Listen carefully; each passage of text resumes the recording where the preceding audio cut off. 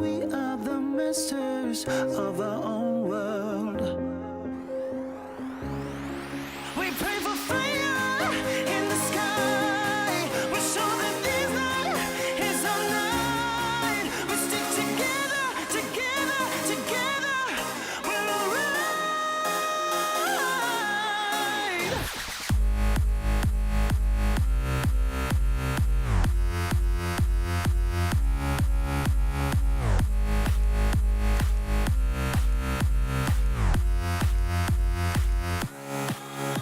The time has come to lose control. Don't be so shy, just let it flow. We are the masters of our own world. Of our own world.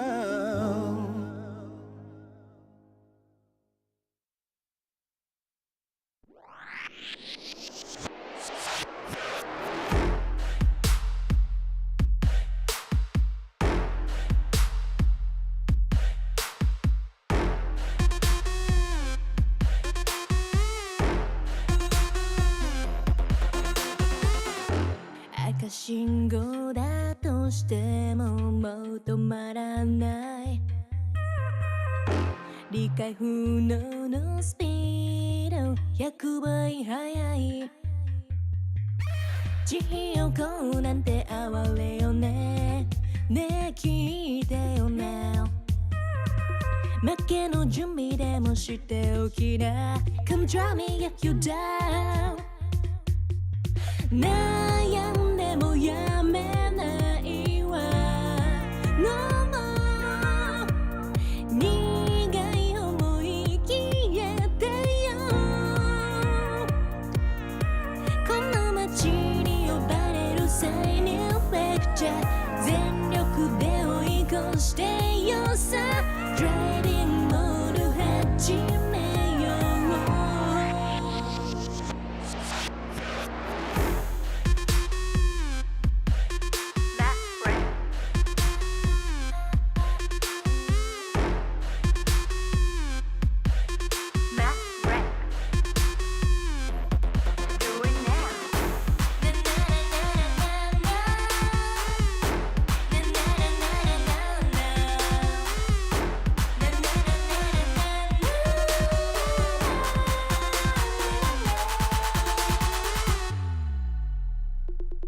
もう安全な近道なんてのの完全にアウトだからあんたの後悔楽しみだわ。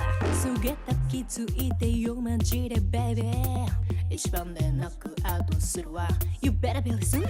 地横なんて哀れよね。ねえ聞いてよね。負けの準備でもしておきな。 Come try me yet when you were down。 悩んでもやめないわ。 No more。 苦い思い消えてよ。この街に呼ばれる際にフェクチャー全力で追い越してよさ。 Dreaming mode 始めよう。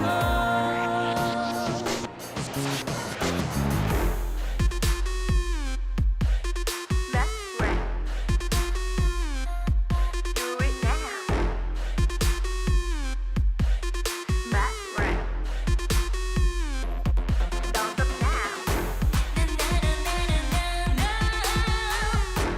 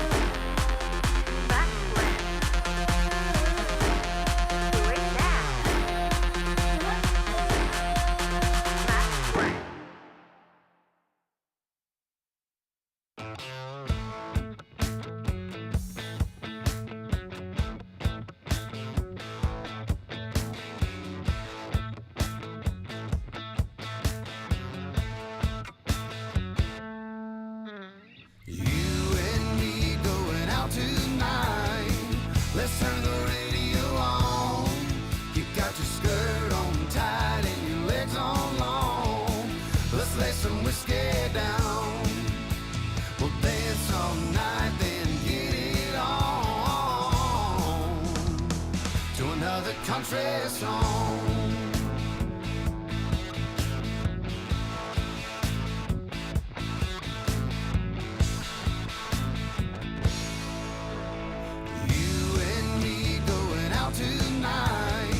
Let's turn the radio on. You got your skirt on tight and your legs on long. Let's lay some whiskey down. We'll dance all night, then get it on to another country song.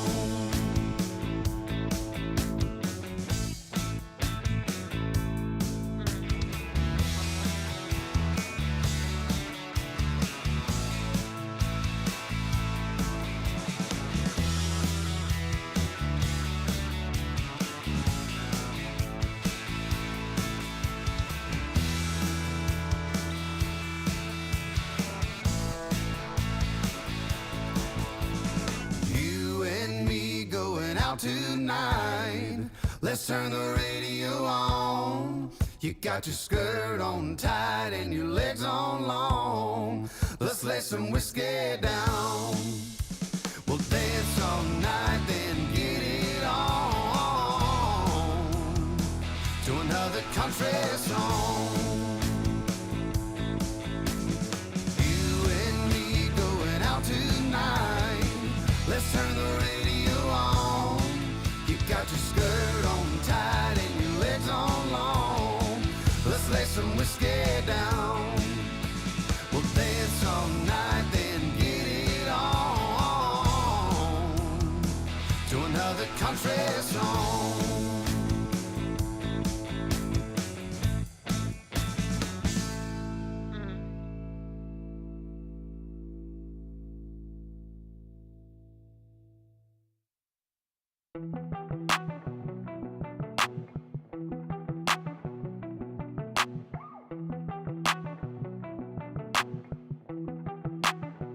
I saw you sitting in the moonlight, tripping, pain runs through your heart. Oh, we were skinny dipping, slowly sipping, then we fell apart. I'm just trying to catch a break from your love, oh, hey. Cause I need to find a new life, no love, oh. I can't lie, I've been thinking about us, but you, yeah. Tell me everything's gonna be alright. Tell me that you're never gonna need spotlight. Just say how you feeling, I don't wanna waste time. I saw you sitting in the moonlight, tripping, pain runs through your heart. Oh, we were skinny dipping, slowly sipping, then we fell apart. I'm just trying to catch a break from your love, oh, hey. Cause I need to find a new life, no love, oh. I've been thinking about us, but you know better than anybody around me. Yeah, you know. I think we both need a break from this thing called love. All love ain't the thing to question. It's all love. I got plenty problems and no shoulder. Last night on the tour, ain't no tour bus. I saw you sitting in the moonlight, tripping, pain runs through your heart. Oh, we were skinny dipping, slowly sipping, then we fell apart. I'm just trying to catch a break from your love, oh, hey. Cause I need to find a new life, no love, oh. I can't lie, I've been thinking about us. Putting out the fires, my head calls me a liar. Sick of breathing in your smoke. Leave a little longer, embrace a little harder. Yeah, every time we're not wrong, it's like we're walking on the water. Oh, too good to last long. Putting out the fires and looking for a miracle. It's like we're walking on the water.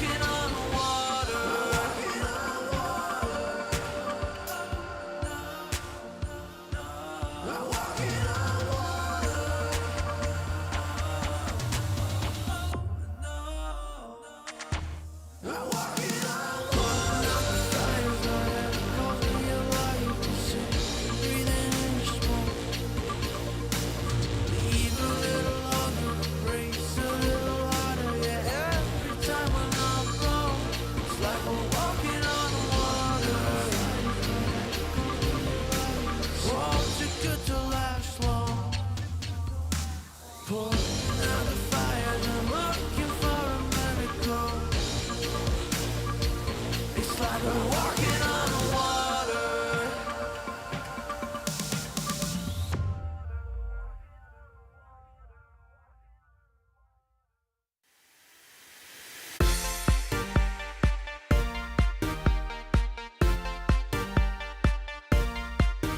DJ, turn the music up, put the lights down low.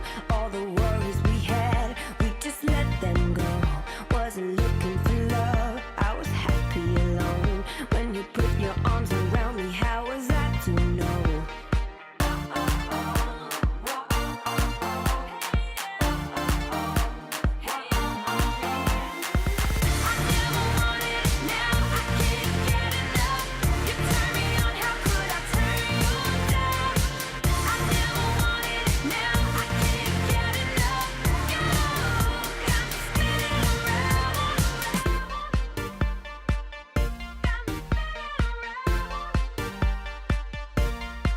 You got me feeling things I never felt before. We get lost in the music on the dance floor.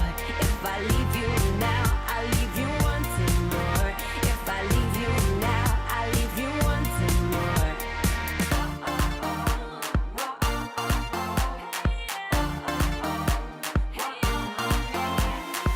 I never wanted it, now I can't get enough. You turn me on, how could I turn you down? I never wanted it, now I can't get enough. You got me spinning around,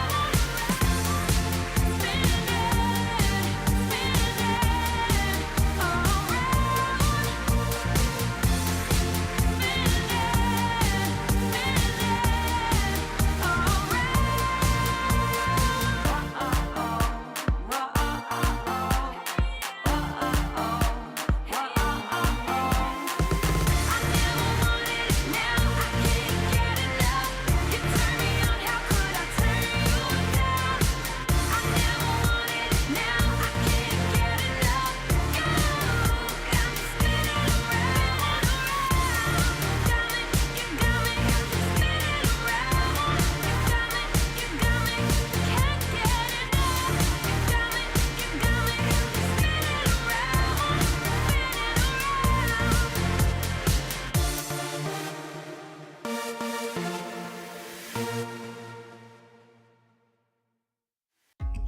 I think I'll sleep till it's over. I think I'll sleep till it's over. I think I'll sleep till it's over. Broken letters, broken pain, breathing every now and then. Getting hurt but never learn. I'm falling short of hope again. I need a shock to bring me round, to pull my head from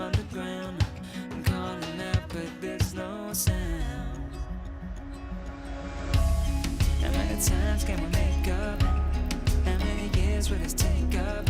And never is as long as forever. When it's love but it's over.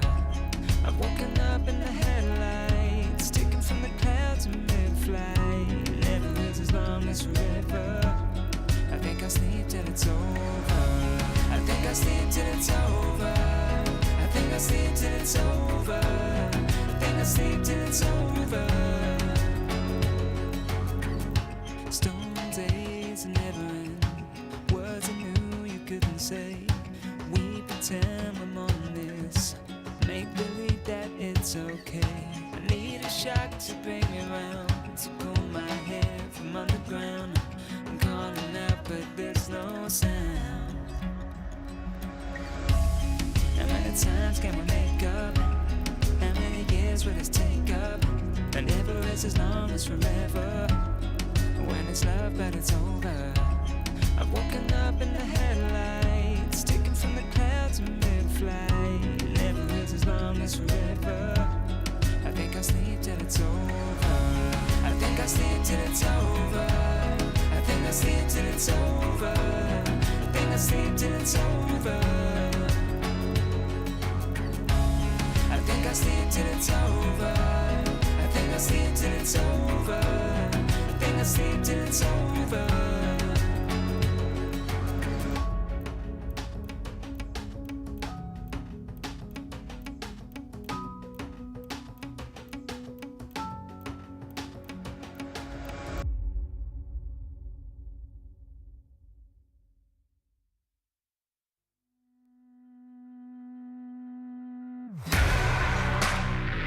Oh, won't you break me out? Oh, won't you break me out? Oh, won't you break me out? Break me out, break me out. Under lock, under key, and I'm doing time. Someone to save me, turn on the light. I don't know what is wrong, but it just feels right. Won't you break me out? Won't you break me out? Like a bad dream, but I can't sleep. Seems like I just can't get past me. Oh, oh, oh, oh, oh, oh. Won't you break me out? You're the chain, you're the lock. Won't you hold me down? You're the key to the door. Won't you break me out for my freedom? For my freedom. You're the chain, you're the lock. Won't you hold me down? You're the key to the door. Won't you break me out for my freedom? For my freedom. Won't you break me out? Oh, won't you break me out? Oh, won't you break me out? Oh, won't you break me out? Break me out, break me out. Oh, won't you break me out? Oh, won't you break me out? Oh, won't you break me out? Break me out, break me out. You're the chain, you're the lock. Won't you hold me down? You're the key to the door. Won't you break me out for my freedom? For my freedom. You're the chain, you're the lock. Won't you hold me down? You're the key to the door. Won't you break me out for my freedom? For my freedom. Oh, won't you break me out?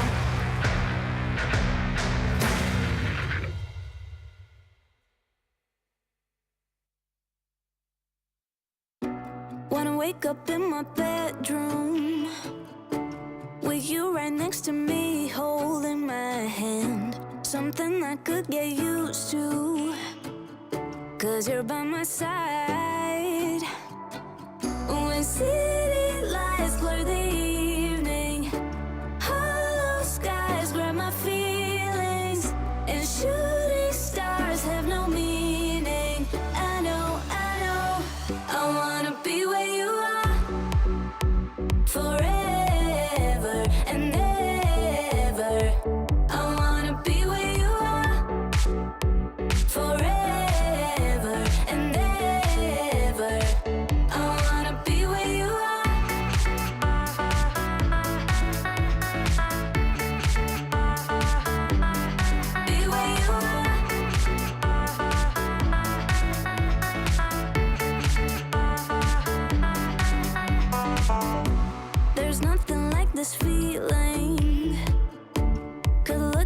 for hours, don't mind me. Didn't know how much I needed to have you by my side. When city lights blur the evening, hollow skies grab my feelings, and shooting stars have no meaning. I know, I wanna be where you are forever and ever. I wanna be where you are forever and ever. I wanna be where you are.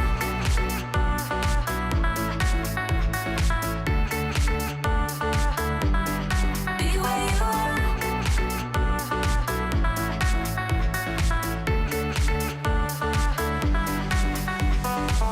When city lights blur the evening, hollow skies grab my feelings, and shooting stars have no meaning. I know, I wanna be where you are forever and ever.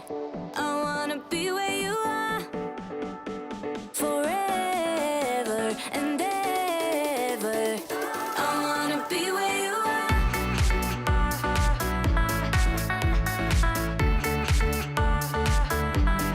Be where you are.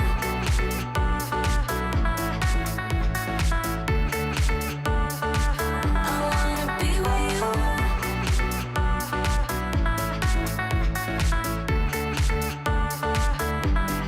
Be where you are.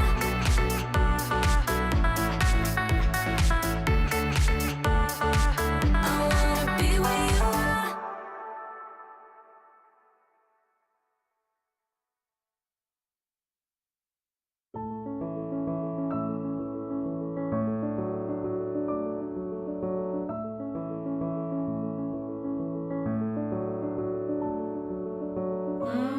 Now I know how it feels to hold pure solid gold.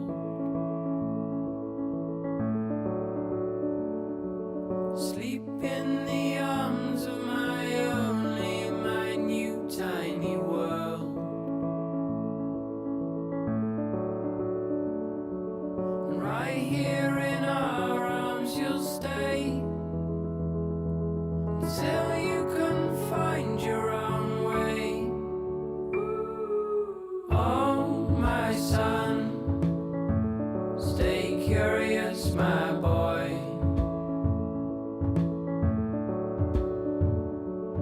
Always ask where this road goes. Oh, my son, stay curious, my boy.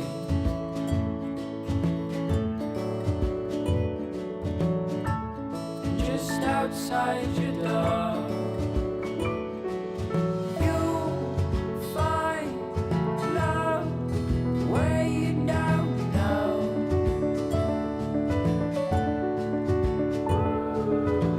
You know that if you ever tried your last, call out on me if the old wind broke your mind. Set out to sea if you've fallen down. You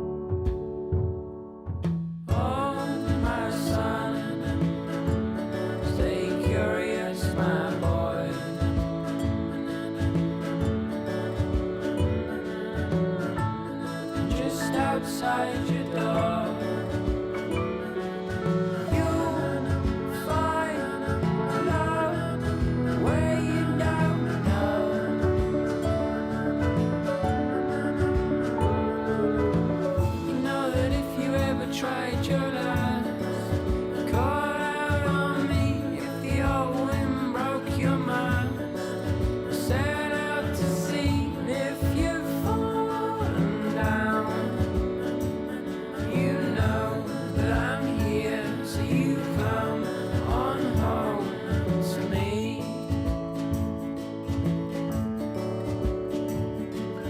There you pick up all your bags, lay down your toys.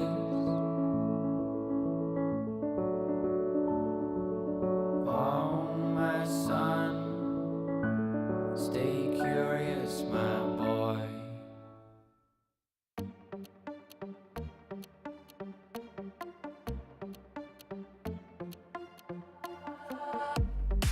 身も蓋もないわねマジでメール既読無視でもてめトラブルならすぐ相談してよだなんて細い指先が僕を指す Please come this way ピンヒールで突き刺す血の味が欲しいまで純粋だと思ったバカねゴー赤いリップで踊るネオンライトがきらめく騙されたなんてめめしいやつねゴー通報するならすれば罪深いの私よこの世のクズどもよかも民がひれ伏す農場の世界へようこそ落とし穴に落ちたあなた Please come this way ピールで突き刺す血の味が欲しい前に純粋だと思ったバカねゴー赤いリップで踊るネオンライトがきらめく騙されたなんてめめしいやつねゴー通報するならすれば罪深いの私よこの世のクズどもよかも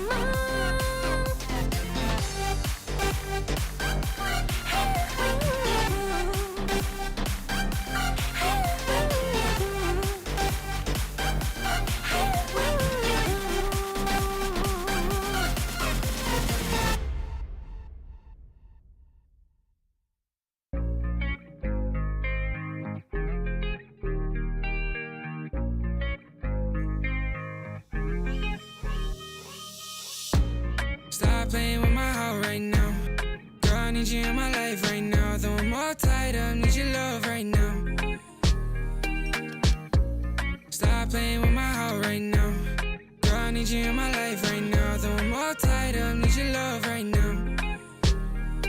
No, I'm balling out, yeah. But my heart plays loud, yeah. And I'm all freaked out, cause I got nothing to say to you. But will I be down, yeah, when you come around, yeah. So let's get right down, cause we ain't got much time. And every time you hold me, I think about the times that I was lonely. Keep reminiscing about how you the only one that makes me wanna look into your eyes and say, stop playing with my heart right now. Girl, I need you in my life right now. Though I'm all tied up, need your love right now. Stop playing with my heart right now. Girl, I need you in my life right now. Though I'm all tied up, need your love right now. Yeah, we could take time to work things out, oh, yeah.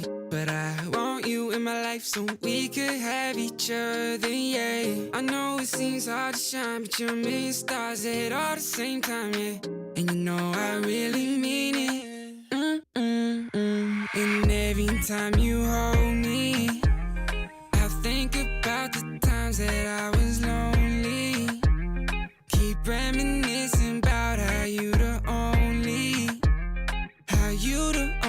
one that makes me wanna look into your eyes and say, stop playing with my heart right now. Girl, I need you in my life right now. Though I'm all tied up, need your love right now. Stop playing with my heart right now. Girl, I need you in my life right now. Though I'm all tied up, need your love right now.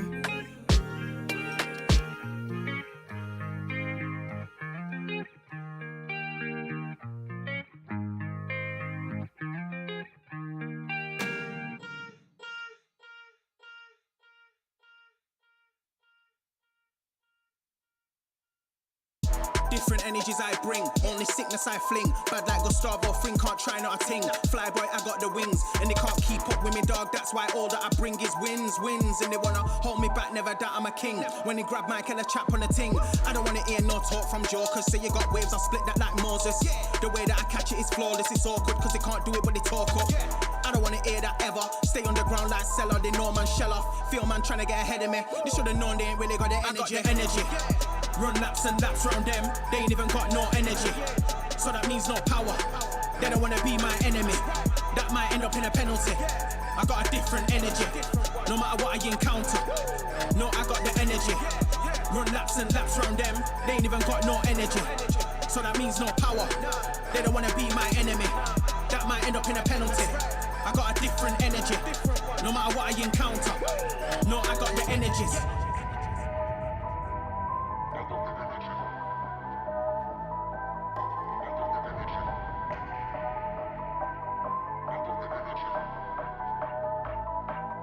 I got the energies.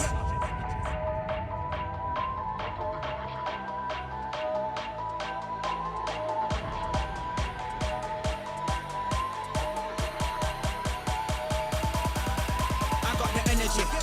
Run laps and laps round them, they ain't even got no energy. So that means no power. They don't wanna be my enemy. That might end up in a penalty. I got a different energy, no matter what I encounter. No, I got the energy. Run laps and laps round them, they ain't even got no energy. So that means no power. They don't wanna be my enemy. That might end up in a penalty. I got a different energy, no matter what I encounter. No, I got the energy. They ain't even got no energy. They don't wanna be my enemy. I got a different energy. I got a different energy.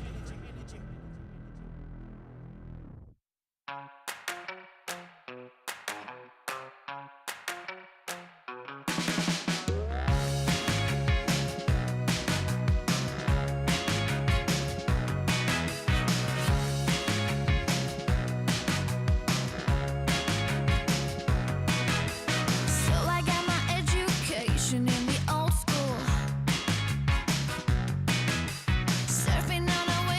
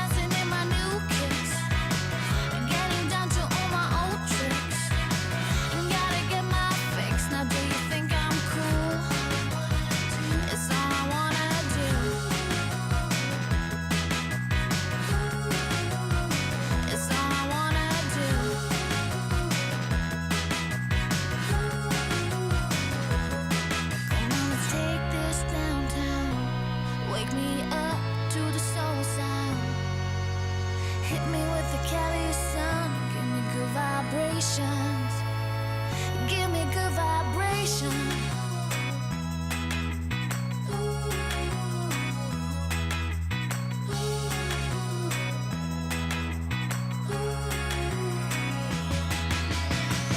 Now I'm dancing in my new kicks, getting down to all my old tricks. Gotta get my fix. Now do you think I'm cool? It's all I wanna do.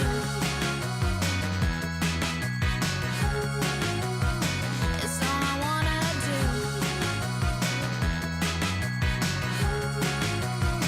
It's all I wanna do.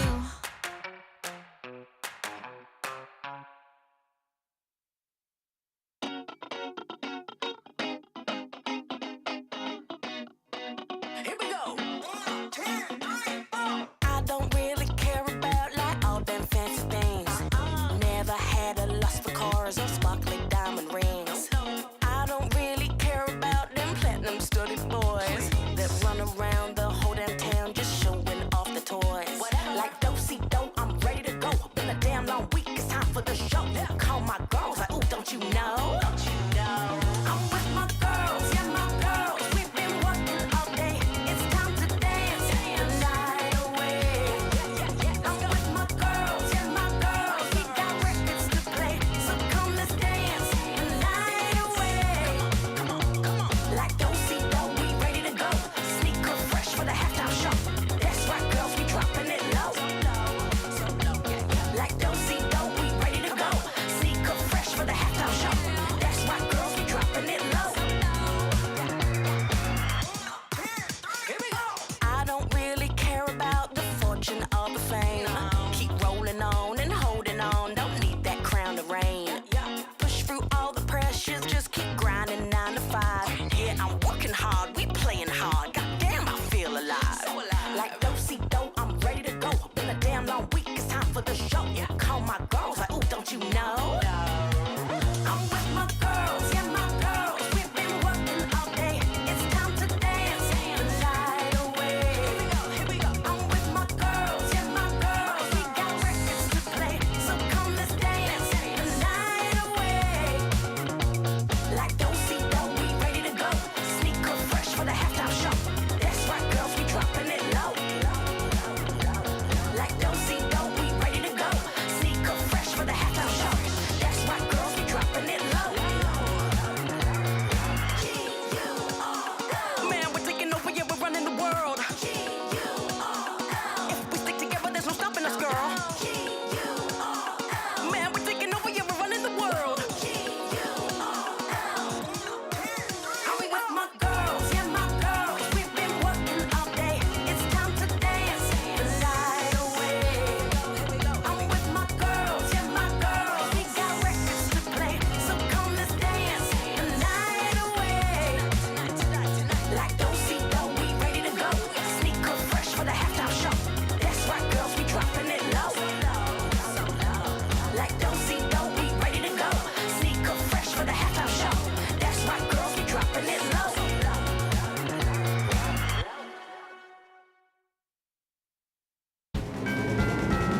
Excuse me, please, but I'm standing. Left on right, we're trapped in the middle. Excuse me, please, but I'm crying. Catch your breath before you get old.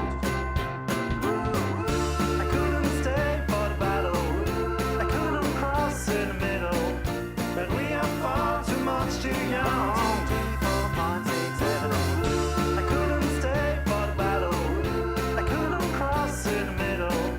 I'm losing my mind. I'm losing my mind.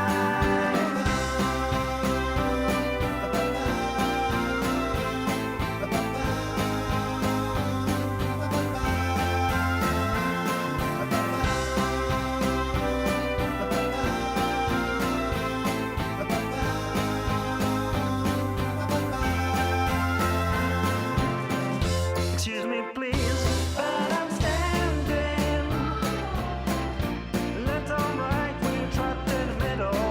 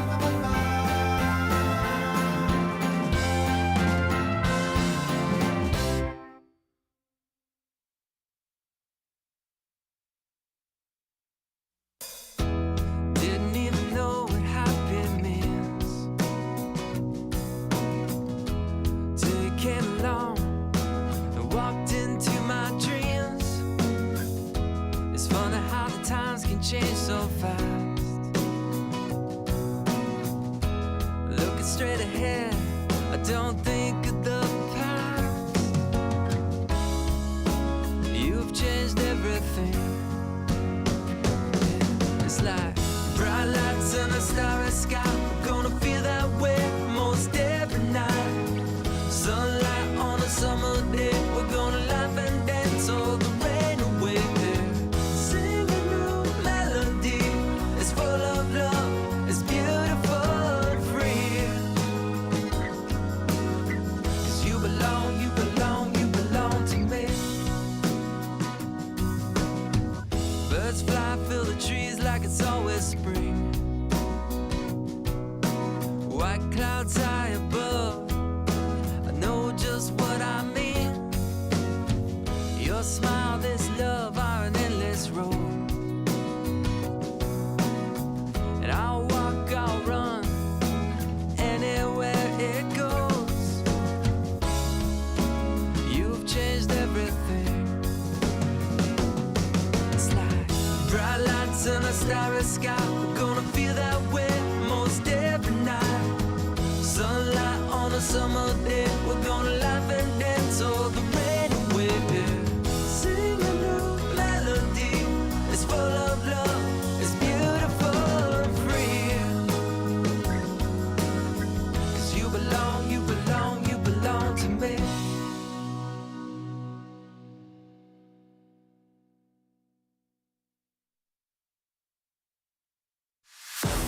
Tell me what you're dreaming of, waiting for your fate to come. There goes another day of sacrifice. Are you never gonna try to fail? Never gonna stop to give in? Never gonna try to reach up for the stars? You gotta fight with all of your life. For the doubt takes over your name. You gotta hit that warning light. Are you done with the waiting on why? Oh why? You better run now, run before you hit the end of your life. No, no, no, no.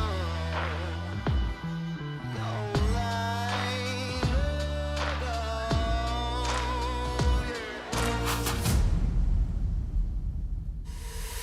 so what you waiting on? Get up, take back control. Ain't no point sitting wasting all the rest of your life.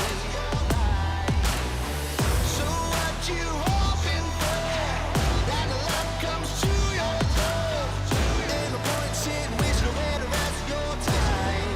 Oh no, no, no.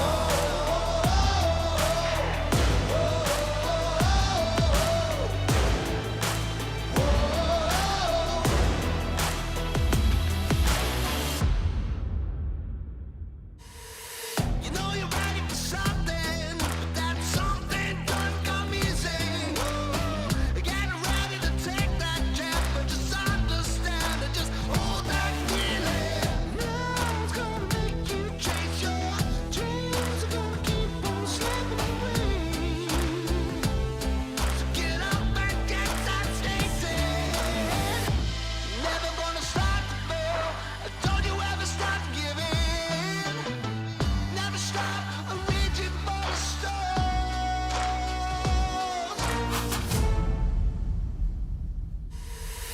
So what you waiting on? Get up, take back control.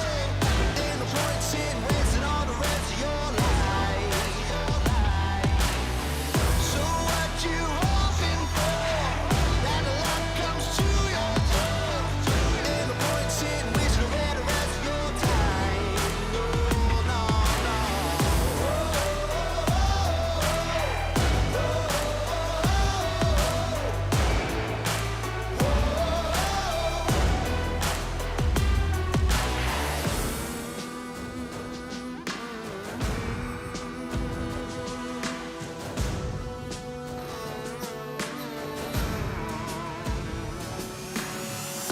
You're never gonna stop to fail, and don't you ever stop to give in.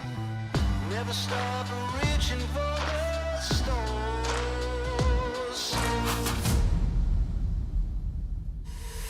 So what you waiting on? Get up, take back control. Ain't no point sitting wasting all the rest of your life. So what you hoping for? That the life comes to your door. Ain't no point sitting wasting away the rest of your time. Oh, no, no, no.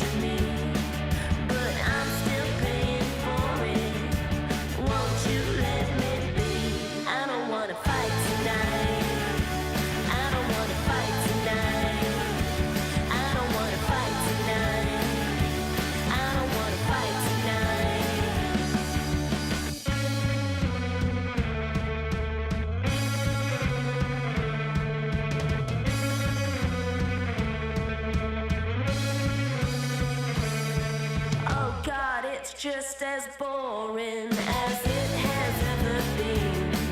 But I will still adore you. It's what you mean to me. Do you want me around? Is it all just too late now? Do you want me around? Is it all just too late now? I'm here waiting for you. I'm lay across our bed. I'm still spinning out all your words in my head. I don't wanna fight tonight. I don't wanna fight tonight. I don't wanna fight tonight. I don't wanna fight tonight.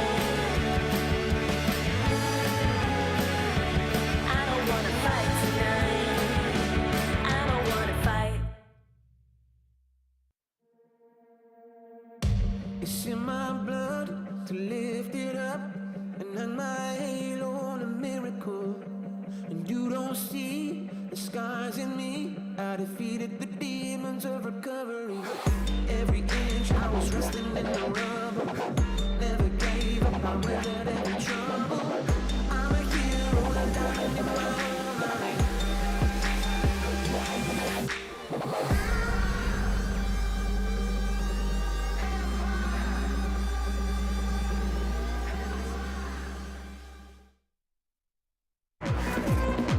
Don't like it, do somebody. Victory's mine. Don't like it, do somebody. Victory's mine.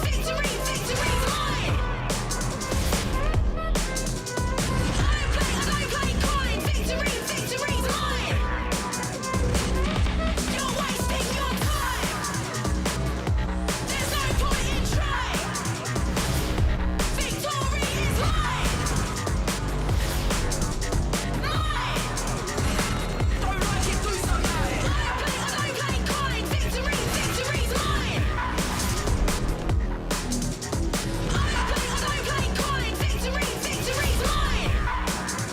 Victory is mine.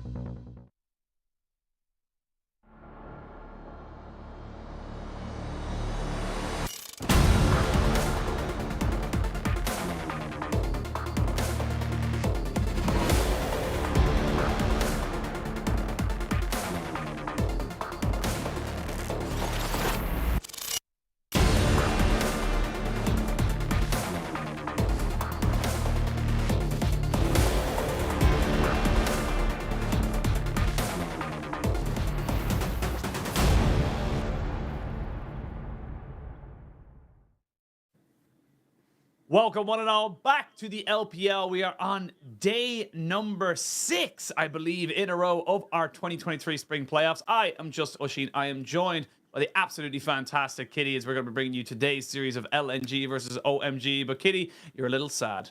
You're a little sad coming into today's series because I do believe that your team yesterday got a bit slapped, a little bit slapped by a fantastic BLG squad. Yeah, we would say slap, but obviously 99.9% of the population that do follow the esports league is very depressed as Weibo Gaming got a clean 3-0'd against BLG, and they're going to be advancing up against JDG for the next round. But tonight we have LNG versus OMG, and we've been talking about this in the break, where now that the Shy's gone out of top lane, I have my new GOAT, which is Shanzi in that top. Yeah, I was just saying you're a bit of a butcher there with all your goats. You're also a Knight fangirl as well. You're gonna be moving over to that bracket later tomorrow and all this kind of stuff like that. But yeah, again, like, you know, coming into today, I think a lot of people were kind of maybe a little bit more tentative of saying like, oh, top esports, they kind of came good against WE. They'll be fine. They're building up. They got it. It never happened. OMG were able to actually kind of come back after going down 2-1 and bring it to a 3-2. So, and it really was off of that top lane, like you said, of Shanji just kind of having so much power and presence up in that top lane. So I'm so curious to see how he can do it today. Yeah, it was a very teeth-clenching series up against top esports where it went to the max 5 games. But like you said, my man Shinji in that top lane refuses to ever drop a series in the playoffs. And maybe it is the start of a playoffs miracle run, Oshin. I mean, BLG were able to knock out Weibo yesterday and got themselves into the double elim. Of course, we are on the final day, our final game of the single elimination part of our bracket. You win today, you gain an extra life. That's as simple as it is. All you got to do is win 3 games today and you get yourself that extra life. It's incredibly important for both these teams coming into this. But for LNG, I mean, during the regular split, we got to remind people, they were our top 3 teams and the rest. It was LNG, EDG, and JDG, very much kind of tit for tat a lot of the way. The only reason that LNG are kind of on third is because, well, game difference became a thing at the end of the season.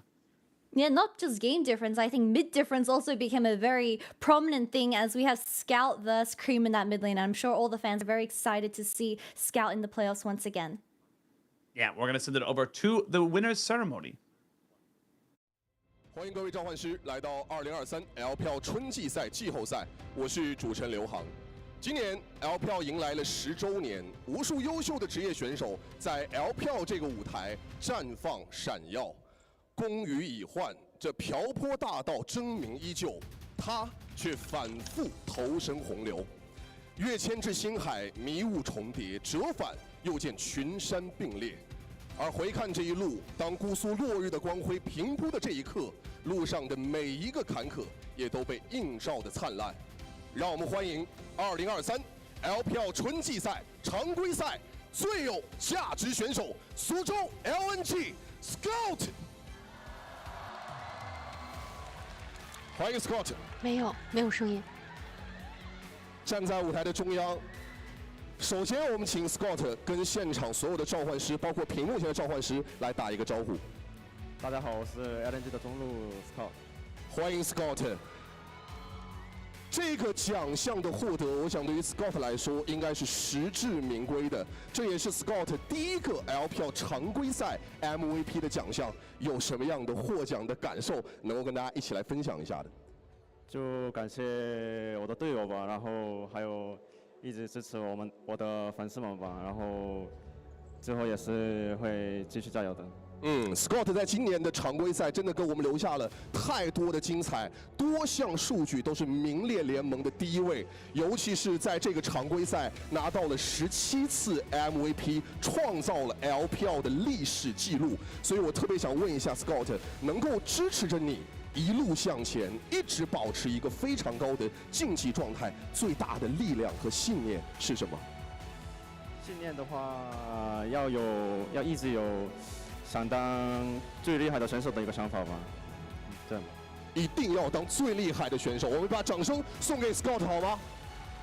真的在这个春季赛给我们贡献出了太多的精彩了。那最后的一个问题，在未来你自己还有什么想要去突破的目标或者是成绩？就希望之后也是自己能打出好的成绩吧。然后到现在的话，可能有一定选手是拿过世界冠军的，所以我想再拿一个吧。再拿一个冠军。继续向着冠军的目标进发。那么接下来就是 Scott 获得自己荣誉的时刻，让我们有请颁奖嘉宾腾讯体育 CEO 金一波先生上台为 Scott 授奖，有请。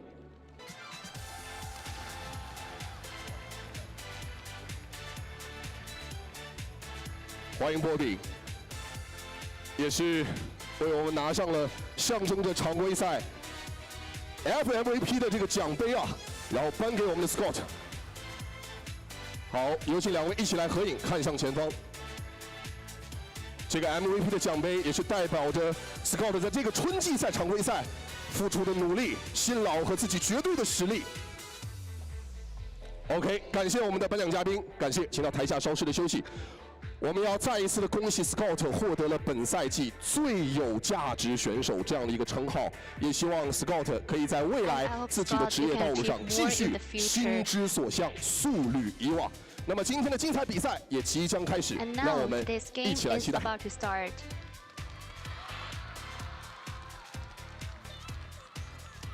观看2023英雄联盟。We're back, I guess. Welcome. I love getting these little things happening to us sometime, but yes, it is Got a little bit of tech issues. We had a slight issue with the translation there. But regardless, Scout gets the MVP. Very thoroughly deserved. Actually beat the previous record held by, I believe it was Doonby, in a single split of the amount of regular season MVPs he was able to get. And I mean, it just makes sense. The guy has been a massive rock for LNG. His combination with Tarzan has been exceptional. Isn't it insane to think that both the LNG mid laners, now that Doinby has sit out for this specific split, Scout picks up from 2023 and he continues this MVP trend. So really deserving for the mid laner of LNG, and maybe it is just a buff for these players. Buff or a curse, we'll have to see now. It tends to be when you focus in on someone, you really want them to do well. It tends to be the worst thing. I do believe I saw Cadril yesterday looking at 2018, the Shy highlights during or just after the Weibo series. So sometimes expectations can be a little bit of a bad thing for teams. But I think a lot of us are coming into here with very solid expectations of how this early game is going to go. Because when you look at these two teams, you look at Tarzan, as we just mentioned, Tarzan and Scout, but even just Tarzan in general, he is so active. He is so good at getting himself around the map that it's going to be all on Aki and on pretty much OMG as a whole, really, to try and contain him, to make sure they don't just, bleed across the map. Yeah, I'm pretty sure everyone has been mentioning Scout as the superstar of LNG, but I think the underlying hero is Tarzan. In my opinion, the most consistent jungler that we have in the LPL so far, especially with the meta kind of shifting away from the classic Maokai, Vice, Juan. He's been playing a lot of that Lee Sin, and when you give him a champion like the Lee Sin, man is such a good vision dodger. He just has so many unpredictable angles in that early game, and it really puts the enemy team off tempo. But talking about OMG, early tempo is their entire performance, and we need to talk about just how Aki has been improving throughout the entire split alongside Cream, and I think their duo synergy has been the reason why they've been able to get so many wins across the board. Yeah, I completely agree. I think that, for a lot of people, there was a lot of question marks with Doonby kind of getting dropped off as well. So we'll see what LNG can do. Of course, it's their first best of 5. We have seen it a couple of times before. It's that, you don't get into double elimination. You haven't been able to build up that momentum. For OMG, though, however, they've been able to kind of come into this one here and kind of get themselves their first best of 5 out of the way, kind of feel how the stage goes. But I will say, for LNG, they are just absolutely monsters when it comes to the regular season. It really felt like I said earlier, we had our top 3 teams, LNG, EDG, and JDG, and LNG, they're all on 13-3. The next closest was Weibo at 11-5, so 2 series off, and it does come down to those small little differences here. But for OMG, it's going to be about containing this big early game that we can see from the mid jungle, and also just trying to see if they can do anything different. Because I think for OMG, last time they played, I think it was in week 4. It was way back at the start of the split, and it was a 2-1, so it was relatively close. I don't think they need to do too much different, because Scout is just such a reliable mid lane carry. With his versatile champion pool, he is the most aggressive mid laner in the LPL so far, and he's such a good, easy leader to follow, which guides the entirety of the team, where I think LP and Hung, they are very consistent in their performance. I think LP plays a great weak side, bot side. However, when Hung and Tarzan are able to link together, that's when LNG is the most potent, as we need to talk about this top side, because Shandy is going to be your main opponent when it comes to these early objectives. And I think if you shut down Shandy and help Zika out a little bit, Scout and Tarzan is going to be very happy about that. I like that you bring up the top lane matchup as well, because as much as we have a huge amount of praise for Shanji, on the other side of this, Zika, he's been fine. Now, I'm not going to say he's been bad, because he hasn't, but it definitely doesn't feel like it's a point of power for the side of LNG. And that's where I feel like this matchup, this particular setup of these two teams, gets a little bit more interesting, because it does feel like if you can have Shanji do what he did against Stop Esports here into Zika and into the team fights into LNG, this is a much harder to call series than I think a lot of people have. At least I have. I have LNG winning 3-0. Yeah, exactly. I mean, Zika, I think, is the most vulnerable player on LNG. He's very easy to gank, especially with his champions. I think Renekton is very squishy in that early game. So if Aki is going to be able to focus down that top side and get Shanty ahead, and I mean, we already know what Shanty can do with a lead, even on a champion like Asante, but his entire champion pool has run the entire gauntlet of playoffs. Absolutely insane.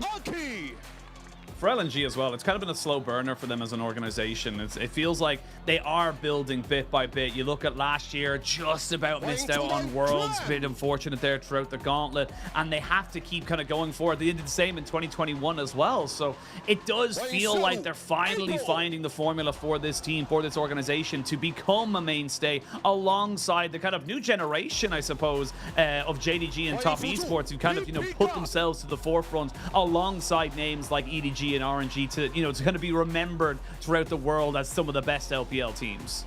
They really are the remaining team of the old legends, but OMG coming in as the underrated kings of best of series. They're always going to be able to drag it to max games and make the games as entertaining as possible. And we can't stop highlighting the man in top lane, but I think when you are going up against OMG, they are the most chaotic team when it comes to the early game. So if LNG is able to defuse this with Tarzan and Scout, then this is going to be a big problem for OMG, because we see them either strive of the first 15 minutes or die by the first 15 minutes.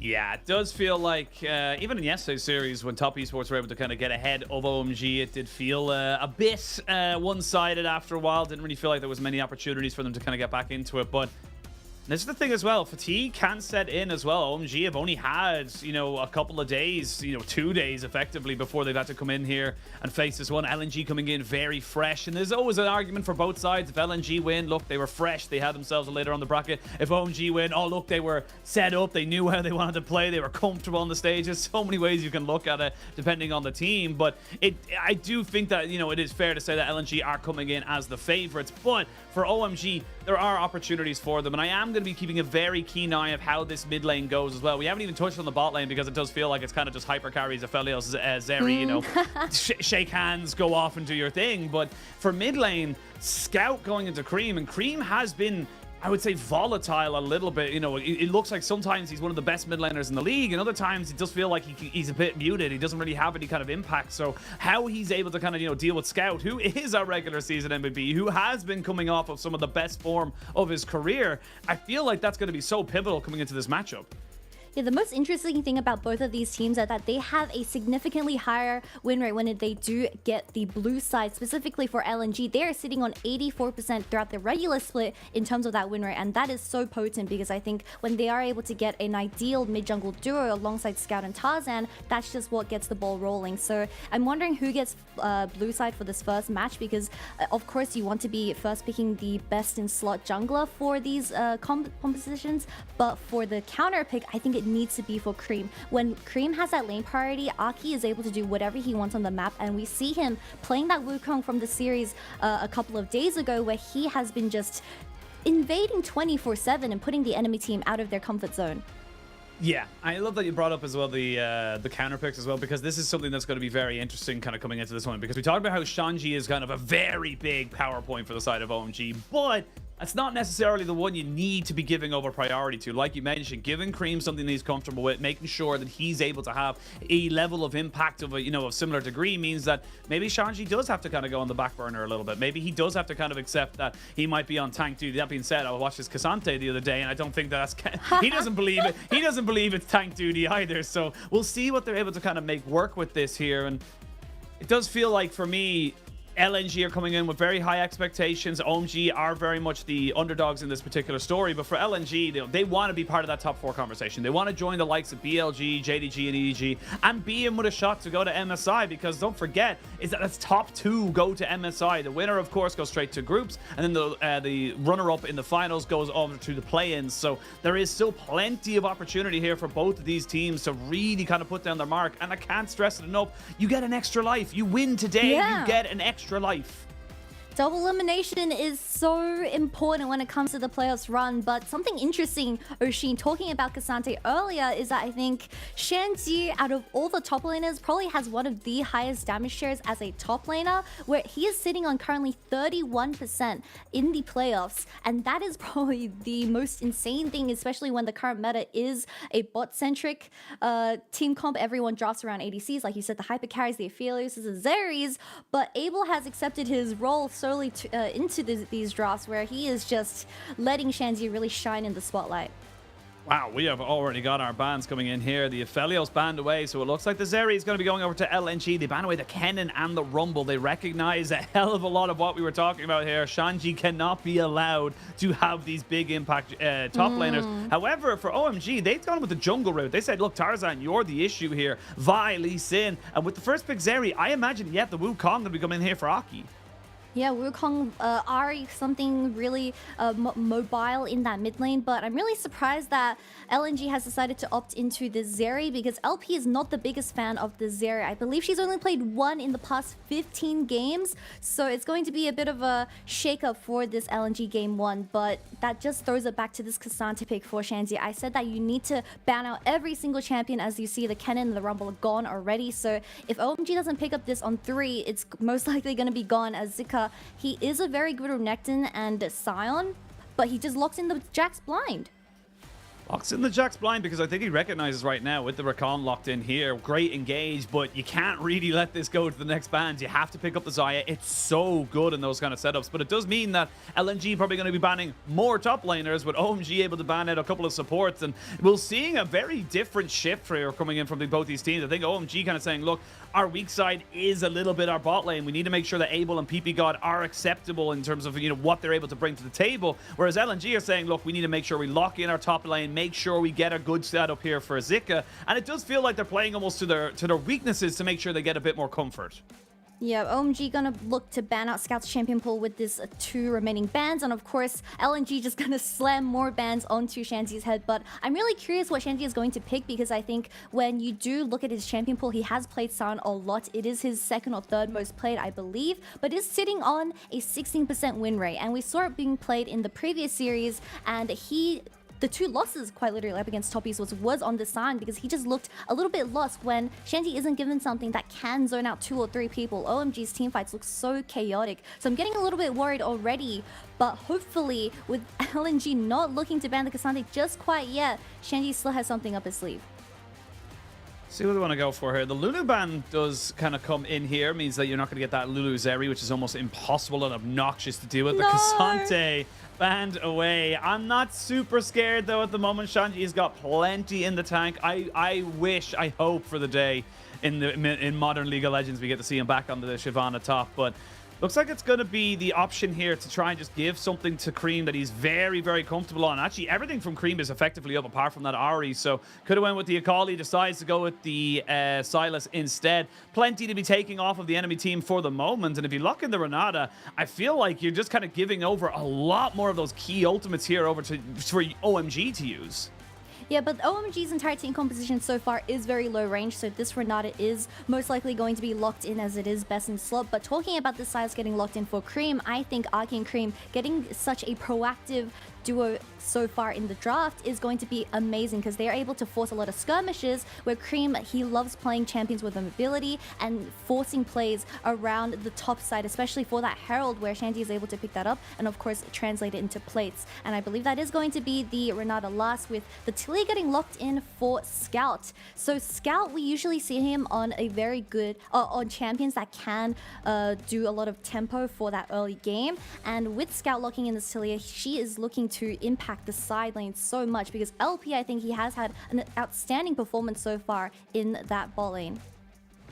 We'll see what they want to go for. The Nautilus coming in here, I like this. It's a good little counter to the Rakan. Make sure you can't get as easy engages going for yourself. It makes it for a pretty easy hook and stun as things come in here. And a little bit of a tidbit as well. Scout has played 17 champions in the regular split, and that seems like ban him out. Yeah, I was gonna say, you cannot ban this man out. He's only played the Talia twice, has won both times, and the Sion gets locked in here. Good smiles and good spirits coming out here from the OMG camp, but gonna go lock in that Sion, give themselves a nice kind of safe top lane, and go for the carry on Abel. It's gonna be about kind of a very standard front-to-back team fight. Get this, Xayah hyper carry up to those 2-3 items, and look to try and just out execute LNG.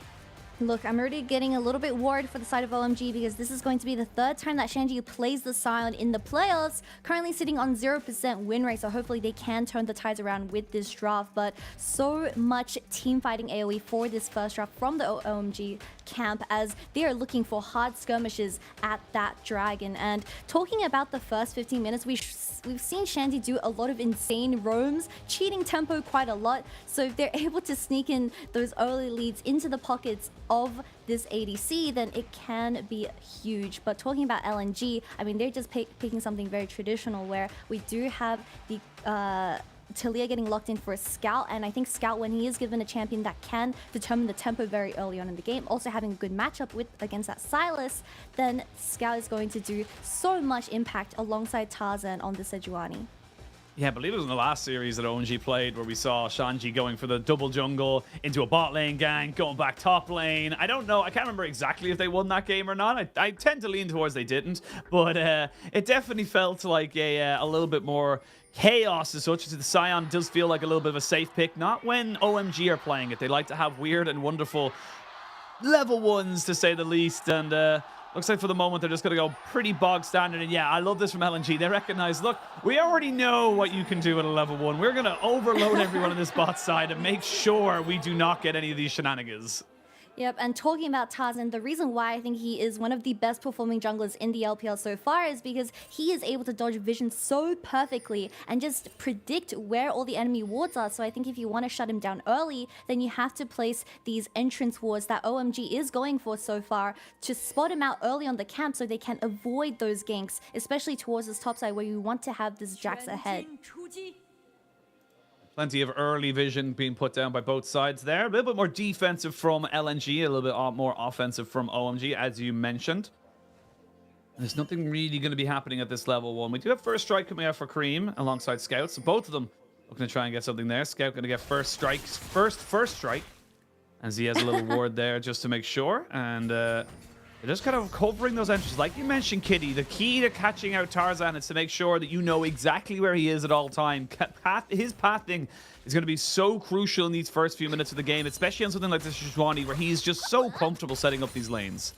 Yeah, he's been a big fan of the Sejuani, the Wukong, and the Vi, where they do have that extra dash to dodge these walls and just go over for those extra ganks. But talking about this top lane matchup, I just realized that OMG, their most banned champion is Jax. 21 games so far in this split, so I'm really curious on why they decided to let open this Jax for Zika for game 1, because he is kind of a 2-trick where he is very good on the Jax and the Renekton, but look at that win rate, 6-1 so far, so he's very comfortable with this matchup.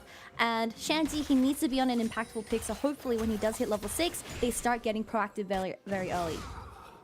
Well, when you go 13-3 in a season, you do tend to come out with winning matchups pretty much across the board, as you can see there. The only close one there was Tarzan on the Sejuani, as plenty to be kind of coming out here. And I will say that, you know, for OMG, there aren't a lot of comfort here. You can see that PP God, especially with Rakan, just something he's so good at being able to just kind of create opportunities, go for those big movements that can just completely change the team fight. Him and Aki have been exceptional as a duo so far this split, and I really want to see them linking up once more as they come into this series. And it is only game 1, of course. We're going to see kind of both teams feeling each other out, seeing what way they want to try and play this game. And for OMG, they need to try and make sure that, as you said, like, you know, they're not just letting LNG have control of this early game. They need to make sure that they're making the best that they possibly can. And looks like Shanji getting a taste of his own medicine here, a little bit of proxying away from the wave.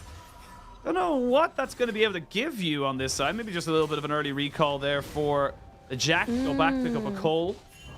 That is a very sneaky, slow push that Zika has managed to pull off. And the only reason why he's going to be able to do this is because Tarzan is slowly pathing towards his top side, where Shanty really needs backup when that wave does build up. So it does seem like LNG probably can go for a gank after the scuttle.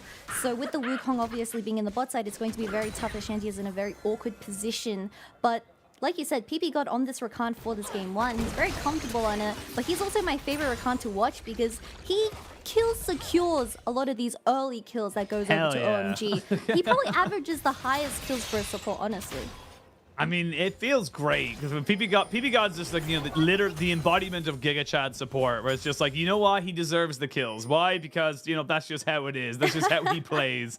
But yeah, I mean, you know, without Ignite, it does feel like sometimes he can give it over, but it doesn't feel as bad when it's on PP God because he is so active on the champion, he is so proactive to try and put himself in a position to be a carry effectively. It's an interesting one as well. We're going to see a little bit of an engage in this bot side here. Just going to use the grand entrance and a little bit of a battle dance, but it's interesting as well because PP God has actually only been picking up the Rakan as of late. Only has 23 games all time in terms of his career on it. 15-8 on his win rate, so 62.5% there, but definitely something that's kind of being added to his wheelhouse of, you know, alongside the Nautiluses and the Leonas and of course the Threshes of like, this is a champion this guy can pop off on and you have to give it the respect it is needed. Scout walking in to see if he can maybe stop a little bit of a back here from Creep. Will be successful, but won't know that he's been successful.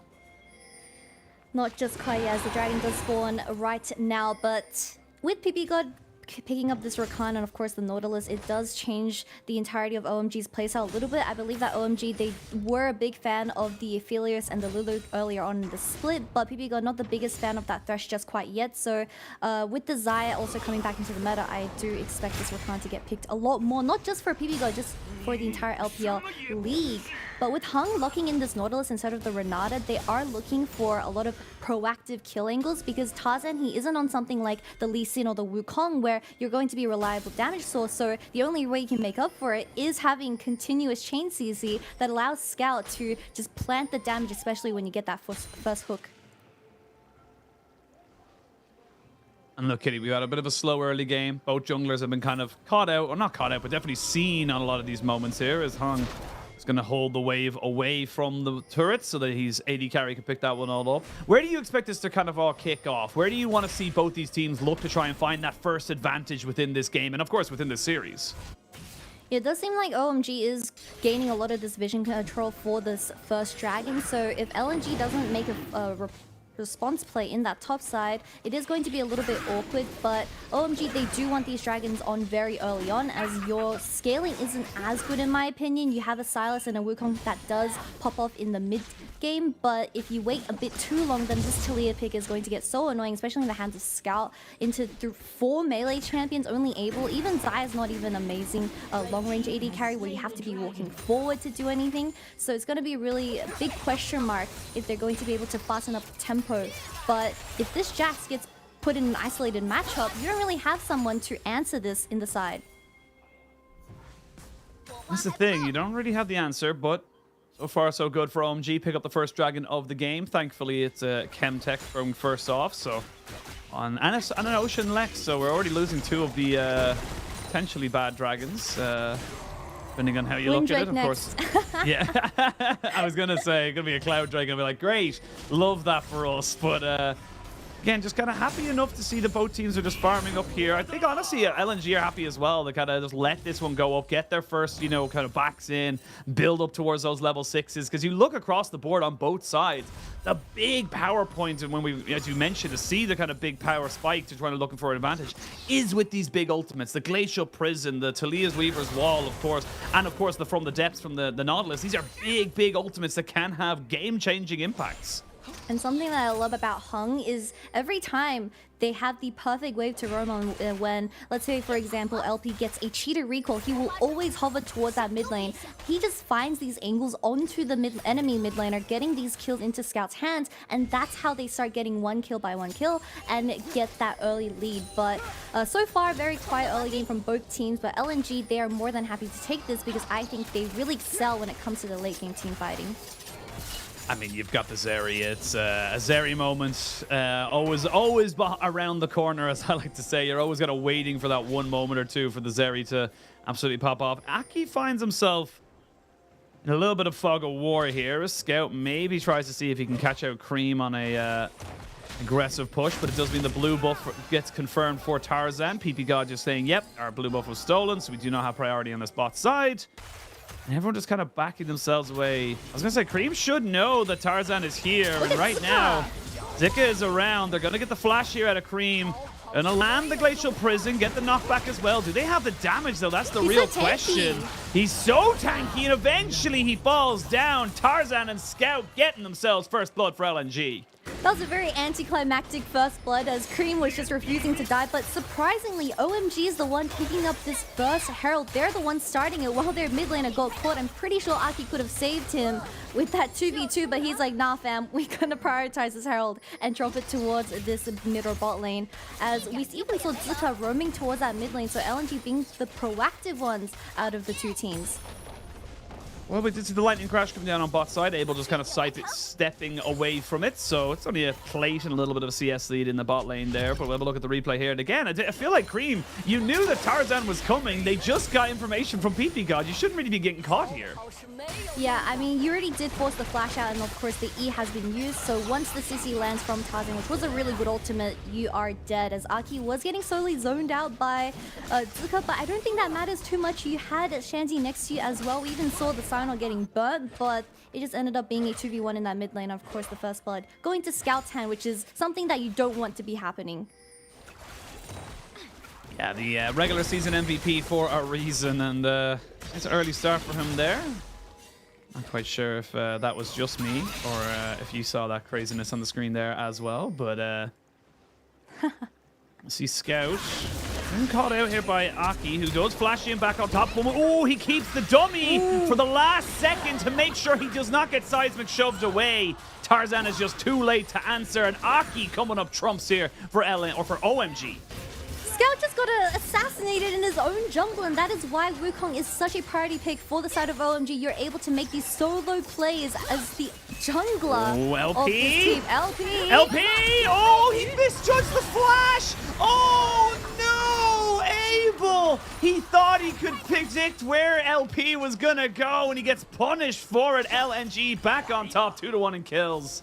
But why was Abel forcing a 2v1? You had PP God surrounding that Raptor Cam, not doing too much because Scout already got solo killed by Aki, and he opted into that 1v1. As long as, I guess he did burn the flash from LP, but that is not a good trade as you fall down, also giving over a tower play. I don't know what OMG is really doing in this bot side, but we're going to take another replay of this. He didn't expect Hung to be here as he wanted this Nautilus to respond to the Rakan at the Raptor camp, which possibly never happens.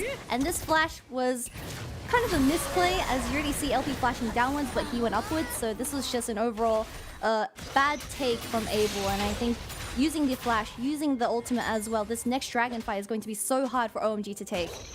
Look, I'm very much a big believer of you gotta take shots like that. You have to believe in your own ability. It's just so unfortunate that it just kind of comes down to nothing from there. So you see the Rift Herald was dropped off in the mid lane. Did pick up a couple of plates. Second dragon is up and available here. OMG are the ones with a little bit of priority, but they haven't got total vision control. You can see on the minimap just a couple of small little wards dotted around the back of Blue Pit. No unleashed teleports for the moment. But it is definitely LNG who are feeling a little bit more comfortable walking forward with these two beefy boys in the Nautilus and the Sejuani. Yeah, we don't have any TPs available for both top laners, but it does seem like Shanty is going to be the one making the first move. Scout doesn't have flash, so if he isn't positioning correctly here, they could potentially get a pick. However, it does seem like that play is going to die down. 3v3 on the bot side, very possible with Desire not having the flash and ultimate available, but you have a very close time frame to force something happen. Yeah, you've only got a couple more seconds here, 20 or 30 or so, to before that that the storm is available. Looks like OMG have weathered that storm now for the moment. Still good vision control here from the side of LNG, and it's going to be a bit of a 4v4. You can see the Scion, the Jack's kind of coming in, so it'll be a late 5v5. 13 minutes onto the clock, and this could be the moment here for LNG. They're only up about 1,000 gold. OMG looking to try and keep the dragon stacking going for them. There's going to be the Weaver's Wall to try and separate everybody away. And it's stolen away. Good there from Tarzan. We got PP God going in with the quickness. The lightning crash comes down, but they're going to jump onto everybody. LP just cannot really get killed right now. Hung goes golden to buy a little bit more time. The feathers fly as Abel's just in the middle of nowhere. Can't be getting caught out like that. And they're just getting picked apart one by one. Little by little, everyone is falling down. It's a dragon and 4 kills. LNG are online. And it seems, Oshin, that OMG is going to die by the 15-minute mark for the second dragon. Like you said, going over to LNG, and just such a messy team fight from the side of OMG. Abel caught in the middle of nowhere, flashing forward. Not even flashing forward, sorry, going forward. And just not getting anything done because that Weaver's Wall did cut off Abel very early on in the fight. And he wasn't able to do any damage. As a Xayah, you ideally want to be playing back, but only getting that route onto Taz. And of course, Shanji getting here a little bit earlier, but there was just not enough damage. Even with the Kraken available for the Xayah, she was just kiting into nowhere, and Zika coming over the wall just gets the Xayah killed as well. Yeah, it looked like Abel was like, oh, cool, it's a 1v1, me versus Scout. I can take this, no problem. But then Zika flying in over saying, but you thought. And then everyone else was kind of too separated. And this is the pivotal moment. This is what LNG do so well. They take that one advantage. I said it was a 1,000 gold lead. It's now a 3,000 gold lead. 6-1 in kills, a dragon apiece. It is a Cloud Soul, as you mentioned, going into this one, but it is just all LNG, and it's why you have to have such confidence in the team when it comes to those 5v5s. They just look like they know exactly what to do, when to do it. Yeah, I can't stress even this enough that I think OMG relies on Shanji so much to have a champion that is able to impact the team fight by zoning out 3 to 2 people. But in this specific game 1, Shanji on the side not being able to do too much. We saw in the damage graphs, not even doing half of the Jaxes. And when you do only rely on Abel, I don't think he's consistent enough to be able to 1v9. And from the previous 2 instances, this Xayah is looking so shaky now with LNG sitting everyone with that gold lead. This Herald's also most likely going to go over to the side of LNG because they're the best at macro in the LPL. Yeah, I mean, they got to be considered so terrifying when they can move around the map as freely as they want. But you can see OMG trying to maybe make something work here. PP God will get his battle dance off. They will have to commit several ultimates here. They're trying to jump really hard here on the PP God, but the feathers come back. They're catching onto LP, who flashes, but it's a little bit too little too late. The Talia is dead. They've gone for a fight they had no real reason to go for. These feathers are lining the floor. LNG, you're trying to catch out PP God and you get punished. That was a 4v5, Oshin. We didn't even have Cream in that specific fight, but the Weaver's Wall coming out of Scout. PP God getting the kill as well. Oh my god, 1-for-1. But Scout using that Weaver's Wall to cut off OMG actually backfired because Abel was able to get such an amazing ult with that corner, and it just kind of killed everyone with Scout and LP falling down first. Zika, seeing if he could be a bit of a nuisance here in the Shanji. Still had the leap strike to kind of get himself away, but out of nowhere, went from a 3,000 gold lead to basically dead even. Let's look at this again, because it's all on the PP God. I don't know why you're committing so much for a non-essential carry. Yeah, 2 ultimates thrown onto PP God, but this is still a 4v5 with Cream being very late, but this Xayah ult, they just crowded everyone into the most ideal situation for OMG to take, playing front to back with Shanji of course being there as well, and LNG giving an opportunity for OMG to come back into this game because they scale relatively well. Absolutely, and I think this is the big thing that we talk about when it comes to these teams. Like, yes, LNG are great at capitalizing on mistakes. So are OMG. So are OMG in the sense that, you know, you give them an opportunity to show what they can do and they will take it. I will say that Scout Talia wall was a little bit unfortunate. It did see that LP had literally nowhere to go once he got caught. And that's the big thing you got to think about. Those small little differences that are able to kind of change the dynamic of a fight, be it the terrain, be it, you know, who you get your ultimates on. Those are the big things that can make or break a team in these kind of series. Yeah, I'm surprised that LNG decided to force another fight in that mid lane because you already have the advantage that you're looking for. This Jax is slowly going to become online once he picks up his second item. Honestly, could also go for a whole break in that side, and Shanji just has no response. LNG looking for a pick onto Cream here. Probably won't be able to get no minions available. Yeah, well, they don't want to give over. See, the thing is, I saw what they were trying to do there. There was an ultimate hijack available for Cream. He couldn't take Tarzan's, but he could take Hung's. So he was like, we don't want to show Hung. He'll take that. It could go all very messy very, very quickly. So they kind of just backed themselves away, used the priority they have on top lane to gain that turret. It is going to be traded back, you would imagine, on the bot side now for the Dragon and, of course, for the majority of the damage here onto this bot lane turret as well. So coming up to about, you know, minute and a half until 20 minutes, coming up to that mid-game, it is going to be fairly even. And again, we come back to what we expect from these teams. It's going to come down to execution of these team comps in those big 5v5s. Yeah, I think LNG just need to play up their picks. We saw the combo from Tarzan and Scout. Once the first initial CC lands, you just need to Scout to pump out all the damage that he has from one rotation of a combo, and that is one person deleted. But in the previous fight, they just chucked everything onto PB God, but with the mobility on this Rakan available, he just kind of got out. And of course, LP did get a little bit too forward with the Zeri pick, but it should be fine. Not too big of a gold swing just quite yet. Second dragon going to the hands of OMG, but Scout was able to make a response play in that top, opening up the map and prepping for this Baron. All right, Kitty, if we can have a moment now after a hectic 5 minutes or so of play. Everyone's kind of happy to just scale back up. Dragon will be spawning in 45 seconds or so. We can have a quick stock of the items. You can see the value of Merc Treads in this particular game for OMG. They are heavily investing in the tenacity of this particular one. And interesting enough, actually, Tarzan, he's going to be a ways, pretty much, not never say never, but definitely a ways away from finishing off his mythic item. He's gone with the Bomby Cinder after the Warmog's finish. So he is just a tanky boy looking to soak up the damage, get back, reset after a couple of seconds, and then get back out onto the map.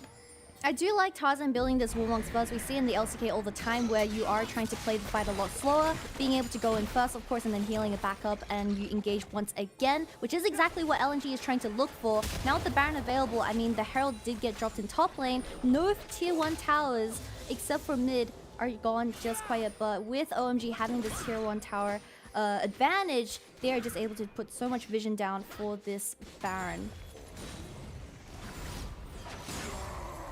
We'll wait and see where these two teams want to go for. It's pretty much dead even. Dragon's not really a big win condition at the moment. It is nice, do not get me wrong. Of course, our friends over in the LCK, big Cloud Soul aficionados.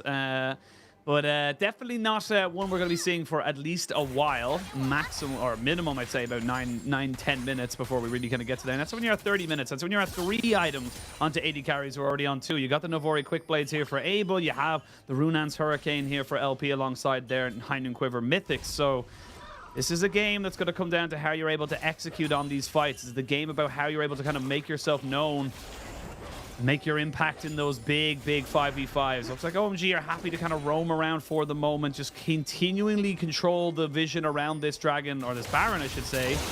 As Han might be getting called out just a little bit here. He does have flash, and he's going to have to use it.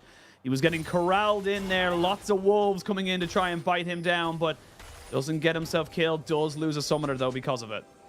And we see how tough it is for LNG to walk into this top side because you just don't have any prior in this mid lane.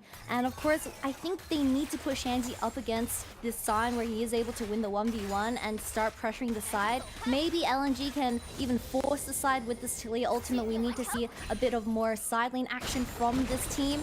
And then maybe from one pick, they can also just start the Baron because you do have the Zeri and of course the Tilly that does shred it so fast. But talking about this mid game, I mean, this Silas and Wukong is going to shine and they're looking to force these opportunities, but it really depends on what Cream decides to take. I believe he did steal the Nautilus ult, already used. So next one is going to be Sejuani, and without a cleanse available for LNG, that could be a pick as well. So gotta be careful now this time. Hung, you're flashless as you try and clear out that vision. That's the big thing, is that yes, it's all well and good having that big, you know, kind of beefy engage, but they can't get onto the main carries. If you cannot find the flash hooks as such, then it's going to be a bit of an issue. They're going to try and maybe commit a little bit here onto Tarzan, as it's all a bit of a fight over blue buff. Screw fighting over Dragon or Baron. We're going to go for the blue. Is secured. Smite fight won by Tarzan. And everyone's just kind of happy scaling up for the moment. 2 items that are completed for Cream. He's going to have fully stacked onto his Rod of Ages as well, alongside that Zonya's Hourglass. So this is getting to a point now, Kitty, where we're starting to hit critical mass for a couple of these teams. It feels like it's going to be one more big team fight to really blow open this game. And I don't think either team's going to want to give it over. Yeah, most definitely. And with this Baron, of course, the Dragon spawning in 40 seconds, LNG starting to feel the pressure just a little bit, but I believe that Hung was able to clear out the vision for this Baron, and it is only going to be sold for OMG, so if they're not careful with their tempo, LNG can realistically sneak it under their noses, but we'll have to see what happens next, because OMG picking up these items, Zonya's available for Cream. Once he's able to pick up a very valuable ult like the Sejuani or even the Nautilus ult for the engage for the side of OMG, pick by pick is the way they win, and Shanzi playing front to back as well with the Scion is looking ideal for this soul point. All right, 10 seconds. Both teams moving slowly towards it. Shanji has linked up with his bot lane to give them a little bit of a front line. Cream is still in this top lane. And the thing is, OMG, if they don't feel like it, they don't want to take this, they can just leave this one go. They don't have to fight it if they do not want to. TP. Do have good vision. TP going to be coming in. That's a big flank coming in here. They don't know exactly where he is. Cream needs to find an opportunity. It's a 5v5 straight away. Hung gets caught out. The lightning crash from Cream comes in. Goes golden to buy time. They do land the ultimate on top of him. He flashes immediately. As you can see, they're trying to go back in on top of this one here. Ooh, Aki, so close to going down. Tarzan wants to regen some health right now. LP gets his own lightning crash, and everybody backs away. It only is the one for none. Health bars are low, but can you contest against this dragon? You're trying to get this health bar back up on Tarzan. And eventually, the dragon will go down. Don't even need the jungler right now. OMG on Soul Point.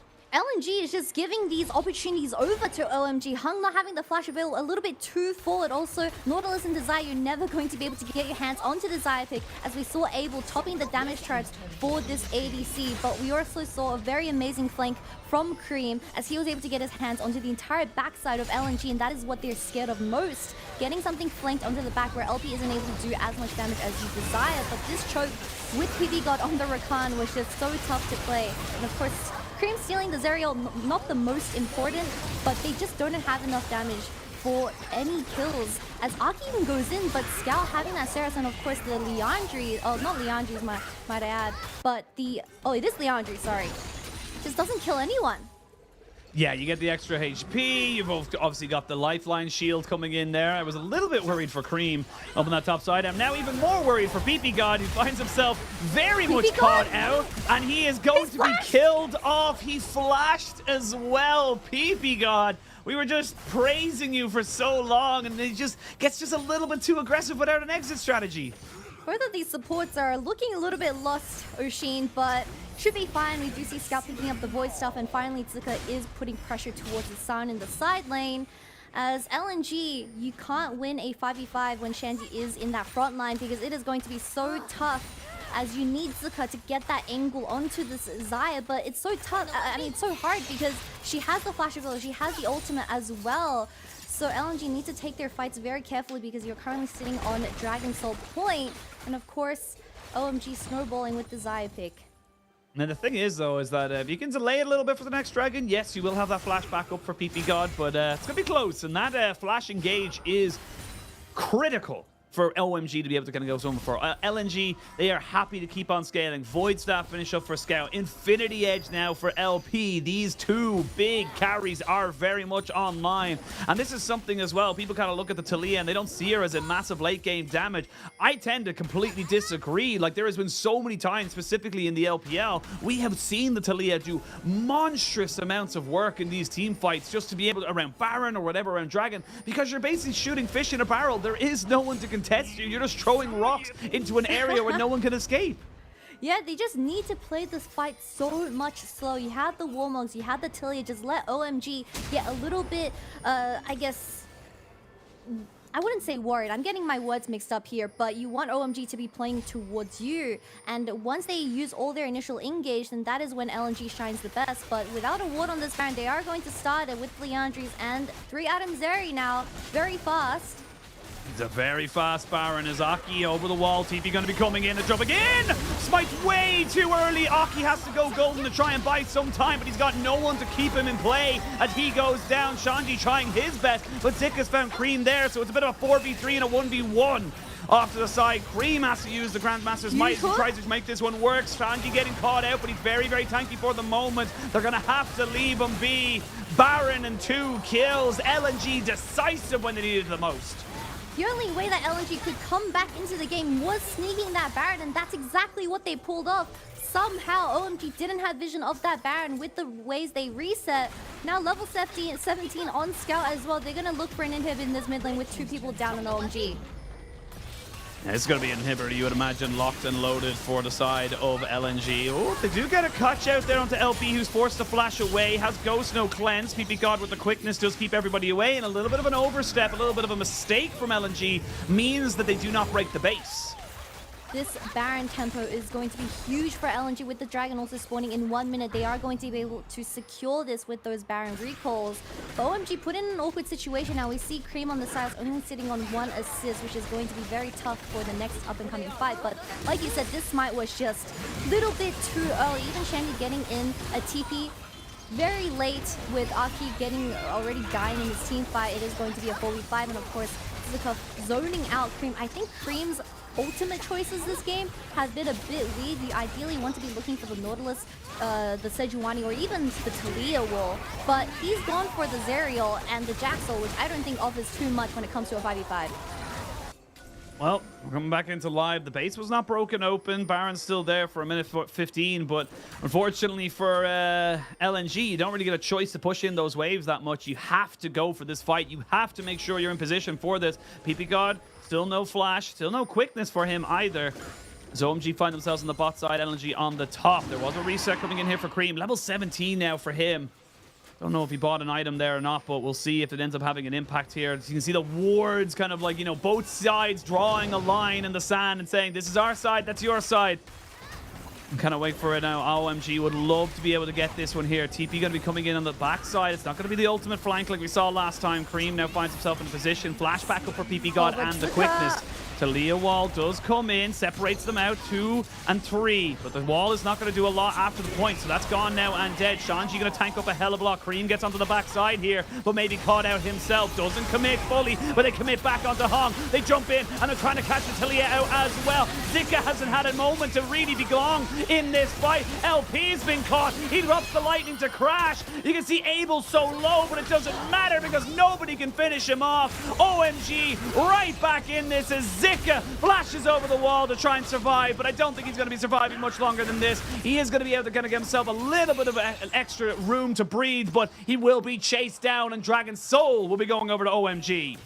And O'Shane, are you not entertained by OMG? Somehow they bring this game back by finding picks onto the support and scout of LNG, and it is just back and forth ever since that 0 minute, but OMG fighting every single they can to force a 5v5, and of course Zika was so desperately trying to get a flank angle onto the backline of OMG, but LNG took too long to pull the trigger with the Weaver's Wall going out early. Didn't really do too much, and Cream stealing that Nautilus all locked down Scout straight away, and that is one of your main DPSs down for this fight. But Hung not having the flash available, fought out once again, which this Nautilus pick for this game 1 is looking a little bit goofy, but with Cream flashing in, locking down Scout, there is not much you can do outside of this. And of course LP trying his best, but Wukong's value for these team fights and chokes is so insane. Abel not even dying here is just such a detrimental loss for LNG, and I can see this game going either way.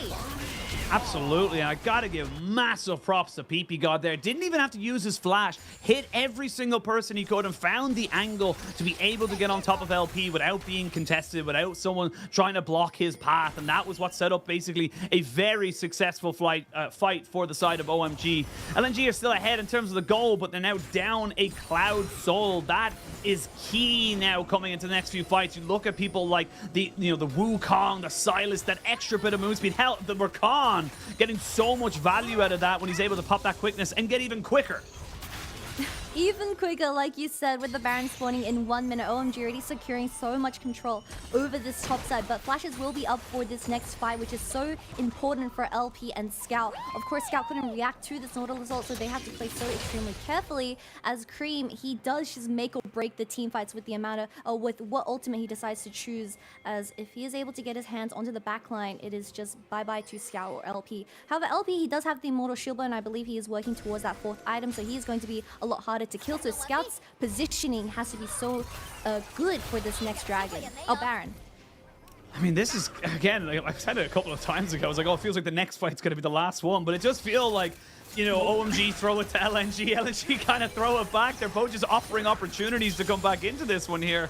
Neither team having a solidified lead as such, or, you know, enough to really kind of make anything else happen. GA finished up for LP, and that's going to be significant coming into the next fight. We'll have Flash for this Baron fight as well. Rabadon's Death Cap finished up for Cream and has 8 stacks in a Dark Seal. We may be looking towards turning that into a Magi Soul Stealer, but you can see there LNG haven't got a huge amount of control. They're trying to build it up right now. Scout maybe looking to try and, you know, set this one up. Again, this would be very quick with all 5 members here. They know that the Scion just reset.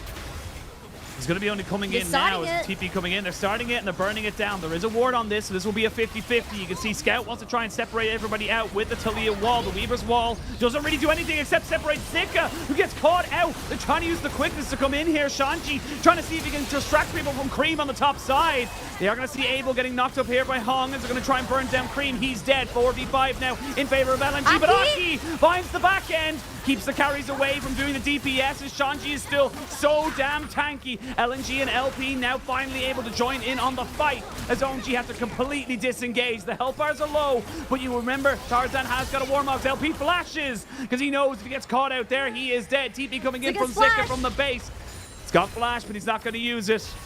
Now everyone backs themselves away. OMG still in this fight. They're going to jump back straight in on top of this Baron, because look at these health bars. They're healthy enough to be able to go for this again. Aki has Smite still, so he can realistically still go for this. He has the flash available as well, but it does seem like they're giving it up. Baron going over towards LNG, and LNG playing that fight so disciplined and slowly suffocating Cream, as he was the only one caught down looking for that flank desperately. I believe he even stole the Sejuani ult, but that Sejuani ult went onto the Sejuani, and that is not the target that you're trying to look for, as Scout was just over the wall doing so much damage, also alongside LP, where there was just no focus onto these two main carries. And we get another look at this team fight. Really nice Weaver's wall cutting off OMG's backline, as Cream was just a little bit caught out of position with this Sejuani ult going onto the tank, as everyone just focused down the silo straight away. And even the Nautilus ult going onto A, which just stores him for an extra few seconds. But Scout just being the silent hero of this. And Aki, I believe he was trying to look for a flank, but not doing too much, because you already have your silos down.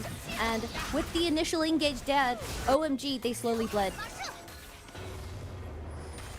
Take a breather, but not for too long. Minute till the Elder Dragon spawns. Tier 1 in the bot side goes down. It's now a 6,000 gold lead, just a little bit underneath it. You can see the damage being put in there isn't exactly significant, as we can see Hong maybe getting caught up. Oh my god, that seismic shove was huge! Not quite able to save off his support, but the damage is significant. Now Zika trying to come in on the backside of this. Talia wall separates everybody out, so it's support for support. Shanji goes a little bit too far forward against the 2 carries. 3-man counter-strike, and Zika finally finds himself an impactful moment. Aki needs to stay alive, because he knows if he dies, this Elder Dragon is forfeit. As Abel now getting caught out. Scout goes down. Abel keeping everybody alive right now. LNG not quite able to find their mark onto OMG Abel, but he will be able to dodge out on the W from the Zeri. He needs to be able to try and get away from this one here. Doesn't get the feathers to lock up LP, who is chasing him down, but with the extra little bit of movement speed available to him, he should be able to stay alive.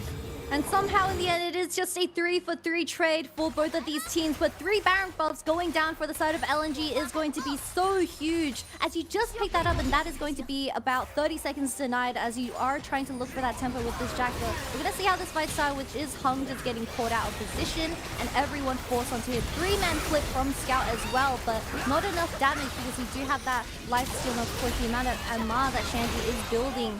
But OMG, they only know how to go forward. Zuka coming in late, but lands a 3-man stun as well. But this is Elder.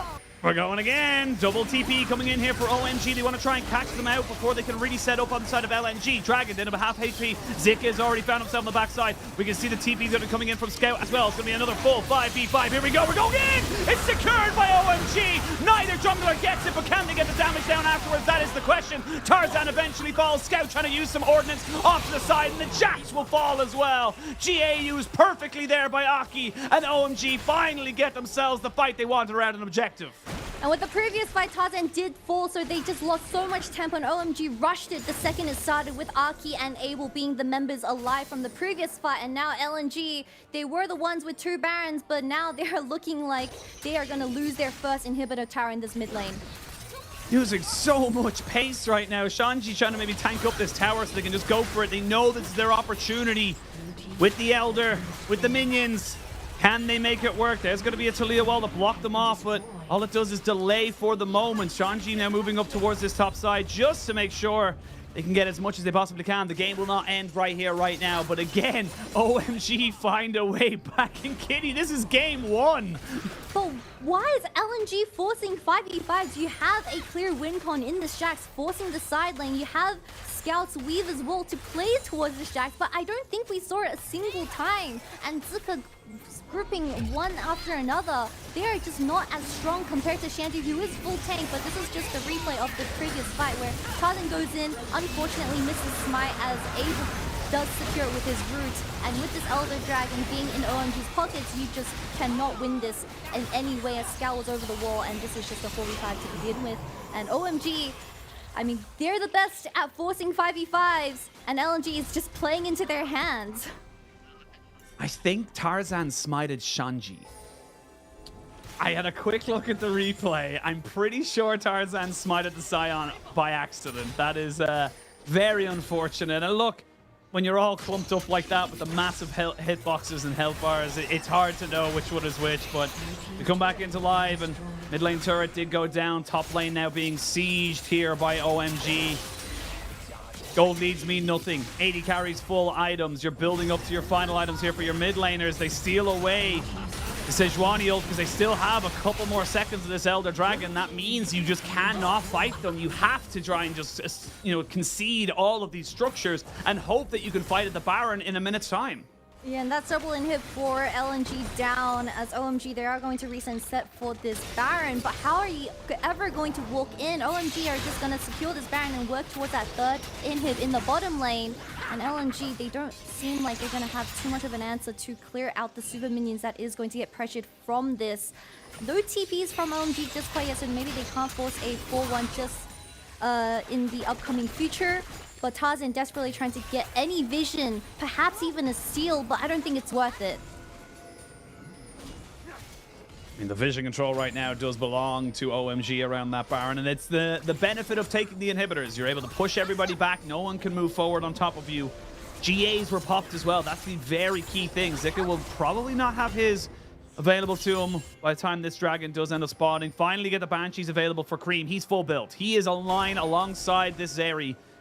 As we look to see them, they could burn this down so quickly if they want to go for it. They are going to immediately jump on it from spawn. 7,000 HP. Zika trying to move over. Shanji playing bouncy. You don't have to go home to them, but you can't stay here. Now do they go for a full fight? That is the question. Aki looking for an angle. Will only land onto one or two people. They landed on the Tarzan at the end of it. LP can do nothing. LP is a spectator watching his team get slaughtered as he waits to see if he can find an opportunity. Guess what? You cannot. Triple kill coming in for Cream. And OMG look like they found themselves an opportunity to maybe end this game. They're TPing in. It's a double TP coming on the backside of this one here as they look to try and end this game. It's only Scout and LP, but these towers are not long for this world. Shanji and Cream, the solo laners of OMG, alongside the rest of their team, shall end this game and win off game number 1. They start the series 1-0, and LNG have an awful lot to answer for. What an insane turnaround for this game 1. Cream only sitting on 1 KP in the first 15 minutes. Ended up getting a triple kill to finish off this first game. And I believe Scout, before the series even started, they said, I'm a bit scared of OMG as we don't think we will win against them. And this is a dominating performance out of the roster for OMG.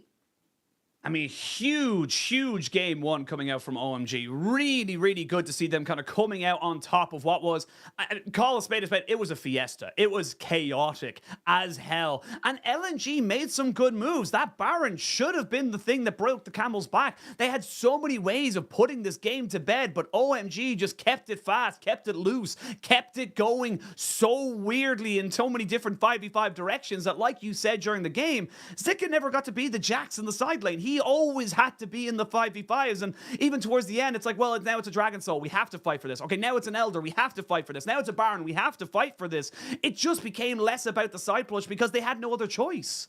Yeah, they played right into OMG's hands, as I think this is going to be the first time I've ever seen in the LPL as the team that got the 2 Barons lost, because you just have so much tempo and XP when you do grab that major objective. LNG, however, getting caught, especially hung on this Nautilus, I think he was just mispositioned for so many of these team fights where without that extra mobility for the Nautilus, he gets exposed so easily with the amount of engage that OMG had. And like you said, Zika on this Jax, it is his most played or second most played, but his value compared to a Sion when it does come to the 5v5s, unless you're flash E-ing on this Jax and landing a really nasty stun onto the back line, well, you're never going to compare on against a Sion when it does come to the front lane 1v1. mountains of gold graphius, as I like to call them, or as more as Captain Flowers likes to call them. They are glorious in their ways. And you can see it there, just bit by bit, LNG finding that moment where they're just smarter, finding the moment where they're able to kind of catch OMG off guard, and then OMG sucker punched them right back. OMG kept it fast and loose, and that's what the big difference was in this game. The early dragon stacking, it meant that Zika couldn't link up. Scout and LP, even that last fight around the Baron, they just couldn't find really an angle. They couldn't set themselves up. You would love to be able to poke people out with the W's from the Zeri, and of course the Qs coming out from the Talia. It just never happened. It never really came like that, and it never really felt like a prolonged fight in the sense of, like, you know, in and out. It just felt like one long constant fight. Yeah, one long constant fight for OMG, which is exactly what they're trying to look for with the initial engage from PP God. LNG, they don't have too much engaged. Scout desperately trying to do as much damage over these walls, which he was doing. He was topping damage charts there every single team fight, but with Nautilus dying the first, LP just left on an island being the solo backline of LNG, so easily focused down, and these team fights were just very messy for LNG to execute. But I think the main point just goes back to the Sejuani and the Jax, where we don't see the impact from this top side of LNG, where I think on the other hand, OMG, their entire top side, they seem so synergized when it does come to these team fights, where it is just hit the button and go. Yeah, hit the button and go, and guess what? It worked. OMG 1-0 up in this series. Going to send it to a quick break, and when we return, we will have picks and bans for game number 2. And now we arrive at playoffs. That elusive time of the year where all of your practice is put to the final test. The moment where that single prevailing question is answered. Can you show up when it matters? It doesn't matter if you're a rookie or a veteran or, well, rookie. This is your shot at the trophy. This is what it's all been about. Keep your eyes on the prize as the world keeps their eyes on you. The LPL are kings again.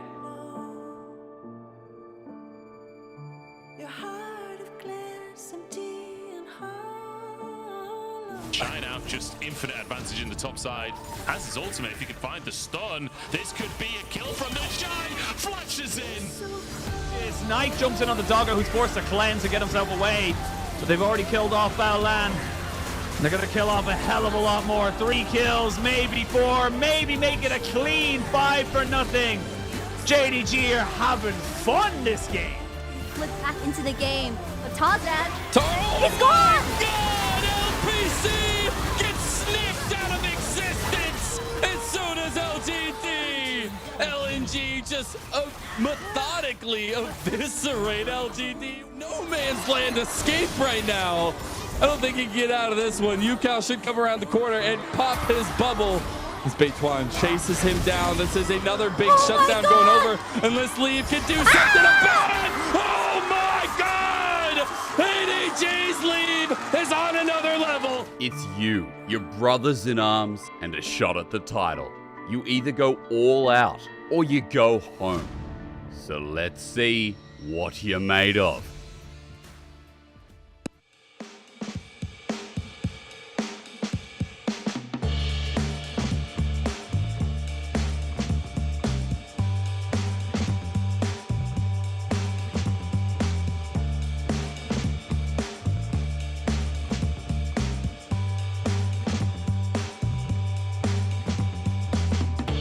It's been a long time coming, but I always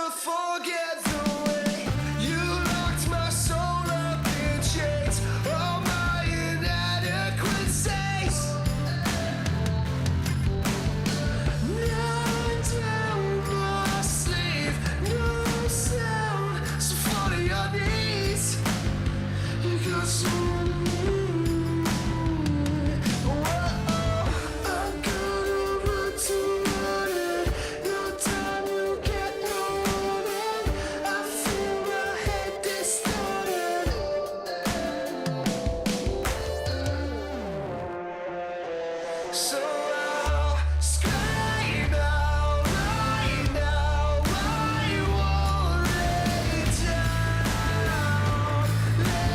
down, so I'll scream out right now, I won't lay down,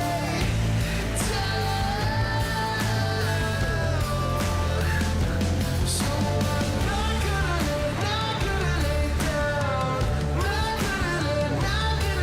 not gonna lay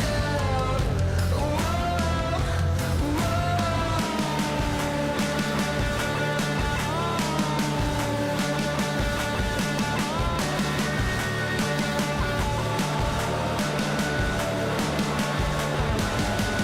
I'm gonna run toward it, no time you get no warning, I feel my head distorted, so I'll scream out right now, I won't lay down,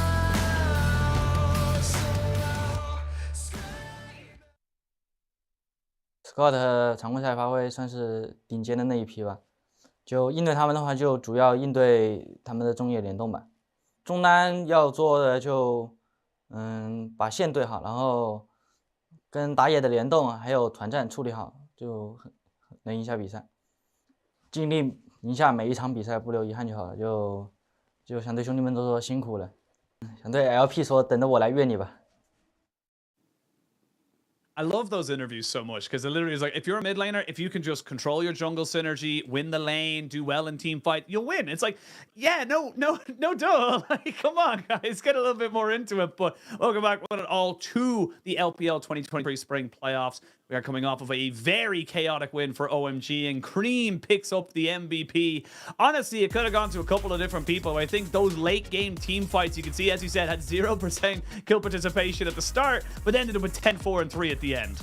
And I think the biggest difference for these team fights to go so right for the side of OMG was just the ultimates that Cream was able to steal on the side of the Sejuani, the Nautilus, or locking down the enemy carries and just deleting them straight away with that Rabadon's in his pockets as well was just such an amazing pilot on the Silas champion. And this is one of his biggest comforts when it comes to this split, and especially pairing alongside PP God and Aki, where they do have such mobile champions, then the gap closing is insane, and they just go forward and they send it. But talking about that interview, OMG Cream, he did say 辛苦了兄弟们, which is just, guys, rest up, because OMG, they are the best of, they are the team that do really well in best of 5 series, and I don't want this series to go to a 5 because that is going to be extremely tiring as they approach the double elimination territory. Yeah, I mean, you're looking at again, you know, you get the opportunity in a gauntlet. You don't want to have to use all of the games. You know, 10 games in 2 days is or in 3 days, I should say, is a lot to be taken out of them. But especially when the games are like this, so mechanically intensive. I think this is the big thing that people don't realize. When you get to those late game team fights where it becomes about the execution, it comes about how, you know, who is performing better in those team fights, that is exhausting. That is an exhausting toll to take on yourself to be able to try and win those over and over and over again. We'll see if OMG are able to do it once more. It was LNG now. They've got some answering to do, because right now they're 0-1 down. I had them at 3-0 favorites. I thought a lot of us were coming into this kind of saying, like, yeah, look, you know, OMG, we love them. Shanji's your GOAT, but I know. I made a faux pas. I made a mistake in this particular one. I didn't believe enough, Kitty. I did not believe, but it will never happen again. I got too much on the Goldberg sauce as the OG LNG fan, but it is. Waiting for you to start doing the Attack on Titan speech now. I have one sentence to tell you, and it is to believe in my Go Shanty, as he just flipped over his curse on this song, picking up his first win. So that is going to chuck it up to 33%. So this is the start of something for OMG, and it could potentially be the miracle run, because I think they just have plot armor talking about anime. I mean, they kind of do right now. I just feel like this team is riding the waves. And look, like we said, it's top 2, make it to MSI. But you got to get to the finals. You got to get to the double elimination. And OMG, they are working fantastic. And I did think it kind of you know, they did their homework on LNG. They kept tabs on Tarzan. There wasn't too many explosive early game fights where Tarzan was able to link up with Scout or anything like that. They knew where he was. They didn't give up anything too crazy. And then, yes, there were mistakes execution-wise in a couple of team fights, but they did their job. That's the big thing here. And for LNG, you're going to have to step it up. Doing the bare minimum or the standard isn't going to be enough to take down OMG. We now have that information. You have to be exceptional. You have to be performing well in order to take down these guys. Yeah, you don't really expect this from LNG, where for this game one, they locked in the Jax and Sejuani, where we expected them to play that side lane, but LNG not really committing to this type of playstyle. They played into the hands of OMG, and they kind of just got swept up in everything, giving all these chances towards such a strong 5v5 composition. So hopefully for this up-and-coming game, they can adapt and really commit to it, or they just fight fire with fire, and they lock in something like the Renekton, which just has the same amount of spice, but not the same scaling. Yeah, I think that's the big thing. You've gotta be able to kind of, you know, take those early game wins that are coming in, just vibe it in the crowd there. I love the fan signs. It's something that I wish, you know, the Western fans, I know it feels like it's impossible to do, but like when you ever go to LPL, if you've ever been to an international or something like that with the fans have their own fan clubs. The fan clubs then bring like a load of stuff like signs and flags and cute little posters that they give to other people. They've gone and said, like, look, we printed out like 200 of these. You can have one. You can have one. Here's a scarf and stuff like that. So it just kind of builds that community around this team. You're kind of like, oh, cool. I came here not really caring about the Chinese team, but now I care because I just got free stuff, and it works. It works so well. I'm gonna be the one at international events. If OMG makes it to MSI, I will fly myself into the crowd handing out all these paper cuts of just Shanji's face, because I will be Shanji's #1 fan, of course, alongside Knight, and just advocating for the LPL region, because this man deserves the world. And I think he is just such a gem to our region, because he just represents us so incredibly perfectly. I mean, he's kind of the full package. It's why we're so high on you know, liking this guy, is because he does everything. He played tank in that last game, but that was only because the Kennen and the Rumble were banned away. He is a tank player as well as a carry. Even Cassante. Yeah, I mean, Cassante, he does both. Why the hell not? Like, it just feels like it's one of those things that he can pull out whenever he, you know, damn well pleases. Now you're looking at this and kind of thinking as LNG, where do you want to change these bans? Looks like nowhere. They're happy in saying, look, it was the execution so far, or maybe even a slight different picks. I imagine the Wukong is going to be the first pick here now for LNG. Yeah, you get that for Tarzan, get that off of Aki. Exactly, the same bans, but this time, instead of the blue one Zeri, it is going to be the Wukong, so Aki is most likely going to respond. I do like this Elise. If we do have the Tristana getting locked in for that mid-jungle duo, that is just so much early tempo going into the side of OMG, which is where Wukong is the weakest, so we'll have to see, as we do have a lot of bot laners open as well. It does look like the Xayah and Rakan once again for 1 and 2, but what is LNG going to respond with? Because I think LP, the Zeri isn't his most comfort champion, where we saw he was struggling to do a lot of DPS when it did come to those important 5v5s, where he looks a lot cleaner on something like the Aphelios, but that's something that they've decided to take away in the banning phase. We'll see what they want to go for. I like this from LMG, kind of saying, look, Abel, you know, apart from that one little small mistake down on bot side where he flashed the wrong direction trying to get the kill onto LP, definitely looked very comfortable on the Xayah, give him a lot of safety in those late game team fights, and PP God was able to get the exact kind of engages he needed on this Rakan, so really like that they're going for this one here. LNG, though, this time around, not going to go for the Jax. This time, they want to get Scout onto something that has priority, and OMG are saying, cool, well, we're giving something to Shanji, so you know what, we're going to change up the script a little bit. You know what's really scary about Scout? Scout has only played 2 LeBlanc games so far, because this champion only recently became meta in patch 13.5, and teams have been perma-banning it ever since. So finally we get to see Scout on something that he is best at, and it is just the amount of mobility that this Wukong and LeBlanc is able to do, and just play with their gap closer when you are up against something like the Xayah. But it does seem like LNG banning out the mid lane champion pool now. Something like the Vega or even the Lissandra could be very detrimental if OMG decides to take that, because it does stop a lot of engage from this Wukong and LeBlanc. And with the Cassandra getting locked in for Shanji, Zika does have a lot of response options. You can play something like the Gwen, which did just get taken off, but I think the Renekton, you can just do a really even trade, and it is going to be up to that mid and jungle to really set up the tempo. Well, now they can kind of ban away certain things here as well. I wouldn't mind, honestly, to see them ban away the Silas as well, get Cream onto something that he's not moving, or maybe the Akali as well. Again, things that, you know, Cream can just kind of pop off on, have that agency to be his own carry. Is going to be the Silas taken away from him. The Jax and the Gwen banned away. So Shanji's going to have some kind of a decent matchup in that top lane, unless Zika decides he wants to go for something maybe like the Fiora. Highly doubtful, but you never know. Maybe the Camille as well, something he's played in previous seasons last year on IG. But OMG now could go with their jungler, could go with their mid laner, decide where they want to try and bring this last few bans coming in, because the last few picks.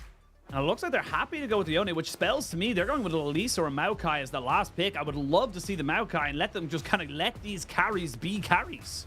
Yeah, I think Maokai would be the best in slot jungle for OMG's composition. It is going to be the Malphite lock-in for top lane. So when you are fighting Shanzi, who is the Mountain Rooster, you quite literally pick the mountain to fight that guy.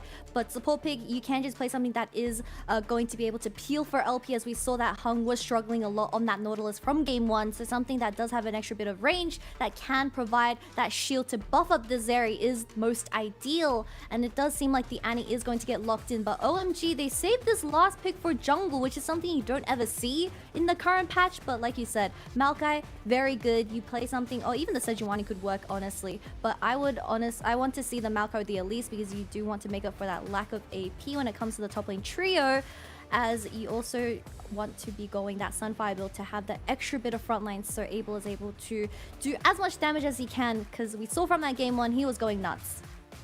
Yeah, I mean, getting him onto something that he can able to, you know, kind of be comfortable on, a bit more extra engage, and kind of look. The best way I can put it is that when OMG have Aki and PP God on 2 champions that can follow each other in, be it with the, you know, Rakan ultimate, or of course the Twisted Advance from the Maokai, that is the best version of OMG that I like to see. We do have LNG getting in the Annie support here, so a little bit more kind of, you know, instant burst, and honestly a lot of instant burst coming in here from LNG. You've got the Unstoppable Force, you have got the Tibbers to flash in forward with and get that burst down alongside the Cyclone from the Wukong. So plenty to be able to kind of set up a fight here from the side of LNG, but you are putting a lot more onus here onto LP. Again, last game he didn't find the opportunities to really plant his feet. He was constantly having to reposition, move away from the fight because everyone jumping on top of him. It's going to be on him to be able to try and fix that for this game, to give LNG that big kind of fighting chance in those 5v5s. Yeah, LNG locking in a lot of go buttons for this 5v5. They are fighting fire with fire and looking to take over the game for those major objectives. But once again, Abel is on desire. So if he's able to pilot this, well, the Malphite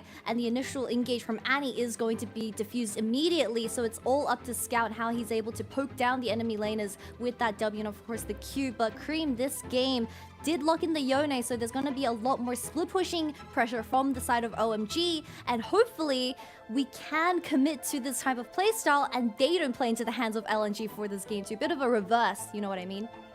Absolutely. We're going to jump straight in onto the game now. OMG 1-0 up in the series. LNG seeing if they can book that trend. It was a hell of a game 1. We'll see if they can keep up the kind of momentum coming into game number 2. PP God straight away says, I know something's going to be happening. I'm not going to allow anybody or anything to happen to me, so I'm going to drop down a nearly little ward. It will get swept away, so, you know, not exactly a, you know, a fully lost endeavor from LNG. They will get a little bit of early XP, but still, nobody goes down. OMG get the information they wanted and that they need to make sure they know where Tarzan is going to be.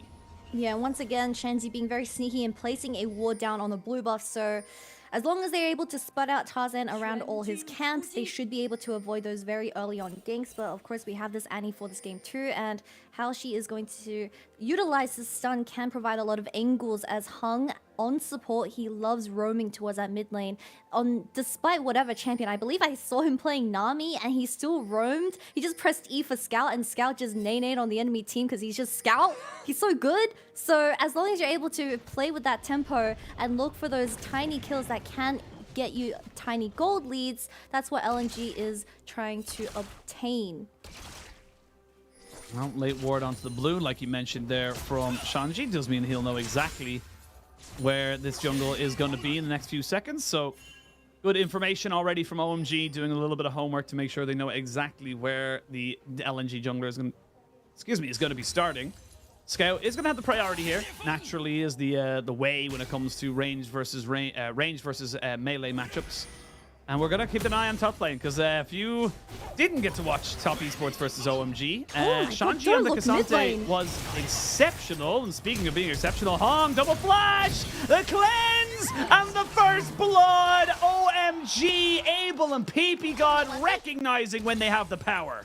I was saying don't look mid lane, but don't look bot lane, because Hung starting that E as the Annie just has no fighting power up against OMG's bottom lane. How they're committing 4 summoners, so if Tarzan is able to stop the bleeding and gank this Xayah and Rakan, Hung is already getting caught out of position, and that's huge for OMG. First ball going into Abel.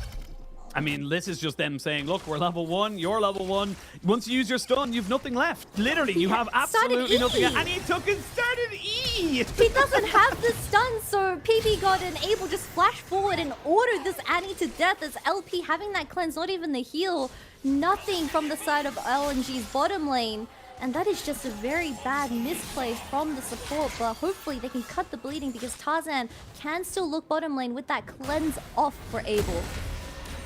I mean, that's just that was straight up just OMG's bot lane calling out, saying like, we don't believe you have an offensive ability, and Hung gonna be like, no, I do. Look, it's charged. Don't worry, it's definitely there. Don't attack me. And unfortunately for him, they call his bluff, and he goes down. So definitely not an ideal situation there for the LNG bot lane. And great start for OMG, and this is the kind of momentum that we always talk about when it comes to the the playoffs, especially with the gauntlet that is the LPL. This level of play that can come out is so pivotal to being able to kind of, keep that run going. Get yourself, yes, you're in an early round, but as long as you're in the playoffs, you have a chance.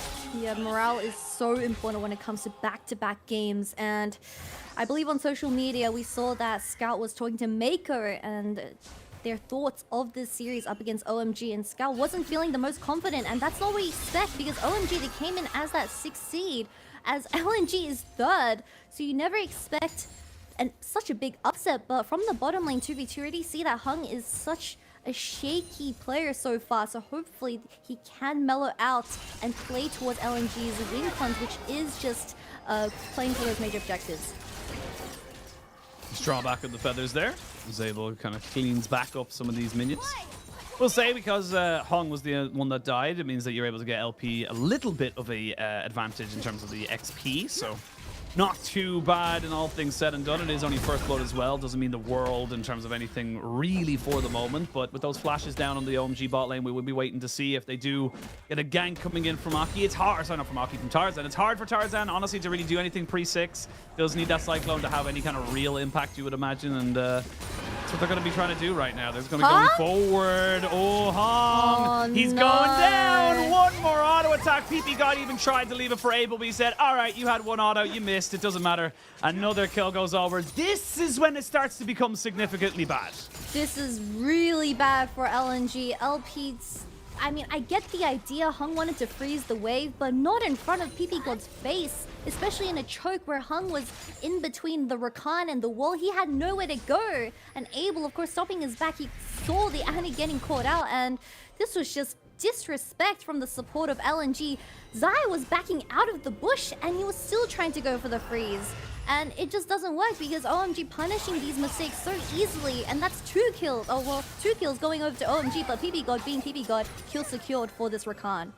I mean, hey, look, I'm a defend my support brother right now and say that, like, he said, look, if the feathers fly back and you get it, that's awesome. If not, I'm taking the kill. That's what happened. That was just how it went. So we'll see.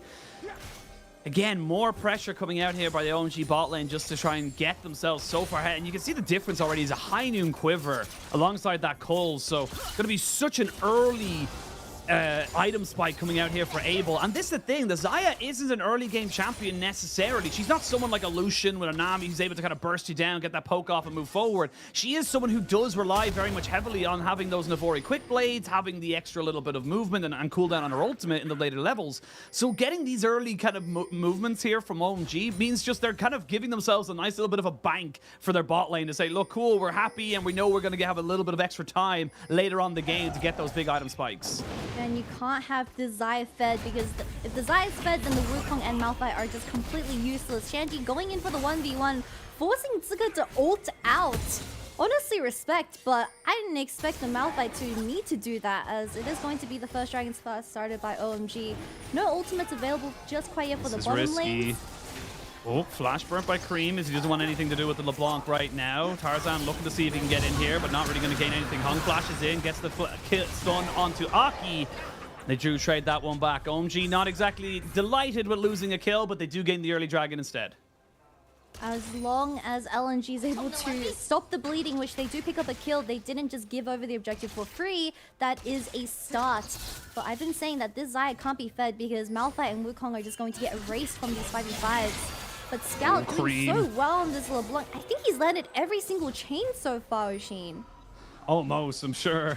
But 20 CS lead going to be it. And it's pushing into him as well. That's only going to get bigger in favor of Scout in that mid lane. And look, it is kind of the nature of the beast. Sometimes you are going to be struggling into a melee matchup, as a melee into a ranged matchup. But this is a different level of pain coming out now for Cream. As you can see that massive wave in the mid lane just pushing into him. So much being lost here. They know there's no ultimate here on Zika, so they may look to try and catch him out in this top side. Aki would love to have level 6 before he goes for this. It's very difficult for him to really secure anything right now.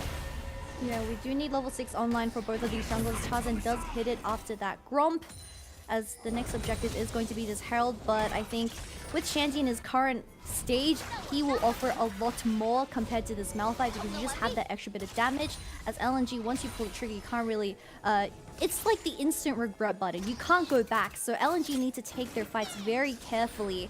And this is going to look like a 2v2 for this Herald, but Scout is getting consistent push up against this Yone.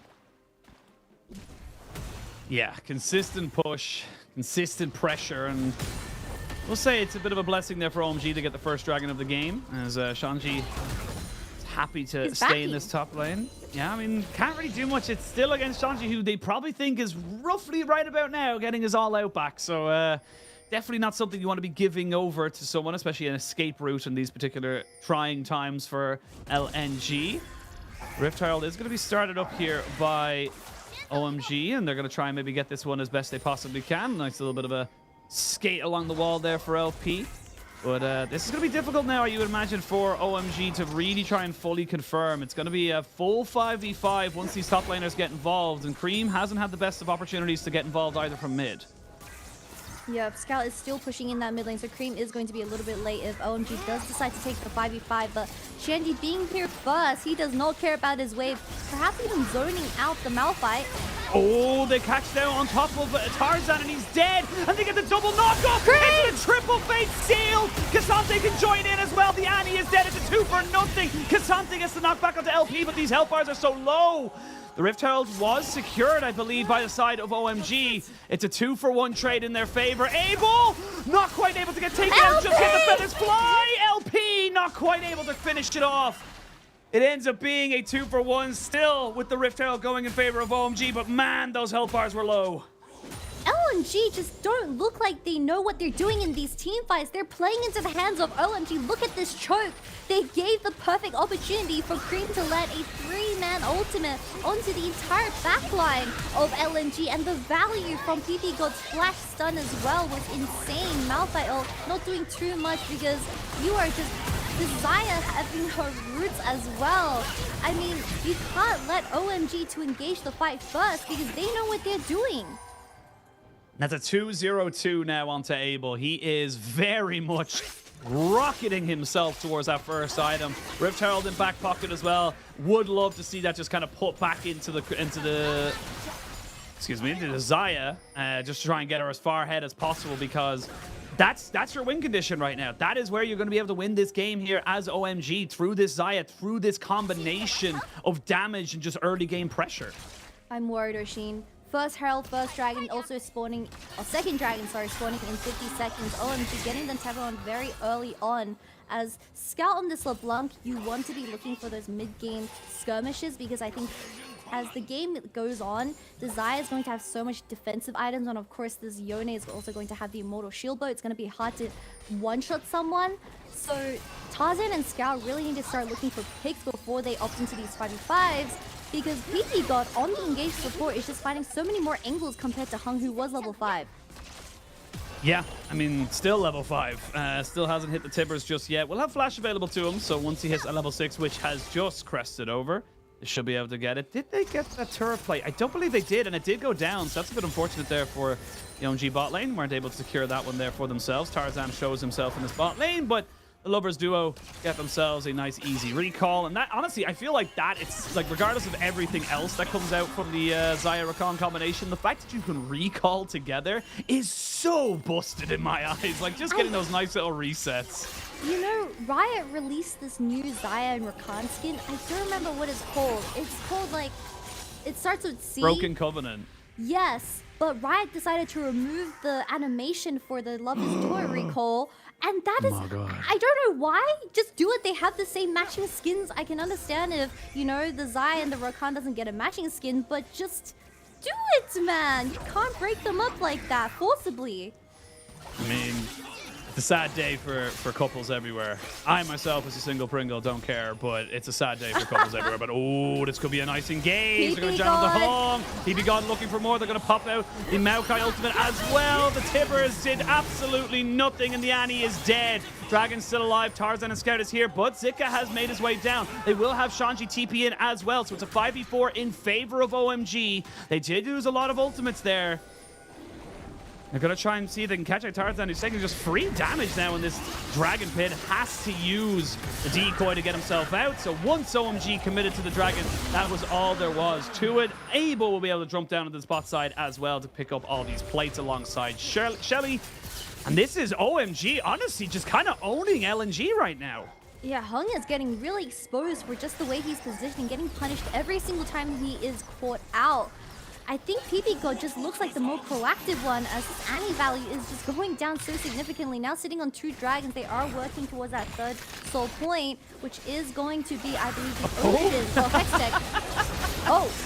You know what? When you have all these point-and-click CCs, just kill the One. Didn't even give him an opportunity to flash out of that and use his ultimate, so they get a kill back. It's kind of a small silver lining of what's a very dark cloud. Is it enough though? Because I believe Scout did go for the Leandri, so that is just not enough damage to ever one-shot someone. Unless you dumpster pile all the ultimates onto Cream once again, which I can see happening onto the Xayah, but we need to remember that Abel has that ultimate ability as well. So if LNG is able to look for a sneaky play without vision, then they can catch Abel off guard. But these side lanes, they're just going to move Abel towards that mid lane, and they're going to just force 5v5s once again, because PP God, he engaged onto Annie without burning the flash. Yeah, it feels like, I don't think he had the flash to engage, so it's small little things. And these flash timings being so off as well are really hurting LNG right now. You lost the flash off of Hong, which means he doesn't have his flash tippers anymore, so he's not going to have that for, you know, at least the next Dragon fight, with the next Herald spawning in 50 seconds. That's a key cooldown. That's a key moment here. And look, on the other side of this, you look at everyone else in LNG. Scout's got 30 CS, 1-0-1. He's doing fine. You know, he's actually, you know, ahead of the curve in terms of the item completion, but it doesn't matter because you're giving over so much else to, you know, the rest of OMG. Don't look at the item mythic difference, Oshin. It is going to be so tough if LNG decides to compete for this Herald, as we already have Aki in position, so I don't know how Tarzan is going to walk in, because he has been the one dying first in all these team fights. If LNG doesn't engage first and they let OMG do whatever they want, it is always going to be a losing fight for them, and they need to let Scout poke down the enemy team with this Haunting Guys and of course the W to really get a winning fight for them. But this game state, it's looking a little bit tough. Looking very tough right now. Do the Radiant first to finish up for Aki. Tarzan has got the Divine Sunder as Rift Herald does get started and gets spotted. LNG know fully well what's going on here, and it looks like they're trying to mount up a little bit of a defense. It's going to be difficult though. Child already down at 3,000 HP. You don't have the upgraded smite for either jungler, so it's 900. Scout kind of gets jumped on a little bit here, but they move backwards and it's going to be stolen away. Tarzan gets that alongside Zika, but Zika now in a bit of trouble. The cleanse comes in, the double knockoff, and Cream goes in with your fate being sealed. Scout was not part of this fight, and it's going to be a double into a single as 3 more kills go over to the side of LNG. And Shandy goes in for more! He's not done just yet, but he may have gone a little bit too far. Flash from Scout keeps LNG just about in this one, but OMG, they don't gain the Rift Herald, but they gain the fight.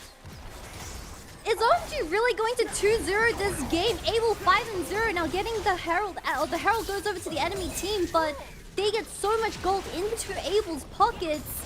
I believe the Malphite was only onto PP God, but PP God doesn't care. He just flash ults in, lands it onto 3 people, and Cream, with the amount of setup that OMG is able to provide, this is just such a clean fight from this team. And we just don't see the same amount of proactiveness from LNG and Scout on this LeBlanc with the Haunting, guys. You need to let her poke before LNG ever find these opportunities. But Shanty getting a little bit too excited, does try to go for the kill onto LP, but thankfully Scout's still alive to finish off this caught out of position Cassante, but I don't think that's enough to bring back the gold lead that they've made. That is a 5-0-3 Xayah. Navori Quickblades finished off. This is a late game Xayah now at this stage. You're coming up to another dragon fight in 36 seconds. And honestly, if I'm OMG, yes, you just use a load of ultimates. They're going to be back. That's the crazy thing. You're going to have the Feather Storm. You're going to have the quickness. You just don't have an opportunity to kind of rest right now as LNG. And this is what we saw in game number 1 as well, is that when the game went stagnant, it was all LNG. They were smarter. They were moving around far more cohesively as a unit. But when the game's chaotic, when the game feels like it's all about how LNG, or how OMG can just kind of play fast and loose, OMG or LNG just don't know what to play with. Yeah, I think LNG just looks so lost when it comes to their early to mid-game skirmishes. If the enemy forces something, they just play it right into their hands. OMG being one of our best and most aggressive early game teams. They love forcing those 5v5s, and LNG getting caught out of position every single time. Zika. Dante is on a flank. We're going to see Shirley pushing it on that top side. We'll get another charge off, you would imagine. So she gets to do her favorite thing twice. There comes Nature's Grasp to try and set it all up. The dragon gets secured here by OMG as Rakan does go down the face field to try and keep everyone off of Abel, who's just putting down the feathers. Zika dead. Tarzan next. It's a double kill coming over to the Xayah. Shanji keeps everyone else away. Triple kill coming in from Abel as he moves forward. LNG, Scout, and LP, the only ones left. They're trying to move back into this. A 2v1 quadra kill as Abel looks for one more. He chooses wrong, and he's chasing down Scout, the red buff, doing the work. He jumps backwards. No pentakill, but will the Maokai sapling? Touchdown! Full ace and a dragon. Abel with the quadra kill. No, I wanted to call the pentakill, Oshin. I know you wanted to call the pentakill, but Scout, if he's gonna go out, he is never going to let Abel get that penta. That is so sad. But I think LNG, they no longer can stop the bleeding. Look at this fight. It was the perfect engage. You have Tarzan flashing onto the backline, but Zika not getting anything connected onto the Xayah. Scout also just staring across the wall. Not enough follow-up from the side of LNG, and Abel having that Kraken and the Navori. It is impossible to play. And when you know Xayah playing forward, that is when you know this game is pretty much over, because their team composition, you can't have the Xayah fed, and that's exactly what he is. 9-0 now.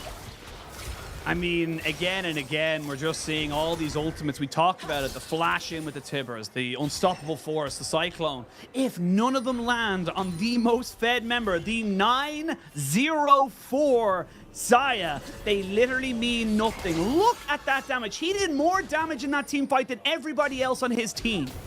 PP did 0. That was a 4v5. Man just got caught out and stared at his ADC as he towers everyone in that damage track. But now Baron is available. No flash for Abel, but he still saved the cleanse. And we saw from that team fight, the Malphite, the Wukong ult both didn't touch the Xayah once.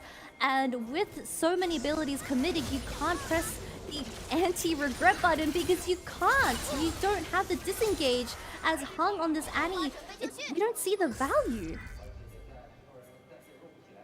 This is rough right now as an LNG fan, but for OMG, you're going to the moon right now. OMG, PP God should be able to stay alive as Cream is there to kind of defend him. Scout will distort his way away from the fight, but 5,000 gold up, Dragon Soul available to you in 2 minutes 20 seconds, and honestly, like, OMG have just gone from strength to strength. It just feels like they found their rhythm. They know how they want to play, and for Cream and the rest of his team, Cream is just kind of waiting off in here. Oh, he got baited! He got baited by the one cannon minion as the rest of the team are here. He's trying to run away with the TP's going to come back off of this. They're all running up here. They said, you want to try and bully our mid laner? Get lost. You ain't going to be able to do nothing against this guy. They're all going to try and disengage. There Aki. comes the Nature's Grasp. As Aki tries to catch some people out, they're going to catch 2 of them, but it's not Scout. That's the big thing. Abel and PP God are here. As Abel goes a little bit far forward, he jumped perfectly away from the feathers. As Zika finds a 2-man. They get the lightning crash down, and they finally take down Abel. It's all a little bit too fast, a little bit too loose, and now OMG, they got to defend this Baron.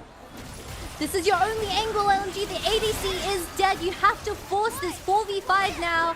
But Cream not having that ultimate available does seem like they're going to finish this.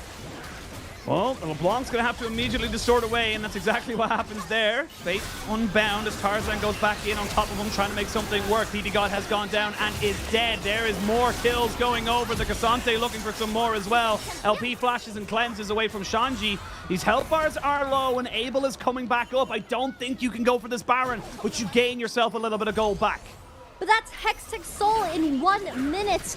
And OMG, they can reset with this tempo. I think that was really the only angle that LNG could have gotten the Baron, because now you're going to go up against the Zaya once again. Flash available very soon, but we see this fight. OMG too confident, as they were way too overextended with only 1 cannon minion to commit to this dive. But Abel, he thought he did something cool. He dodged the Addy ult. But what does that mean? Well, Zika is TPing from the back, and he landed a double ultimate onto the backline of OMG, and LNG catching this lovers duo out of position was the angle for them to find a way back into the game. But they need to do that 3 more times, because this Zaya pick, we see it doing great for OMG, or it is going to be the reason why they're going to lose this game.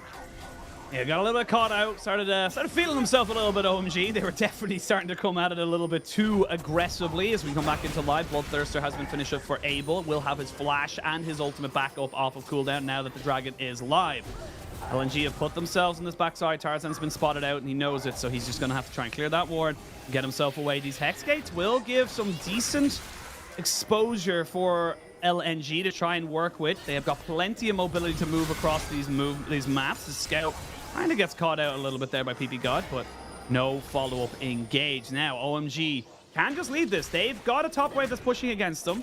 Mid lane pushing in for them, so they have options available to them. It looks like they really want to try and go for this fight. OMG, they are looking for that 5v5. You don't need to secure the Hex Soul, so LNG are really the ones being pressured here. Zuko stepping on a position, he does get caught out. He does. PP God trying to jump in there. Cream is already dead. The Nature's Grasp does land on the tree, but LP hasn't been caught by this. Zika gets traded back, so it's a mid laner for a top laner. That's your front line kind of down right now. The feathers go flying, and the Dragon's secured. That's Hextech Soul. Featherstorm comes in as Abel needs to try and stay alive away from Tarzan, but he goes down. Dead. LP getting jumped on here. The double stun means that Shanji and PP God can't continue onward, but Tarzan is dead. PP God going in again, trying to make this one work, but Shanji has gone down. The Bramble Smash won't do anything as Aki is now running for his life. Abel will bring him down, you would imagine, but is it going to be another touchdown? Not quite. PP God trying to see if he can stay away. No way! No way! Oh, he's a sneaky little ninja, and he gets himself out there with some ninjutsu. He's a sneaky little god. How does he just dodge Scout perfectly? I mean, that is an amazing turnaround for LNG as all the kills go into LP's hand. Really good targeting from this team, and they kill Abel straight away. They realize once the ADC is dead, well, this team doesn't have too much damage anymore, because Cream, he was the first one to go down, and Zuko was trying to avoid so much vision, and that is a 4v5 from the beginning. But Scout just being such a nuisance to the backline of OMG, they were just getting pressured for this entire fight. However, they did get the Hex Soul. TP coming in here. They've got 4v5 coming in. You can see the Maokai over the top. They just can't take it quick enough. They're going to see a flash in, try to catch out onto Abel, but there's no follow-up damage. Scout gets caught up with the Fate Seal. Shanji trying to jump in on top of him. They're trying to throw everything right now at Abel. Nature's Grasp comes out across everybody. Zika gets caught out, and he will be burned down. There's nothing you can do there. The Malphite is not rock solid. Neither is the Monkey King. And LNG, they had to throw a Hail Mary. They lost the Dragon Soul. They needed to try and find a fight where they had a numbers advantage, and they lose so much more.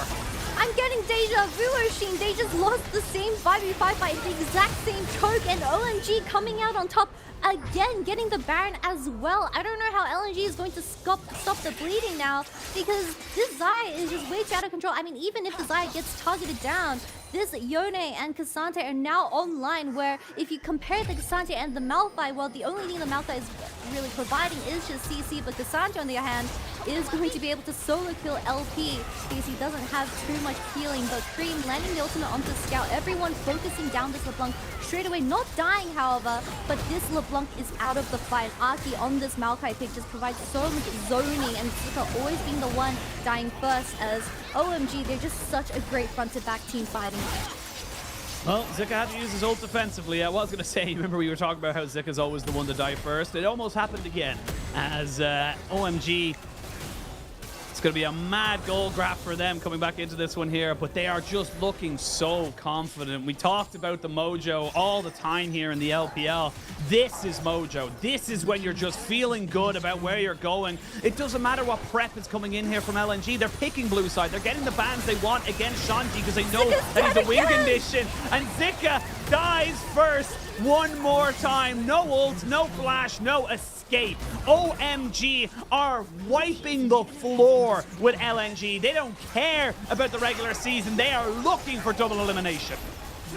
And the sad thing is that both LP and Scout are sitting on 4-1 KDAs. They're pressing tab and they see their topside support in jungle, and the only emoji I can describe this as troll despair. How do you play this fight anymore? LDR picked up for Abel as well.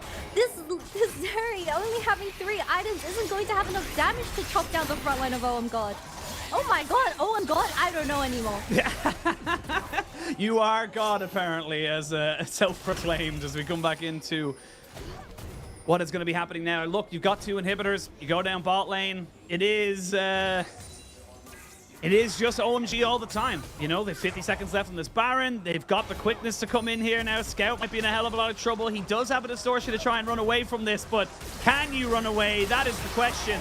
And the answer is no, Kitty. You cannot run away. No. He's trying his absolute hardest, but you're just so far behind now. Hexol, Baron, and this is where the LeBlanc really starts finding issues when it comes to these team fights. Maokai is going to be the last thing you see before you die. And I don't think Scout is going to have a very wonderful game. Only LP can really carry LNG to come back in this game. But OMG, they're just going to force a 4-1 with this Yone. I mean, you can. You've got Baron for another 10 seconds. No one's going to stop you without the LeBlanc. You can't cover both lanes. The Zeri will have enough trying to deal with 1 super minion wave, let alone 2. 3 inhibitors down. OMG. Just doing so well in this game, and they don't have to leave if they don't want to. Yes, they lost the Baron, but there's not another minute till Elder. Why not have a little bit more fun? That's triple inhib for the side of OMG, and they're just gonna slowly suffocate it. I mean, if you don't want to end the game here, you can also work towards that Elder, because there's no way LNG is gonna be able to walk forward. Nope, Scout being zoned away as well. Tarzan tries to go in. Zika misses the ultimate. Doesn't hit a single soul, and he will fall down. Tarzan and him just haven't been able to find the mark. The flash in from Hong is desperation at its finest. OMG 2-0 up in this series and 1 game away from double elimination. Zuka misses all 3 ultimates in those major objectives, and it looks like a 3-0 for Oh My God. And this morale from the ADC is insane, and they can't shut him down, Oshin. No, they cannot. And it does feel like LNG have to completely reformulate the plan. The plan with the bans, the picks, it's just not working. You have to stop the Zaya Rakan going over. You have to try and move around some way, because it just feels like even in the draft, OMG have played 2 relatively different compositions, or at least different champions, and it hasn't really affected how they've played the game. They're comfortable in whatever the hell they can get themselves onto. Cut the tape, Oshin, because I think Tarzan is looking like a different jungle for this series. We always have our eyes on him, but he's just struggling to find those angles to gank the lanes. I think even for game 2, he could have been playing towards bot side, punish the enemy bot lane for burning all 4 summoners at 3 minutes, and that's how you get LP online. But Tarzan, I don't know what he was doing, because he was just really venturing the jungle as the champion of a monkey. Yeah, I mean, it did feel like it was just kind of, staying in his own jungle, swinging through the trees, not really bothered with the rest of the lanes because it just didn't have the impact. It just didn't really give what we wanted to see given. And again, you're looking at the value you get with a first pick. That's what you're always looking at when you come into this. Game one, it was Zeri. Did have some good impact, but not as much as you would expect. Then this one, Wukong, nothing as much as you would expect it to be, especially when you're the one on the blue side able to take that. So, I mean, LNG, a lot to be changed up. They have to try giving themselves some kind of opportunity to come back into this series. But on the other side of this, OMG are just feeling in sync. It just feels like this team know how they want to play. Is it the cleanest League of Legends in the world? Absolutely not. But it's entertaining and it works for them, and that's the key thing. I know that you want to ban Kennen, Rumble, and Aphelios. You want to get rid of Shanty's champion, but seriously, LNG, you need to consider taking this Rakan off the table because the game or the bot lane was pretty much one-sided ever since 2 minutes because we saw how PP Gold was performing on this Rakan. He is just way too up in his mojo, and you need to take OMG out of something that they're so comfortable with because PP God, he is General PP God. He's been promoted. Yeah, I mean, PP God on this Rakan has to be banned. That's straight up. Got to be banned. Got to take it away. Too powerful on it. Even regardless of the Xayah Rakan combination, it is just too good for OMG. And for LNG, they have another choice on side. Of course, you come in as the higher siege, you get the first game choice, and then after that, it's loser's pick until we get to double elimination, and then it's a coin flip basically after the seeds have all been played. But I mean, do you choose red? Do you look to try and get that going for yourself? There's this kind of prevailing, thought right now throughout the entire of League of Legends that blue side is just so powerful. You get so many kind of free bans as such, but I don't know. There's so many questions now, Kitty, coming into this one. Look at that, Abel, 100% kill participation on an 80 carry. That is insane. Yep, as Abel 2 games on the Xayah now. It is either you get, okay, here's the plan. So LNG, they locked in something like the Maokai Wukong where you can let open the Aphelios. I know that is Abel's best champion, but what are you going to do as the Aphelios when in these team fights, Zika is going to just press flash ult and kill you? But this Xayah is a different situation where for 2 games in a row now, this Abel, my man, is not dying. No, he is not. Oh, except for that 2 times. 2 times. We saw him die twice, but it's all good with the amount of things that can jump in on top of him. But we are going to send it to a break. When we return, we might have our final pick and ban for this series. We'll see if LNG have got a rabbit to pull out of the hat or if OMG are taking a clean sweep. We'll see you guys very soon.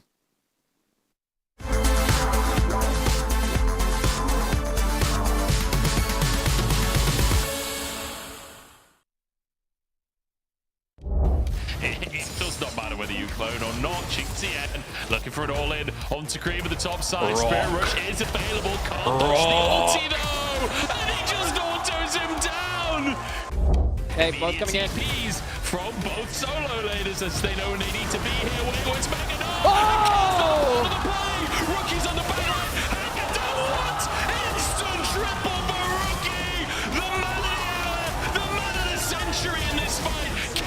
To go huge, still surviving, has a shield over the wall looking for Jackal. He gets one for himself. Wayward chasing down the Kassadin. They've done enough to get themselves the Drake. And that's a lot of magic pen as well as you look at his angle. Level 18, they hit the Baron, but they're turning to fight the all-ins there.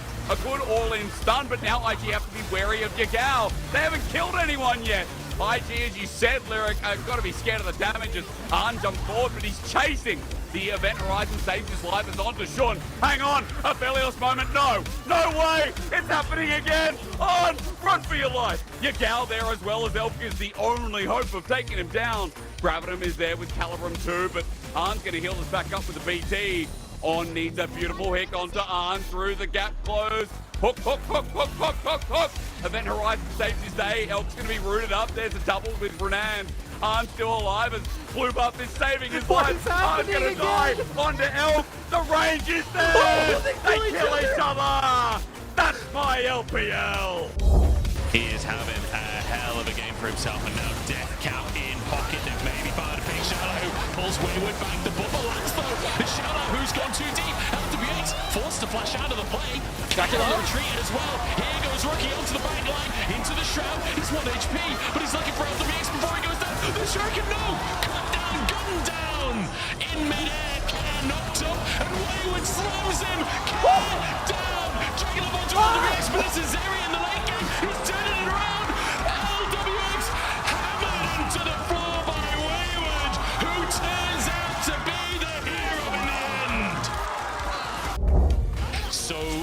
crucial. Azaki, the target, knocked up, taken down. No smites when you've got no jungler. As Rookie, Jackie's dead. Shanji turns it around. Abel still alive as Rookie finishes him off, flashing forwards to make the hero play. Dodges the knockup, uses his clone, somehow dashes back out of the play, blocking, and Mark saves his mid laner. Absolute heroics from Rookie. Everybody's looking at you. People up the front now. Everybody's looking at you. People everywhere now. Everybody's looking at you. Oh my, they're licking their lips now. Oh my, you're stealing the view. I think I know what they're thinking, trading their dreams for someone like you. I don't know why they never noticed what I knew, but everywhere you go now, everybody's looking at you. Everything you do now, everybody's looking at you. Everywhere you go now, everybody's looking at you. Oh my, you got their attention. All eyes are following you. You got some magical secret. Just keep doing whatever you do. I don't know why they never noticed what I knew, but everywhere you go now, everybody's looking at you. Everything you do now, everybody's looking at you. Everywhere you go now, everybody's looking at you.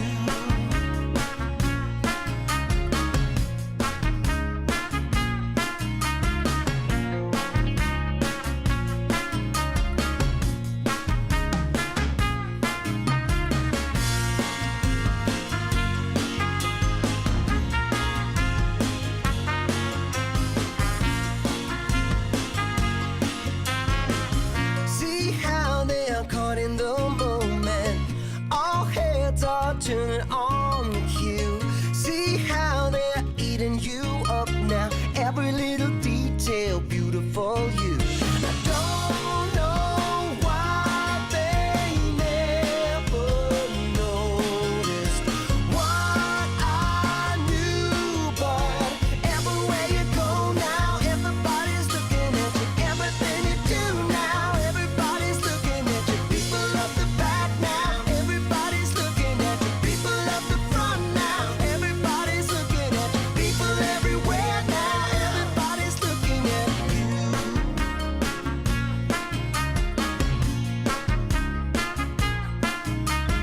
People up the back now, everybody's looking at you. People up the front now, everybody's looking at you. People everywhere now, everybody's looking at you.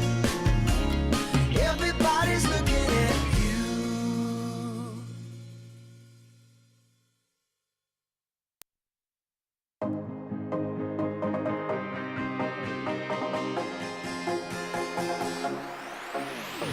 Right now, I got this beat in my head. Right now, I want to dive into this world. Let it out for the crowd. Let it out. Yeah, be proud. Right now, this is a real good atmosphere. Right now, superficialities are here. No excuse, no rules, no one to judge. Just give a fuck. The time has come to lose control. Don't be so shy, just let it flow. We are the masters of our own world, of our own world. We pray for fire in the sky. We show that desire is alive. We stick together, together, together. We're alright.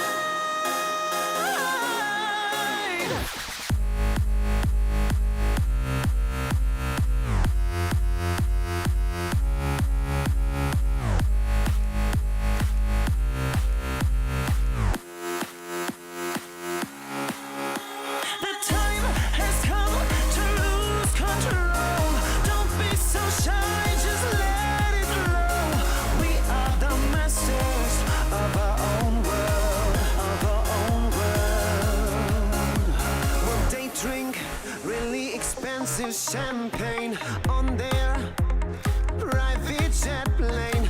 All we need is a cheap bottle of wine and a cigarette to have a good time. Of freedom and victory.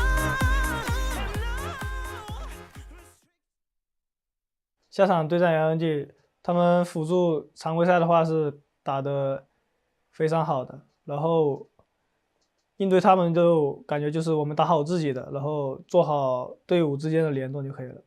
对于辅助来说，对线和游走都是挺重要的，就是最重要的就是把这2点平衡好，然后还要把对线打好才能有机会游走。我就想对玲玲说，就上次在 LNG 输了，就这次会赢回来。They are taking revenge, that's for damn sure. Welcome back, one and all, to the LPL 2023 Spring Playoffs. We are looking at a potential sweep. 2-0 is the scoreline in favor of OMG. They are smashing LNG in these team fights. And in this particular game, it was all off of the early start they were able to get from their AD carry, Abel.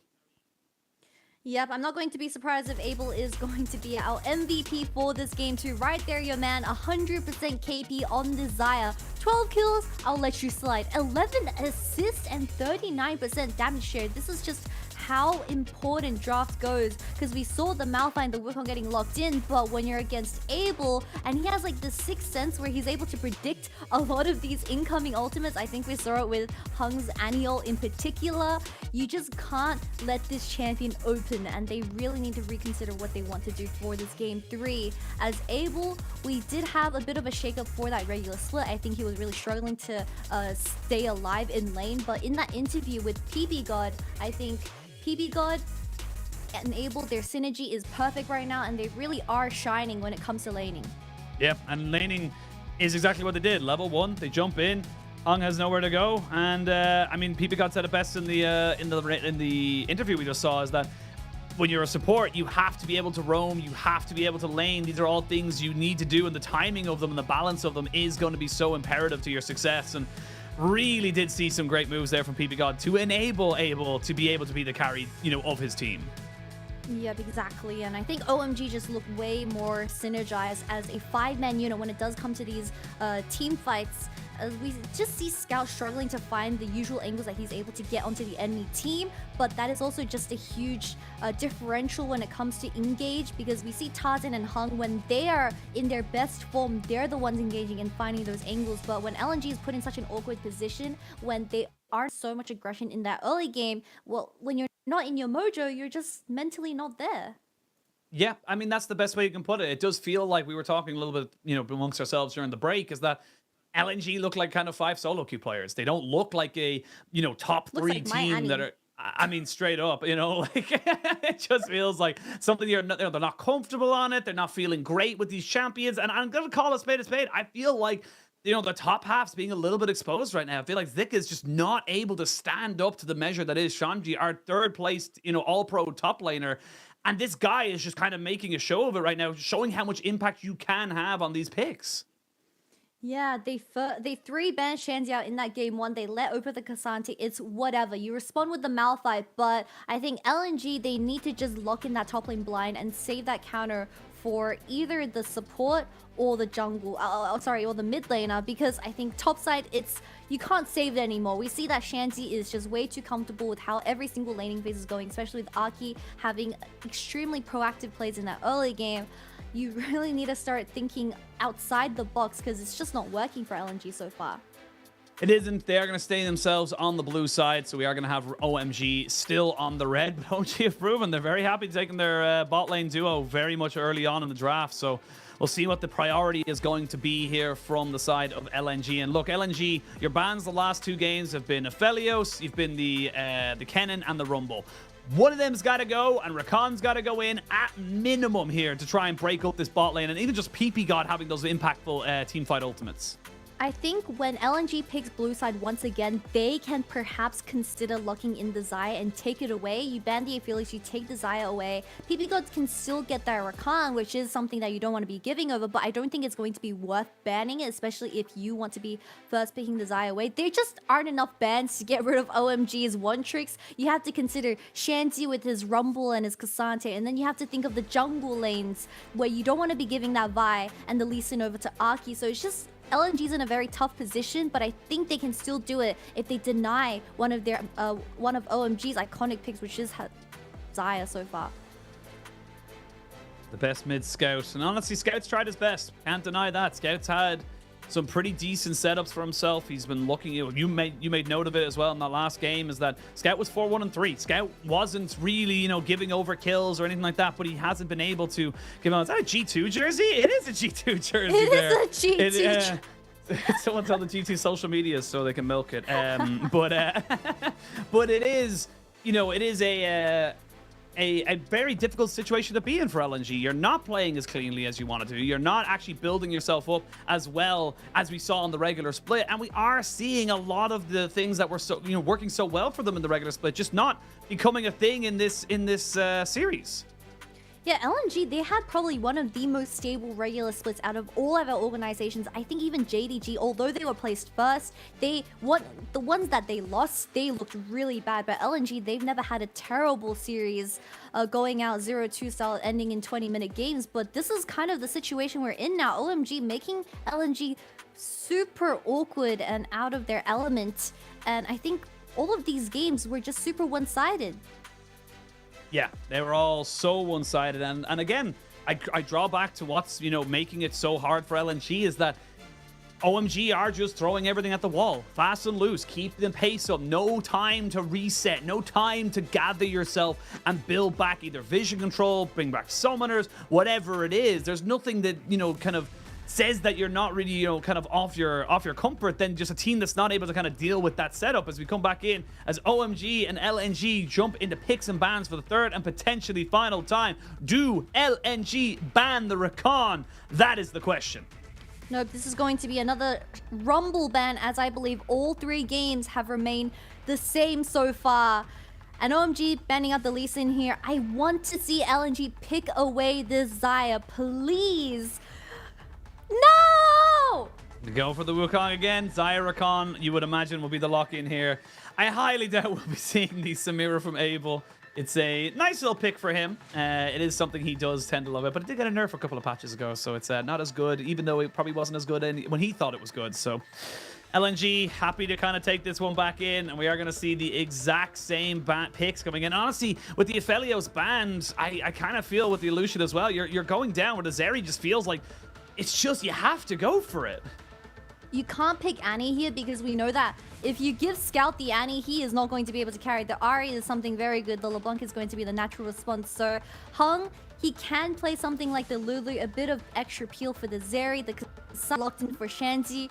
They're saving counter for Zika once again in that top lane. I want to see a powerful pick when it comes to the isolated matches. Something like the Gwen, but the Jax has been banned for the second time in a row now. Maybe we'll see an Alawi, but that is up to Zika because we need to see him step up for this game 3 match point. Yeah, I mean, it's I like that we're getting Scout onto the Ahri. This is something that we talked about with Top Esports as well, is that when we see people like Scout, Rookie on things that have agency, that is where I feel super confident in this team. And now LNG, they're figuring out what they want to try and ban into right now. They haven't even got the opportunity to ban it. I thought they were going to kind of, give Scout the best laning phase they possibly could and make sure there was absolutely nothing. They're going into jungle. They're saying, like, Aki needs to be banned away here. We're going to take the Wukong, give our Tarzan a little bit more agency, and they're going to ban away the Sylas at the end of it all here. But, I mean, OMG could just go with the Elise into the matchup. I will say it doesn't have the same kind of team fighting presence as you would like, but Sejuani could also work here. I think Aki very happy to take the Sejuani. Does synergize very well with Cassante as well. Cream decides to go with the Yone. Very amazing melee solo laners to go alongside that Sejuani. It is going to be jungle counter R5 for OMG for this game 3 2 times in a row, but that is just going to be a Sejuani. How is LNG going to respond to this? Because you need a powerful pick for Zika to really step up for this early game skirmishing potential. I mean, They did hover the Lilia. I'm not going to say anything about it until we do see a lock in there. But, you know, you'll go with the very obvious option of the Sejuani. I'm going to go with the Giga Chad option of the Lilia. No. Zika goes back towards this Malphite. I mean... I look, globally, the Malphite's a little bit of a meme right now. People are not enjoying the Malphite kind of setup right now. It does feel like you are just an ult bot, and that's it. I would have preferred the Scion, to be perfectly honest. But it does feel like it's just something that can deal with the Cassante, kind of, you know, not die in lane, as some audience analysts coming in there into the side there, trying to see if they can maybe, you know, figure out why you would go with the Malphite over that. But yep, the Sejuani gets locked in there. You call the kitty. You got double melees. You even got the Rakan as well. That's going to help you kind of bring up that permafrost. And OMG, they get themselves basically the exact same comp they had in game number 2, if not in game number 1. They're happy to take these 5v5s. I'm really glad that during BP phase you can't see the cameras of the casters, because when I saw the Malphite getting locked in, my eyebrows went upside down. But it is going to be the exact same draw for OMG for this game 3 compared to game 2, but LNG has switched it up a little bit, switching out the support for Lulu. Hopefully we do see a lot more safer play from the bottom lane of LNG, because that was their biggest weakness, as PP God was able to get so many kills into the Xayah and Rakan's pockets before teamfighting even ensued. And of course Scout, instead of the LeBlanc, he has decided to go with the Ahri, where you can work off those resets, but the question is, can you get those resets is the first problem. As Malphite Wukong into the Xayah, it's going to be a struggle trying to kill her if she gets ahead again. Yeah, I mean, we saw in the last game. I will say the Lulu, definitely not as easy to kill level 1 as the Annie. So we'll see if that early game ends up going against Hong in this particular one. But LNG find themselves in the unlikely position of being 1 game away from elimination from the LPL 2023 Spring Playoffs. OMG looking to sweep the number 3 seed under the rug and secure themselves double elimination. It's been all OMG so far this series. LNG need to have something special come out to try and get this one back, and it's all going to rely on how this bot lane functions. 2 times we saw the Xayah Rakan just kind of absolutely pop off. We'll see if this one's any different. It's dangerous, Oshin. The bottom lane of OMG have picked up 2 MVPs so far, and that really is the difference when it comes to this best of series.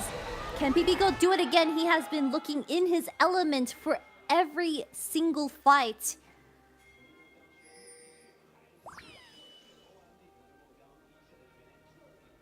So Jaio's went. We now come back to pure silence. This is in Suzhou, which is the native home of LNG. This is a home arena. And that's why it feels like we're a little bit more scared, shall we say. A little bit more tentative from the fans. A lot of LNG fans in the crowd.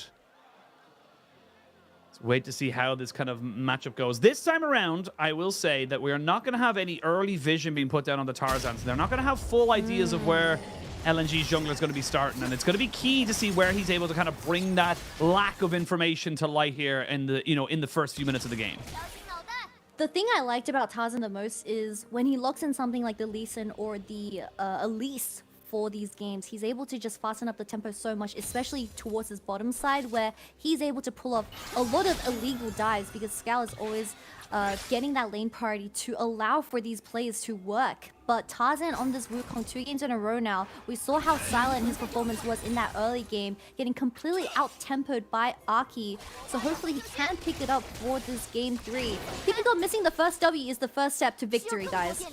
I like that. I like the optimism. I'm sniffing some copium right now, because surely LNG You're isn't going to go it. out 3-0. Surely we're not going to get 2 3-0s from 2 of our best teams, right, Oshin? Well, Aki missed that vision, so there's no idea where the Sejuani is. This could be dangerous. Aki is skirted around everything. They don't know where he is. There's going to be at least a flash blown, you would imagine. Scout looks to try and just get level 3, flash in. They want the W down. They're going to try and get him all caught off. CC is good. And it was all about bot lane, but now Cream and Aki are proving their 2v2 to be just a little bit too much for LNG. But Scout's ward just misses Aki by the millisecond and doesn't spot the Sejuani wrapping around. Perfect flash E from the Sejuani, and even the charm landing onto Cream, it doesn't matter as Scout's flash was forced out early and Cream just following up with his one. First blood going into Aki, not the most ideal, but we already see the same proactiveness from OMG. We're gonna get a replay of the ward just missing this pig by the hairs of this ball, man. And she walks behind the river and just gets Scout in. Aki was around, Tarzan was around, but they just didn't know. The ward is so sad. This is really sad. It's a game of inches. That is literally the definition. Hell, not even inches, millimeters in this, because we use metric system in this chat, in this game. But it does feel like it is just small little moments, and whatever goes for OMG feels like it goes against LNG. And couple of seconds in the difference there, he spots him out, no harm, no foul. If he doesn't throw it over the wall and instead puts it on the brush, he spots him out, no harm, no foul. It's all good, but it's just those little moments that come out of it that just unfortunate there for LNG. But for OMG, this is a fantastic start, especially for someone like Cream, who we saw what he could do in terms of just setting up his team on this Yoni in game number 2. Yep, something that you don't want to be giving over to Cream is that Yoni. He's able to just bring up the tempo so much by pushing in that side lane. And LNG not having the answer for this game 3. They are just looking for those 5v5 forces with Suka on his mouth like 2 games in a row now. And the good thing is Xayah isn't fed. As long as Xayah is relatively weak, then she can't cut through the front line of LNG, because you do have Wukong and Malphite most likely going full armor. But Scout on this Ahri, he needs to get his hands onto the enemy AD carry as well, which is doable with that ultimate available. Absolutely. We'll just kind of wait to see again. Apart from that first early blood, not really going to be seeing much health happening yet. We talked about it in the first game, but the second game, Tarzan on the Wukong. Not a lot you can do until you get Cyclone. Level 6s are going to be the key point there. OMG weren't able to get themselves a early first blood either onto Hung, so no summoners were blown there. And now it's just about keeping an idea of where everyone's going to be, seeing where they're all going to be kind of setting themselves up to make sure you have the information you need to maybe go for this early dragon, which we've seen OMG go now for 3 games in a row. Yeah, I feel like LNG, when Hung isn't on a melee support like the Leon or the Nautilus, LNG really struggles to find those angles to engage and win 3v3s when it comes to skirmishes in the early game. But Hung, with his previous performance on the Annie, he is going to be on the Lulu for this game 3. But it is still okay, because the Lulu with that polymorph, you can get rid of Cream. So it is still hopes for LNG to have that reverse sweep. Kind of riding on hope. When you're in your darkest time, hope is something you allow yourself, and they got to allow it. They got to see that, you know, they can do this. They are not... It's a first blood, it's a first dragon, it's fine. You can't let those things kind of build up on top of you, and this is something that, you know, a lot of people, I think, you know, kind of mentally coming from it, is that you have to give yourself opportunities. You can't play defensively, you can't play unproactively, because if you do, you're going to end up being in a worse situation than if you just kind of, you know, go for the shot, try and make something happen. Speaking of making something happen, they do not get LP caught up by the feathers, but that's what they can do now. That's the thing, that you give them over 3 times in a row, the Xayah Rakan. It's just so powerful at getting those 2v2s. And the thing about this series that OMG has done the exact same thing, 3 games in a row, where Aki secures first dragon and then he rotates to this Herald, and then PP God also rotates, but the W misses again from PP God. That's a heal coming out there from Hong to try and speed everyone up. Flash burnt by Abel as Cleanse came in here from LP. This is looking a little bit better here. This is the difference between an Annie and a Lulu for the Zeri, because you have so much more to be able to work with here. Zika immediately ults over the wall, recognizing there was a giant poor old lady coming at him. He doesn't want to have anything to do with it. Scout is going to get spotted out by a ward here. PP God most likely not going to stay for this wave as well. He should just back and go towards that Herald. This bot lane tower, because of how the trade went earlier, is just going to be 2 plates going to LP's hands. But this next Herald is going to be very important. Tarzan already level 6. Aki still working towards that level 6 spike, but without the tempo from their own support. So LNG can realistically move people towards this Herald and force a 5v5 there. Aki just being a nuisance right now, recognizing that he has an opportunity here to maybe steal away the buff. Not quite going to get it fully there, as the blue buff does get a reset in.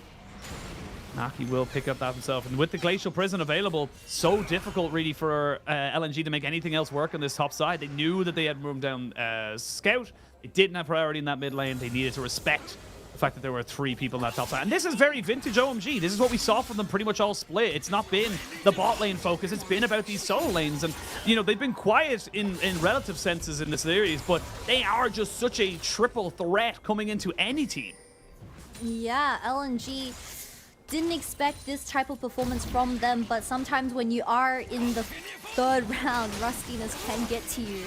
And not having the stage game experience can sometimes be your downfall. As we see PB God doing the exact same thing as he's been doing for the past 3 games, but this time, Herald isn't contested. And there's no objectives for the bot side either, so LNG being very quiet once again, seeing everything getting taken in front of their faces. Yeah, Cream does no damage to Scout as Lulu was there to put up a shield, and Scout is able to kind of gain that advantage for himself. Bot lane's got itself about 20 CS lead. LP not even worried about that one. Doesn't flash, doesn't dash. Knows that he's very safe in the ranges he's been allowing himself. And look, LP's been playing decently on the Zeri. Zeri is still Zeri. Zeri will still scale and do exceptional damage in these team fights. And we have seen it once or twice where the health bars have gone exceptionally low on OMG, but they haven't gone down. And that's been the big kicker for a lot of these kind of setups here is wait to see where they want to try and, you know, put this priority and try and make something out of them, because, you know, Dragon in a minute 20. Yeah, I was going to say, Dragon in a minute 20, that ward could be critical in setting up, you know, just knowing where everyone's going to be. Yeah, I think LP and Scout definitely the most stable performances so far, but just with every single game state having the enemy team so accelerated with those dragons and of course the heralds, it is very impossible for a Zeri to play when you're dealing with the Cassante, the Yone, and now even Zaya. Once again, you can't really go forward without the threat of getting just smacked by the top side of OMG. So with this Lulu, hopefully you can just play front to back with LNG's team composition where Zika doesn't overextend alongside Tarzan, because that was one of their biggest mistakes from game 2. Boots, Berserker Greaves for LP, Pickaxe for Abel. So Abel technically has more AD damage to throw at this next potential fight. TP coming up for both top laners. They could TP to lanes and try and make something work there. It's 20 seconds to the next dragon. Again, OMG able to stack early dragons is how they won game 1 and 2. Getting that early pressure and the option to be able to kind of choose what you want. Scout, ooh, the Spirit Rush. Double ult? Just about gets himself set up there, but yeah, double ult's not going to be a fair trade. Scout comes out the better of that. That's really good. OMG no longer have the utility to engage, so LNG catching a breather as Scout dodges the Sejuani with her tails not getting caught out, but it's still fine because the second dragon, it's not going to mean too much. It does deny the soul going over to OMG for 3 games in a row, but it seems like OMG want to fight this. They do want to fight this. They still have Cream, who's on a pretty decent champion in the early games. They're going to have the Rift Herald drop down. Shanji comes in. Zika as well into the mid lane. So it's going to be a full 5v5. Dragon down! Secured by Cream. And that's going to be second dragon for OMG. Do we get a fight afterwards? Remember, no real engage ultimates available. OMG would be very happy just to move down towards this bot side. But OMG didn't have Rakan or Sejuani. How do they take the second dragon in front of LNG's face? Once again, the tower plate's going over to Aki. Not the best, but still, every single major objective for this first 15 minutes is just in the control of OMG. I think Zika TP towards mid lane, and he was just walking towards that dragon when it was already dead. It's such a curious one. I would have loved to see exactly how low it went before, you know, the smite does come in. PP got enable. Looking for something here. Difficult to do. No, not quite sure they're exactly going to be able to go for it. The lightning crash does come down. They're trying to see if they can get LP away from this. Aki has made his presence known, though. And that's going to be the big difference maker. Again, I don't know without the quickness what you're really looking for there as OMG, but maybe they thought they could get a panic flash out of LP. LP really wants to win. I can tell from his Zeri performance, he's not giving PP God any chances over. So Hung, don't let your ADC down, please, because man is gliding on the enemy team. Tarzan also has been level 6 for a very long time now, but we haven't seen a single cyclone from this jungler, as Yone just steals it in front of LNG Tarzan's face from an auto attack. Yeah, they comboed it up with the smite from Sejuani, so really well done there by OMG in that jungle mid combination once more. And I mean, yeah, I mean, it's hard for LNG now. You're 2 dragons down. It is an Ocean Soul, so not the most impactful in the world, but definitely something that can be stacked up if you can get up to 4 of them. Scout will take a very unfortunate trade, and this is the kind of way the game is going to go. It's equal in terms of gold, but those 2 dragons, and honestly, the second Rift Herald might be going over in favor of OMG, as OMG maybe look to try and catch out Scout. They will, and he's dead. Aki picks that one up. He just thought he had a moment of peace, but you get nothing here. I mean, how many plays has OMG made? I think 3 or 4 so far, and Scout is just getting Sejuani ulted every single time. It's off cooldown. PP God also making that rotation towards mid.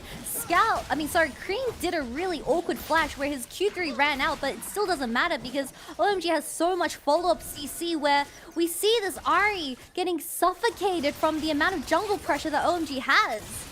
Well, Abel takes a fair bit of damage there. Quickness does get used, and LP is just having a fun time in this bot side, but I don't think it matters, Kitty, because yes, he's 20 CS up, but I mean, more even. It's going to be about 25 up once this wave gets pushed in, but this is just so difficult for them to really do anything about it. Now, Lightning Crash comes in. Do they get enough damage down? The Wild Growth has been used. The Cleanse as well. Flash for Flash. LP wants to try and get this game back on track so badly, but he just can't finish them off. And that's double summon is gone from your Zeri with the Herald. Now, PP God and Abel are going to work towards that second Herald available on the map. This tier 1 tower does look like it's going to fall as LNG rotates 4 members towards here. But I don't see anything going right for this game 3. Tarzan finally coming bot lane for the first time, bonking the tower, but that's Herald going over to OMG. See if they want to go for it. I will say Aki's still on the bot side, so plenty of time to rotate if they decide to and contest it. But yeah, you get the first tower, keeps the gold even, but it's just not going their way for LNG. And I gotta say, like, OMG, they're playing on a knife's edge, but they're never falling off it. They're always keeping themselves so tantalizingly close to death. And it is the difference a lot of the time between, you know, pro players or some of the best and, you know, some of the biggest blunders is that, you know, you think of Jackie Love back in, 2022 summer. He, gets that W with the Zeri and completely flubs it, doesn't catch himself in a good position and falls off. But if he lands, you think of all the great plays he's able to do, it always becomes, those small little differences that are the difference maker. Machine. I'm seeing a trend with the teams that are getting eliminated out of LPL playoffs. First, it was Gala. He was space gliding on the enemy team, but it wasn't enough. Jackie Love performing out of his mind, but his solo laners were just not enough. LNG LP in the exact same position. He is trying so hard, but these ADCs can't do enough because it's a 5-man game. Shows you how good our talent pool is, really, for the ADCs. It's not just good enough. You have to be better. You have to get the things. Now, Dragon Live. TP's coming in towards that mid lane. You would imagine Zika's going to follow as well. Cream will join in on top of his team with that Immortal Shield Bow. It's going to be a full 5v5. There is a ward there behind the pit. Behind the blue buff, I should say.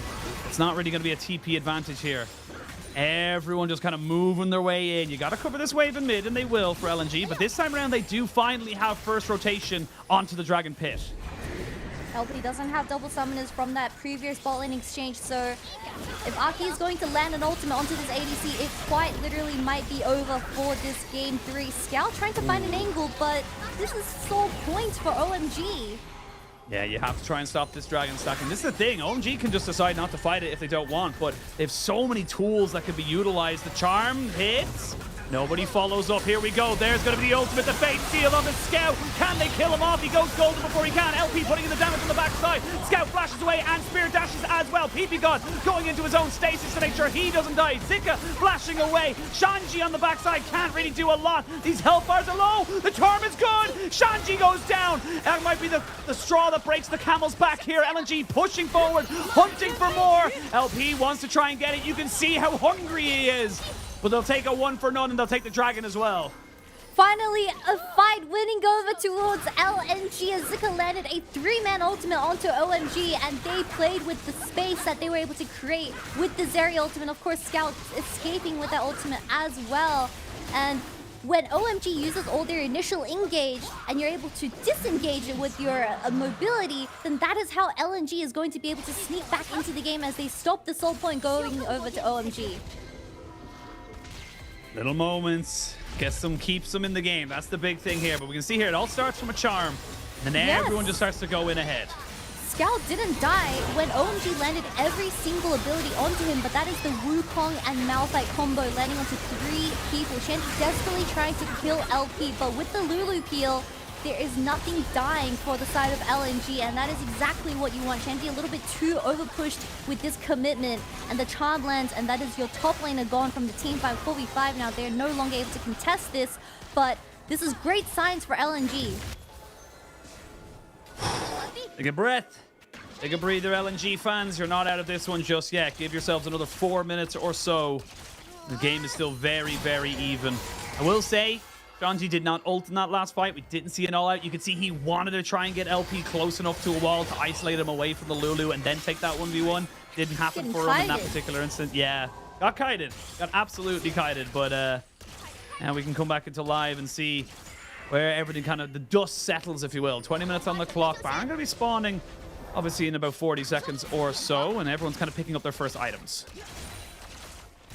As long as LP doesn't die, we still have hope in LNG. Surely it's not going to be a big fat egg next to that scoreline, but this Herald is going to be spawning in... Oh, sorry, this is Baron spawning in 20 seconds. Apologies for my contacts. But as long as Aki is able to get his hands onto someone like Scout or Hung where they don't have the cleanse available, playing off picks is the way OMG can find these kill advantages. But LP, he is so aggressive. He is, because he knows there's no one really to kind of come back off of this. Lightning Crash comes down. PP God doesn't really have anywhere to go. No flash, but he gets himself out. And Tarzan taking some damage here from the Baron. Will use the Cyclone to get himself away. Quickness traded back. The Glacial the Glacial Prison. So it's a 2 ult for 2 ult. It's okay, as long as the game gets prolonged, this area is only going to get stronger and stronger, as I think when it does come to an ADC versus ADC show, the Zeri will always come out on top. Our League of Legends highlights, I think maybe 5 out of... Oh, I wouldn't say 5, but 9 out of 10 are just all Zeri outplays, so hopefully LP can do that with this Lulu supporting him as well.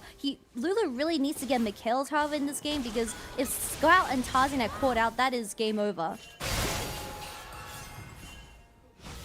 It's going to be key to see where Aki can land this Glacial Prison. If Sante can get onto the back line.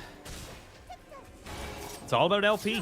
I think that's the best way we can put it. It's all about LP for LNG now. They have to make sure that this Zeri is having a Zeri moment. I was going to say he went for the Phantom Dancer, then immediately swapped back to the Runance. So I saw that definitely building towards the team fight rather than the solo kind of setup. But both decent in their own regards. Just taking a look at Scout's, Scout's build, the Haunting Guy Zhonya's, maybe even he needs to build Rabadon's third, or this Ahri is going to be doing no damage, and it truly is all up to the Zeri. The ultimate goes wide from Aki. You see how hard they're trying to force, but LP playing this game perfectly with how he's spacing is going to be truly the victory angle, but I mean, Cream can just go to the side lane and consistently pressure, so LNG, at the very end, they need to be the ones forcing the 5v5s. I think you showed your League of Legends age there by calling it Haunting, guys. It's been a while since it's... You've been playing this game for too long, Kitty. So yeah, of course, lots of name changes, lots of different things coming out of it. But finally get the Zhonya's Hourglass being finished up here for Scout. Always good to have that little bit of extra protection. Cream going towards that Bloodthirster second. Nabori Quickblade soon to be finished up here by Abel, you would imagine. Now, everyone's just kind of happy with the way they're kind of going with it. Zika's foregone his mythic item for the moment to get that Frozen Heart straight away. 35 seconds till the dragon spawns, and that could be key here. If he's able to get onto carries and stop them from getting that extra attack speed, reduce them down, that could be very key in the next few fights. The PP God... Scout. Looking for something. They get the double knock up, and Abel is dead. They went in full 5-man here and get themselves the tower. 3 kills. The solo laners of OMG nowhere to be seen. LNG finally punishes the 1-3-1 from OMG, and they find the picks they needed to start this Baron. I believe Tarzan 0 KP for 22 minutes. But finally, the wombo combos are getting online for LNG, and they know what they're doing, which is getting the Zeri ahead. Now 3-0, also getting the Baron as well. And the Baron defending bot lane. Hung might be in a little bit of trouble here, though, so he may be forced to flash away. So we'll see what he's able to kind of do here. He's trying to dodge around as best he can. Nope, there's the knockback, and all out comes in. There's the flash away. Does he get away, though? That's the question. The knockback is good! Cassante, more like Kassanji, and now he's in a little bit of a 1v4. Trying to see if he can get out of this one here, but he's already lost his resistances, and he will fall down. Trades his life, but now you're in a 4v4 and get this Baron, so he did his job. Yeah, it's a 1-for-1 trade, but Shanty doesn't have that TP available, so LNG can realistically fight this as well, as you do have the ultimate slowly coming online for an extra 10 seconds, but I see what Hung was trying to do. He was trying to get the wards down. Can they flip this, though? I mean, it's going to be difficult here. Tarzan trying to go in there. LP needs to back away. The quickness comes out. He flashes and cleanses, knowing that he cannot stay away from everybody in BCC. Here we go. Scout jumping onto the backside. Tarzan trying to go in for the Dragon. The Yone is dead. The Dragon is secured. LNG are doing it. LNG are fighting back in this game and in this series. And LNG win 2 back-to-back team fights. This is shattering results for OMG as they are getting desperate. I see Aki even flashing forward, missing the spy on that Dragon Soul point as well. But they're getting the tempo line for LNG, and they don't plan on stopping in. We are going into a game 4, Rasheen. Wouldn't call it just yet, but it's looking mighty, mighty good right now for LNG. They're getting the fights there. They're gaping their AD carry and their mid laner secure and safe to put out the DPS. And it does look like OMG had an opportunity here. They didn't use any in this particular play. Yes, they get caught out. They lose 3. But when the Dragon fight comes back after this, they used nothing. No ultimates were used at this point. Yeah. I mean, to be fair, the vision was just non-existent for the side of OMG, so they didn't see the Wukong ultimate from the side, and of course Scout followed up very nicely with this Ahri, but I think the value of Scout on this Ahri so far has been amazing. He gets into the pit and he gets everyone to 1 HP where LP is able to clean up, and Abel and Desire, he isn't finding the same amount of value because his ultimate has been used very weirdly in the previous 2 team fights. And Zika on the Malphite 008, it's a top gap. Bit of a top gap. This is what the Malphite can do when he finds his mark. Now we're looking at a 6,000 gold lead out of nowhere now for LNG. They're 2 dragons apiece, so it's a pure gold difference right now. Full item difference between the mid laners and AD carries. Magi Soul Steeder here for Scout. Of course, the Lord Dominic's regard for LP as they try to maybe make this one work. They're jumping straight in on top of it. Fate Seal comes down. The feathers fly. They're keeping them there, but can they kill them off? That is the question. Nobody has died. Finally, Tarzan goes down. The Zeri as well. And like I just said, you can't count this team out just yet, Kitty. What is LNG doing, man? They just got the second dragon into their pockets and they won 2 back-to-back team fights, but you are over-forcing, man. Getting stacked up against a Yone and Sejuani, even Fifi got on this Rakan doing his Rakan things. Why is LNG throwing? I mean, you saw them do the Wombo. OMG took personal pain from that and said, well, we got our own Wombo, and they put it all into full effect there. They get themselves a mid-tier 2. They're going to get themselves a bottom tier 2 as well. This is just, it was 5,000 gold. It's now 1,000 gold. But this is how quickly these games, this is very reminiscent from game number 1 where LNG found opportunities. LNG got themselves back in the game, but OMG just got opportunistic. Please don't stack up LNG. You have the gap closer to run away from this, but Shanty landing the Q3 onto LP and the follow-up CC onto this area, not having the tails available for Hung just quite yet just means LP dying, the entire ship is sinking without Scout here as well. They have no damage now that they just focus down the ADC, but they don't need to be so greedy walking up there. It was 3 towers, 2 towers in mid, 1 tower in bot. I believe that's Icon and Leanne, if I'm not mistaken, sitting there in the crowd there. Not quite sure who they're cheering on for at the moment, but we come back in. Again, a Sejuani Aki having so much gold as well, just being able to kind of keep up the tanky front, but it's only 1,000 gold lead here for LNG. 2 dragons apiece. This game has come back to an equal setup, and it comes back to who can execute better. For the majority of this game, it was LNG. They were finding the better rotations. They were finding the wombo combos onto Abel, but OMG have not given up hope yet. They want to send themselves into double elimination with a statement to say, look, we are not to be trifled with. We are not to be underestimated. They want a 3-0. Now, both teams are going to fight for this mid priority, but look at Tarzan. He's already at that Dragon Pit, so if he's able to find that sneaky opportunity to get onto the back line and catch Abel off by surprise, that can be huge. But if LNG is not too careful, OMG already working towards that Baron vision. They can sneak it with the Zaya and the Yone. We'll see what they are able to. Baron up in 30 seconds. Ocean up in 20, so I believe our Twitch stream went down. Don't worry, all your loyal viewers, nothing happened. You missed nothing. We wanted to give you a break. We wanted to make sure you guys were ready. You got a breather. I'm not ready, Oshin. You're not ready? I don't think anyone's ready, because LNG, they got to be ready, though. They can't take a decision off this. They have to be ready. It looks like the Dragon is just going to be forfeited. They can't OMG. rotate 5 people towards this Dragon. They need people at this Baron, or OMG's just going to sneak it. Sneak it or not, Dragon must be secured now in the next couple of seconds. LNG are very happy with taking that fight. Remember, the Zeri is still exceptionally fed. That last fight only worked because there was no cleanse, there was no flash. And even then, it took a hell of a long time to kill off the Zeri. So plenty of survivability here for LP should he want to try and go for it. They're starting it. They will take it very quickly. No vision just yet. 8,000 HP there. Zika and Scout try and play keep away. There's a ward in the back of the pit here. Is this going to be a straight up try and steal this one here? Flip? I don't think they're looking to flip it just yet. Shanji taking a bit of poke. They drop down Zika a little bit more, and they're trying to look for a fight. LP forced to cleanse straight away. Zika losing most of his health bar and gets knocked back as well. He needs to get the Wild Growth from the Lulu. Hell of a lot of ultimates, hell of a lot of summoners now being burnt, and it's all getting a bit tense. And they can't do Baron just quite yet because double TPs are available for the side of LNG. However, Abel did use his ultimate, so if LNG is able to force during this time frame, it can be something that can get them to that game 4. They're doing Baron again. Going for it again. Cream goes over the wall, but he has his soul to bound back to. TP come back in here, and that's going to be Cassante joining the... Or sorry, yes, the Sanji coming in on the Cassante.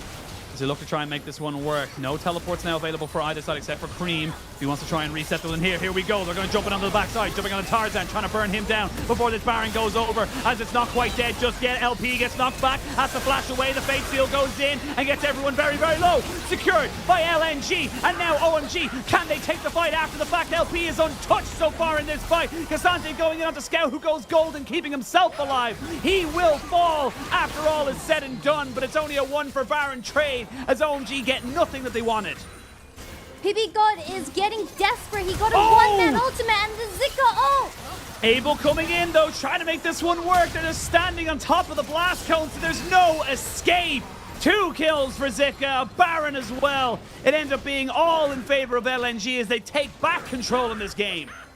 We see OMG struggling to get that same wombo combo for this Baron, and LNG playing with the space that they've been able to create with this Lulu and Ari.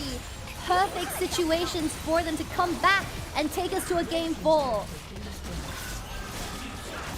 They're still pushing in, still have Cream, still have Aki, but you've got to try and stall out for as long as possible. But LNG not willing to let this series go, not willing to just try and let it happen. There's going to be the Fate Seal, but it's only onto the clone. Finally, Pipigod and Sanji are back. Here we go, trying to fight this fight as it jumps down onto LP. There's one more dead. Can they defend the Nexus? They cannot!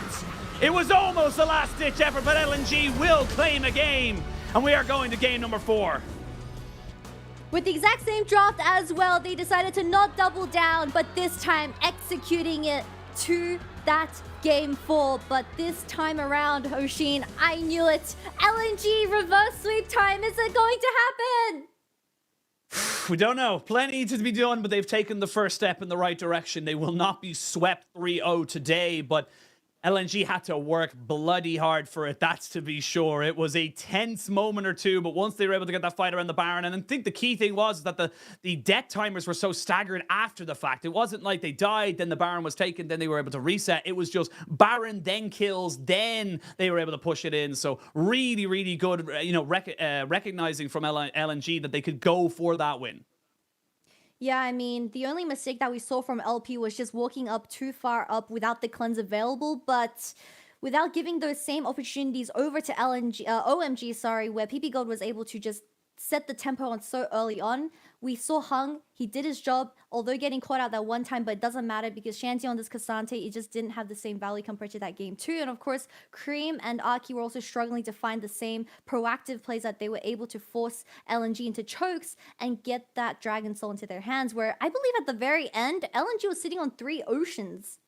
Yeah, they had a lot of just passive regen there coming in, just able to kind of bring themselves very healthy to kind of go for that fight once more. But I got to give massive props. Regardless of who actually gets the MVP, my MVP was LP. LP just grabbed everyone by the scruff and just said, no, we're not losing. We're going to get this win. And I am forcing you to do this, kicking and screaming to the enemy Nexus. I was also kicking and screaming towards the enemy Nexus because I really didn't expect our third seed to be getting smacked around by OMG. But to be fair, their first 2 games looked amazing.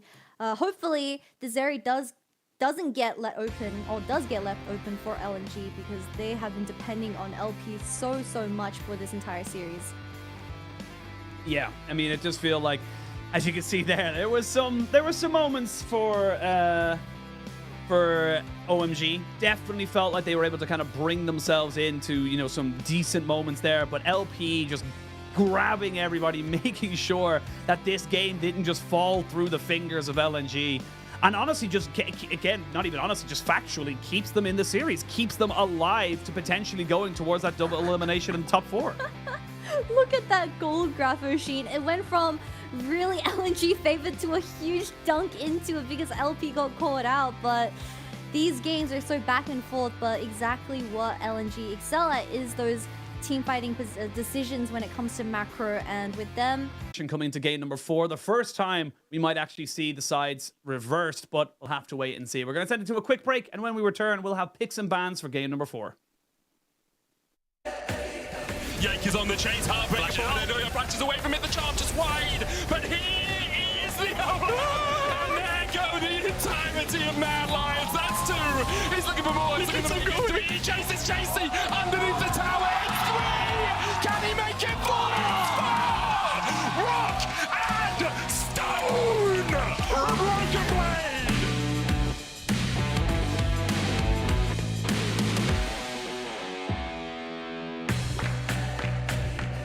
Who he gets caught out as 100 Thieves don't get a chance to defend the tower from falling, but they got 1 kill while Licorice is making work in the base. Yeah, he's already on the end here. 6A! Oh my god! On 6A turns 1, he flashes back, he's still alive! Closer tries to look for the punish, but Closer's get taken out! Golden Guardian's now on the front, double lift is gone, Pearson is the only damage carry left alive! It's just an active Busio, no way, Golden Guardians! Have they done it? 6A has been taken out as well, but Licorice and Gory are still alive! This just might be it!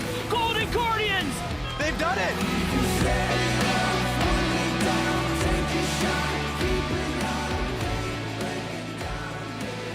小老虎直接尝试去开团，自己看着时间鬼石板甲，但是可能要把自己给卖掉了。我的天呐，他在干什么？刘伟强也被打残。这一波方布拉斯可能要做撤退，大特林第一波先去打前排的 Rookie 第一时间可能要被融化了，猴子先倒 ，Rookie 残血拉开，再强行进去，要被泽利在空中击落。看3个人在围他，没有被大叔给拍了下，看想跑，被拍回来，强行换，没能换掉后排的残血。林伟强一丝血往后拉扯，到底林伟强的天下，林伟强看起来残杀，开始拉扯，被纳尔排住，维沃尔这波也立功，又到了残局，纳美精准的水炮，将最后一个球就抛起，被纳尔。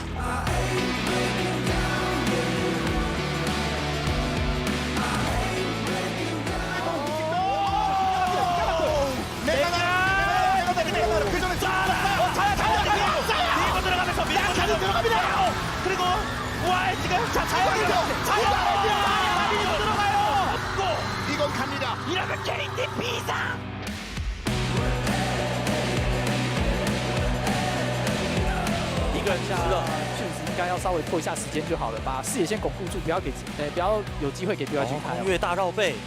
扫眼好像是没有被扫到了，这里很想开啊，空月，开到空月出来开，四边全部人都开到了，第二段的无极风暴，现在搭配的是自己队友的一个进场一溜进去，不够吗？两边去打了一个互换，但是小炮不在啊，这里随着辛朵拉的倒地，自己的 AD 是还没有参战，BioBaby进到塔下带一个电磁炮的贴近，最后一下的普攻崛起的反击风暴想要运，但 BYG。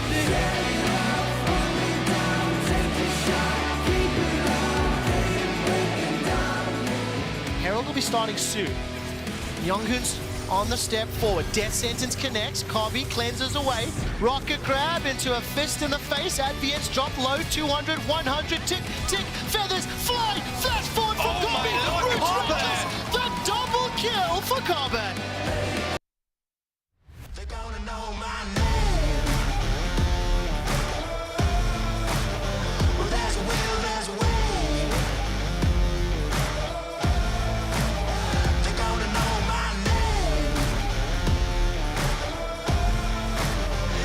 Stake my claim. They're gonna know my name. Head down, I'm almost fading. I walk on with tired feet. No time for hesitating. The world's coming after me. But I got no time to be bitter. No doubt I will succeed. I ain't got no faith in you. There's only one thing I believe. They're gonna know my name.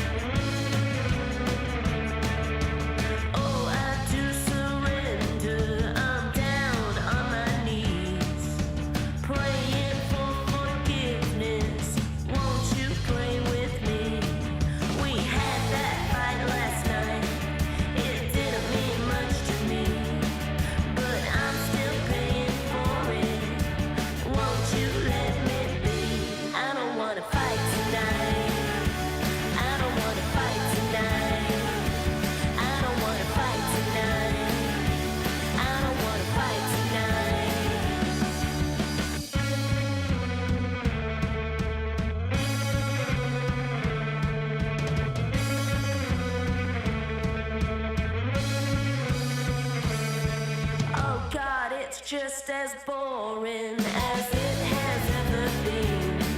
But I will still adore you. It's what you mean to me. Do you want me around? Is it all just too late now? Do you want me around? Is it all just too late now? I'm here waiting for you. I'm lay across our bed. I'm still spinning out. 中路这个版本的话，可能要偏向前中期的节奏吧。季后赛的话，可能要准备一些特别英雄针对一些强势英雄吧。希望我们每个人选手都能学到很多东西吧，然后提升实力之后，在世界赛上打出好成绩。Get some better results, some special champions maybe to come out. We'll have to wait and see. He has played 3 completely unique champions so far this series. Welcome back, one and all, to the LPL. We are coming off of the back of an LNG win that keeps them alive in this best of 5. And it was all off the back of Mama LP just grabbing the kids, saying, I don't care if you're throwing a tantrum, we're winning this game. And they did. They straight up did. 92% kill participation, just 43% of your team's damage. This Zeri was just unstoppable. Look, you might be calling LP Mama, but this damage share is 43%. He is Papa LP coming in for this game 3. And honestly, LP being the most stable player so far we've seen on this LNG roster is going to be a huge, well, very deserving of this MVP, to be fair. But I think the Zeri would most likely get banned out by OMG because it's just such a nuisance to deal with. Zeri, once you get online with the slightest lead, it gets out of control. And OMG, they did strive of fighting those chokes. But for this game 3, they struggled, and that is exactly how LNG came back into the fight because of overextension from the top side of OMG. Yeah, and look, this is, I mean, we were talking a little bit about the break, is that these have been almost like identical compositions 3 games in a row, like small little adaptations, but generally speaking, has been very much all about those 5v5s, front-to-back team fights. This time around, though, LNG found their mark. They were able to make the Wombo combo work so damn well and so effectively for them that it felt like they had a little bit more of an edge. It all does kind of come down to the execution, and they trusted in their execution. That was the big difference. Yeah, and the insane thing is that Tarzan quite literally had 0 KP until 22 minutes on this Wukong. So that is one of the most quiet and most, I guess, normal, non-existent jungle performances that I've seen so far in the LPL. But all it took was one pick that they made onto mid lane, and it was catching Abel off guard on the Zai, where credits to Tarzan, he flashed over the wall, caught them under tier 1 tower, and that is where they got the ball rolling, and they forced the 5v5s on their conditions. And I think throughout this series, we've learned that whichever team locks in the better 5v5 comp kind of just seems like they win, because when you do lock in something like the Yone and the Jax, they don't really go for side lane win conditions at all. They always just default into 5v5. So why not just draft full-on 5v5? Yeah, why not just go for that full kind of win condition as such? And we will see OMG on the blue side this time around, so we are getting a little bit of a switch when it comes to the side selections. But now OMG, they have an opportunity to either ban away the Zeri, get some of those, kind of priority picks for themselves. They can leave open the Lee Sin or the Vi and say, look, we're happy to take either of these because they're such high priority junglers. I would imagine they're still going to ban the Lucian. They just don't seem like they want to deal with that in any way, shape, or form. So we'll see what way the draft kind of changes, and we finally get our kind of first change effectively from the pick ban perspective. Yeah, we quite literally had the exact same bans throughout all 3 games, but hopefully with OMG going towards that blue side, they potentially can just pick away the Wukong, which we've seen doing wonders throughout this series. Whoever gets the Wukong does seem to take over those major objectives, as we see Shanty giving himself a little massage at Izz's. It's still match point because they are 1 game away from double elimination and going up against EDG.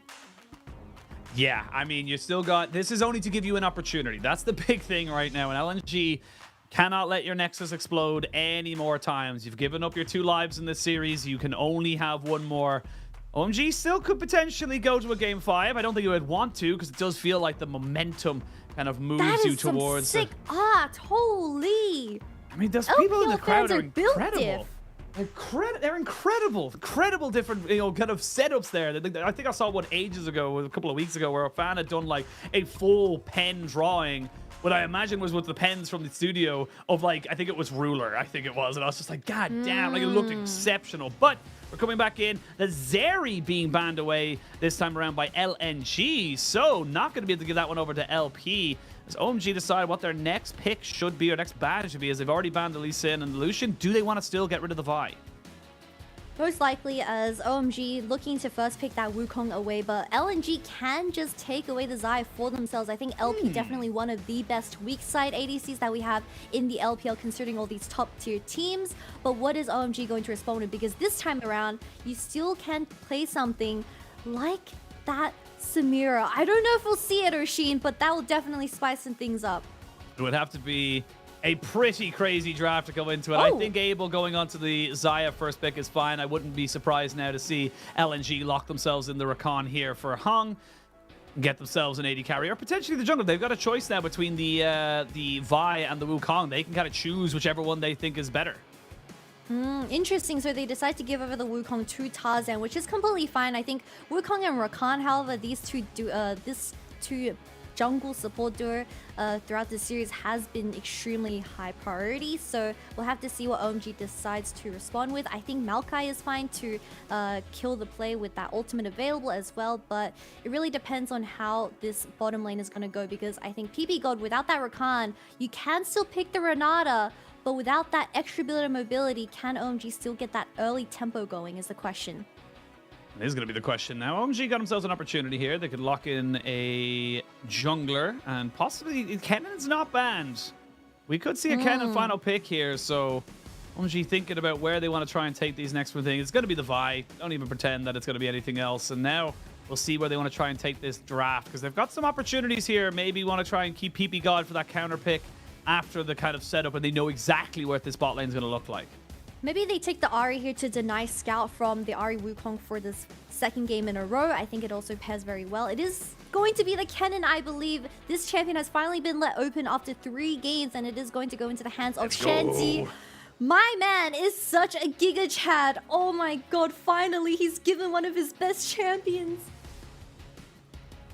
Now, LNG, what do you want to try and add on to this? Because remember, if you pick your AD carry here, which is totally fine, you can ban away supports, but it does mean you are leaving Zika to have a little bit of an unfortunate time in the next ban phase. You can see things like the Cassante banned away, maybe even the Malphite, if they're really feeling like those top lane kind of setups are going to. Yeah, they just want to try and make sure that Zika has something he can actually perform on.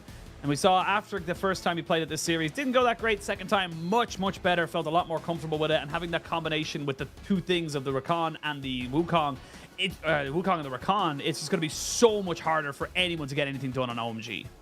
I got so worried when LNG hovered that Jinx. I really don't want to see a Jinx up against Kennen, Vi, and Zai. You're just not surviving any of these team fights. Something that can sit back long range. I'm pretty sure LP, his most played is that Varus, but he is still very comfortable on something like the Jhin, where you make up for that lack of damage in the mid lane, which Scout is more than happy to do. He can play something like the Jace or even the Tristana, where they get that early tempo going on early, of getting the macro on early, which is something that they excel at before they get swept up into a 5v5, which OMG is looking for with this Kennen and Vi so far. A lot of lockdown, a lot of single target lockdown as the Varus does come in as a ban here. I quite like this one actually, because it's one of LP's more favored picks of the split. It's obviously received multiple different nerfs coming at it, and the LeBlanc is banned away as well. So LNG, imagine they lock in their AD carry here, gives Scout the opportunity to have a counter pick going into OMG's Cream. And we'll wait to see where they want to try and continue the rest of this draft, because right now it does feel like OMG and LNG have exceptional engage opportunities available to them, and it's coming down to the 5v5, and that is a big ticking time bomb on the bot side. If that gets a kill in the early game, we could be seeing a very quick game number 4. I was thinking about it. All these ADCs are taken off the board. Is LP really going to lock in Draven against Xayah? And I guess because of all the ADCs taken off the board, he really had no other choice other than the Draven. But are you really going to be able to find so many kills onto the enemy team when they have so much disengage? I have to wait and see. That Renata is looking pretty damn good right now for PP God. This is why they want to try and wait for the second rotation. Look at everything that wants to go in. You pop down a hostile takeover. That is going to be disgusting to try and run into. But Scout very happy to take the Veigar now into this matchup of the Akali. A little bit of a kind of lane nerf as well, or lane... what was a kind of counter matchup, I would say. You pop down the event horizon, she can't really go in, can't really go anywhere else. So definitely a lot of lane control or space control here available to the Veigar. And LNG, they've got their composition. They know how they want to play with this. They want to try and make sure that this Draven gets the kill early and keeps ahead of this Xayah. Yeah, we need Scout constantly roaming towards that bottom lane with Tarzan as well, while Zika just stays in an isolated matchup up against that Kennen before they reach 5v5 territory, because you need kills online for this Draven. But we've seen LB's Draven pop off in the past, so I'm not worried about that. But my question is we have Cream on Akali, and they blinded that when Scout locked in the Veigar. So is Cream really going to be able to find those angles to shut down this Draven when you don't have a true frontline coming into this game for? I have to wait and see. Both teams locked and loaded. LNG did win the last game, but it was only to kind of give them an opportunity and maybe bringing this one back to a 3-2. OMG still just one Nexus explosion away from getting themselves a date with EDG into the double elimination. It's a top 4 bout that you're fighting for right now. Win and you're in, lose, and you are falling out of the single elimination gauntlet of our bracket. It is all to play for here, and it all comes down to the double elim. Excuse me, the team fights before you can get to the double elim. You have to execute correctly. And OMG and LNG have delivered so far today.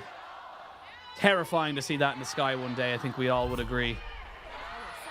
Wait, but you like anime people in this? What, you would be terrified?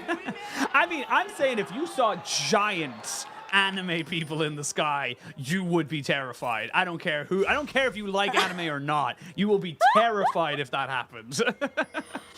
It's just like Hatsune Miku just screaming at me from, like, you know, 1,000 feet up or something like that. Just disturbing. I'm sure some people in the world would appreciate it, but you know, different boats for different floats. I don't even. What am I saying? Anyways, let's talk about this game 4, because I think OMG, their entire team composition is kind of hard to execute. You don't have a clear outside of the Vial. To me, you don't have clear CC to lock down the enemy team, where your only AOE is Kennen. I think PB God's ultimate, unless you're fighting in a choke, it's going to be very hard to hit. But OMG, they realistically want the enemy team to be playing into them with the Xayah and the Renata. So if OMG gets a little bit too disconnected because Shanty wants to consistently look for those flanks with Cream alongside the Akali, their team fights might be very messy. Now you're going to see a bit of a move here. Neither AD carry wants to use their flash just yet. There's going to be the first one there. Second, third, one more auto. Dead. Not quite enough. He didn't have it with the spinning axe. And that means we are going to have a 4-for-3 summoner trade. OMG, though, not coming out the better of it. He just chugged a health pot, and that was really the difference between First Blood going into the Draven at 2 minutes. But he misses out on the entirety of that first wave. And that is exactly what LNG wants, because now Tarzan, starting at the top side, going to move the jungler down and just focus down Abel before he even hits level 6. Big win there. We'll have a look at the replay here and how close it really could have been. But Abel tries to dodge it out. I think at that stage, honestly, I would have preferred if he just flashed, you know, just get it back, get away from it, get over the wall, and just stay in the lane. I'm surprised that Hung didn't go Glacial. I think if he had a different rune here, it would have been an overall winning play for HP. LNG. But that 4 HP really did make the difference. Refillable pot and double pink wards for LNG. They want to force the Wukong bot ASAP. Yeah, they really do. And honestly, I was just looking at it there in terms of the summoners. You have Summoner Spellbook here for Hung. So he's going to be able to have the Ignite available to him potentially. Maybe a Ghost or something like that. Hell, a TP mightn't even be the craziest thing in the world that we see. So lots for the, you know, opportunities. Yeah, lots of opportunities. How are you ever going to outsmite a 50-50 Baron flip if LNG has triple smites? Exactly. Just give up. LNG, I mean, Hung, if you can't beat them, just join them, and he decides to go Spellbook. I truly think if he had Glacial, the Xayah would have been dead here, but hopefully we do see the value out of the Spellbook on the Rakan later on into the game, as both junglers are making their way towards this bottom side. I think the Scuttle is going to go into the hands of Aki, as Wukong never wins the 1v1 here, but I want to see the junglers just 3v3ing in the bottom lane. Cream will eat a little bit of the damage back as he's kind of putting a lot of pressure down onto Scout. Scout will be just stacking up that AP as best he possibly can. Aki is not giving any scuttles over. You can't give it over. You know you're more powerful. You know you can get the kills off onto Tarzan. So why the hell not? You still have Smite as well. So this wouldn't even be a fair or a one-sided affair for Tarzan. He would have to try and get the Smite down as well as the fight. So definitely much safer to just leave that one over to Aki. Let him know, yep, you got the buy. We're happy with that. And we'll let you bully me for the moment, but I'll get you in the team fights. Don't you worry. It's so weird to see Tarzan being the one that gets forced out of these situations because he's the one always in the enemy team's face, but hopefully this doesn't mess with their early tempo just quite yet. But Aki, once again, one of our most aggressive junglers in the LPL. Sometimes it can do wonders for them, or sometimes it just throws the game straight away. I believe that was a smite from Aki on the small minion. I'm not quite sure, but could have been. As we see a TP coming in here from Zik. Love that we're seeing Shanji now. Got the cannon. Didn't quite get it. I do love that we're seeing Shanji now onto this cannon. This is something that has been banned against him for so much of this series because of just how impactful he can be on such a carry champ.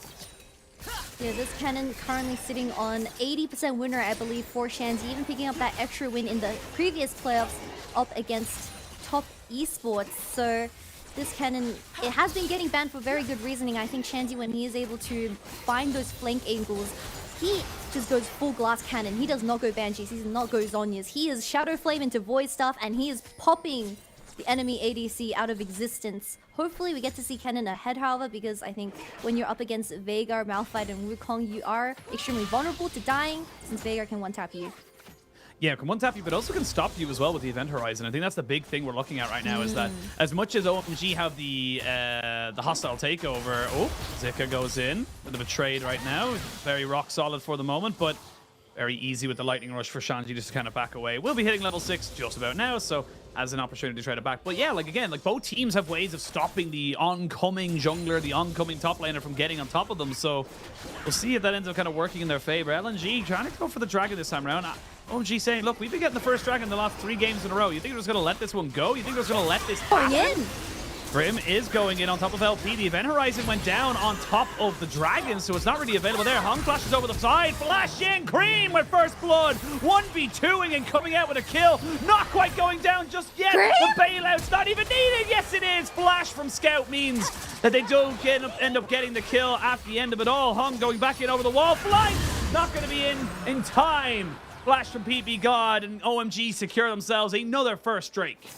But how does Cream do it? He just 1v2s the backline of LNG while they're just fighting with a numbers advantage. Although it was a 4v4, 2 people occupied by the Akali, even getting a solo kill as a trade-off where Scout even had to flash forward just to get that extra auto in. Also securing the first dragon. This fight was so messy from LNG, but we saw the event horizon zoning out the enemy team's bottom lane. But Cream is just an absolute insane Akali player where he just solos the ADC out of the fight. And without this Draven, I mean, Veigar in the early game, not too much damage, only can execute one person, which was Cream, but it is very, very insane that Akali can do that. I mean, it took everything from Scout to secure the kill on the back end of that, so being a 2-1 scoreline as, wait, why is it a 2-1 scoreline? How did Kennen get a kill? Shanji got a kill somehow. Sanji got a kill somehow, and it was on to Tarzan, so I'm not quite sure how that happened. I was doing the maths in my head. I was like, wait a minute. That doesn't equal, right? Only one each. Yeah, I mean, obviously something happened. I think there was a replay picture-in-picture that we weren't watching or weren't paying attention. Here we go. Ooh. We're going to have a look at it. Yes, for Scuttle, he just goes in and kills him. Wow, I mean, Tarzan wanted the Scuttle for the past 5 minutes, but OMG is not giving that over. What? How does Shanji pull that off? But in the other hand, we have LP giving away those Draven stacks, which is really bad for the side of LNG, as you want this Draven ahead. That is your win con, so hopefully Tarzan can make up for it. Although getting solo killed in his own jungle. Yeah, went for a Scuttle that wasn't his, and was punished for it. Zika going to be punched first in the face. Does have flash and ult, no longer has flash. does have ult available to him. But again, just little small moments there. Aki just happy to let this wave kind of soak in. He's not really losing anything else around the map because he's covering for the Rift Herald as well. So Zika's going to be trying his very best to make sure he does not lose. Tarzan finally makes his way up towards this top side, and Aki just going to choose against going in for that fight. Does seem like a stale 2v2 so far in the top lane just for now, but both supports are making their way here. Level 6 not available for Hung. No, but So he's on. it does seem like LNG, they're going to start it, but I don't know if you win it because Shanty has that ultimate available. You don't want to ever be contesting the cannon without your ultimates as well. Oh, run away, LNG, look away. Yeah, LNG know they're not really strong enough to kind of take this. They are moving LP over, but I don't think it's going to be too little too late at this point in time. So OMG happy to kind of control this for the moment. Again, they're getting the kind of, the setup they want right now, as we do see LP going to be aggressive here onto Abel. Feathers have been brought down, but gotta be a little bit scared here for the oh, I'm gonna see a move. Cream, oh my god, give him the blue suede shoes. So that was clean. gorgeous. That was gorgeous from Cream. Cream is just constantly occupying at least 2 to 3 members from LNG, and this is Herald going over to OMG now. First Dragon, first Herald. We've seen this for the past 3 games. Every single time OMG is just getting all these major objectives and LNG not trading anything. I think Tarzan could have gone bottom lane and at least burn an ultimate or even flash from the Xayah, and then you repeat gank it, because you can't just be doing nothing at the top side of LNG. Well, they do get a little bit on the bot side, like you mentioned there. We are going to see Plate going over, a little bit of gold there to the Draven, who is stacking up towards his Immortal Shield Bow as quick as he possibly can. Drag it up in a minute's time. And like I said, the Rift Herald was taken here by Aki, so nothing else really to be writing home about if you're an LNG fan. It's all been a bit slow. It does feel like OMG have a little bit of an edge, but all it takes is one Draven Q. All it takes is one auto attack to change the dynamic of this game. He gets himself ahead on the items. He knows how powerful he can be. We've seen Dravens take over games, but specifically in the LPL, we've also seen Dravens do literally nothing. They're always kind of waiting for that one big cash out, and it just never seems to come. I think Doggo is one of the more prolific AD carries to get hit by that. And no, it's poor Doggo. And we will see. Setting themselves up pretty safely around this bottom side. I will say, you actually have a teleport advantage now for OMG. You've got Shanji on his teleport cooldown, where Zika's still waiting for his. So if you want to go for a bit of a kind of, teleport flank in, you can do it. Yeah, it does seem like both mid laners are just going to TP back into lane, but OMG bottom lane a little bit too over pushed here. We do see Aki already hovering because they expect a gank onto this lane. However, Tarzan's on the other side of the map, so they're most likely just going to give over the second dragon, even Herald for the bottom lane, and potentially trade a kill onto Shanty, who doesn't have flash for another 20 seconds. I was going to say, I don't think it's going to be quick enough, as Shanji is not someone you want to be trying to dive in here as much as it would work out. They do have the Lightning Rush being used. There's the Slicing Maelstrom to clear out the wave, but I think it's just a delaying of time. Shanji now recognizing he's probably in a bad situation, needs to get the recall off. Zika tanking up the wave means that Tarzan is probably nearby. He's just gonna walk out. He's just going to walk out. Cleared the wave, has teleport, can teleport back in if he so chooses, but second dragon of the game goes over to OMG. It is going to be a Cloud Soul as well. And he didn't actually go left. He didn't actually leave. He's still here. He has the flash. Maybe he flashes the ultimates from LNG. Oh, he does flash one of them. He's trying to run away, but he's not going to be able to get it. Zika will pick up that kill. It was just to gain the distance. Cream coming up on the top side, though, as they are tanking up the turret quite a little bit. Zika very low. TP's going to have to be committed here by Hong. That's a TP from the Rakan to try and cover their bases, as both the top laner and the jungler are in dire straits. The quickness comes out. The knockback. The ultimates are good. Can they kill off Zika? Yes, they can. Double kill for Cream. He wants more. The exhaust comes out. Means he won't be able to get it. But that is all OMG all the time. And nothing LNG can do about it. But how is OMG winning both sides of the map? 2 dragons and now 2 kills going to the hands of Cream. He's now 3-1. Where both ultimates from LNG use onto Shanty, a very worthy sacrifice from our little cannon, but you are so overcommitted to that dive, where the Vi was able to gut dragon, reset, and make her way top lane to get that double kill. Yeah, it took him so long, and as well as that, the minion wave was dead, so they took like 2,000-3,000 damage off the back of it as well. And yeah, like Cream is just exceptional on this pick. has been everywhere on the map as we see Scout just trying his best to get some plates, but I don't think that one plate could have mattered. You could have also rotated towards this top side as your jungler was the one first towards that top. The exhaust is so late as well from LNG. They look so out of their element for this early game, Oshin.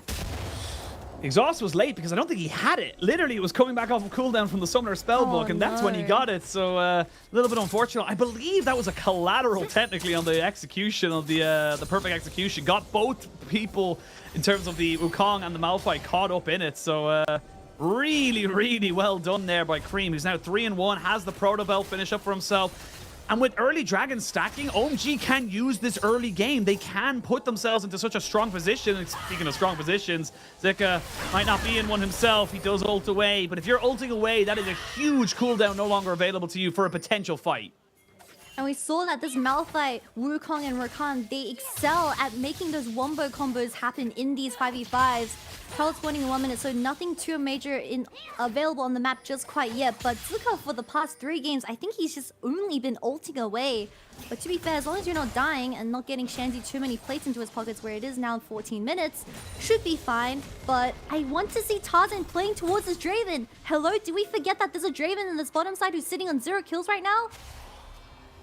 Allegedly, Cream is down here alongside Aki, but Aki was spotted out, so LNG immediately put the pedal to the metal and get themselves the hell out of that bot lane. It would have been a pretty bad place to be should they have been caught out, but not to be. First item's being completed across the board. We do see Zika going towards the Abyssal Mask. I really like this adaptation we see from tank top laners, especially when you have the double AP of solo laners and the Kennen and the Akali. Just feel like you can kind of enable the rest of your team very, very nicely. This bot lane turret is looking likely to fall pretty damn soon, especially considering that, like, the only one who can really contest, quote-unquote, with Cream is Scout.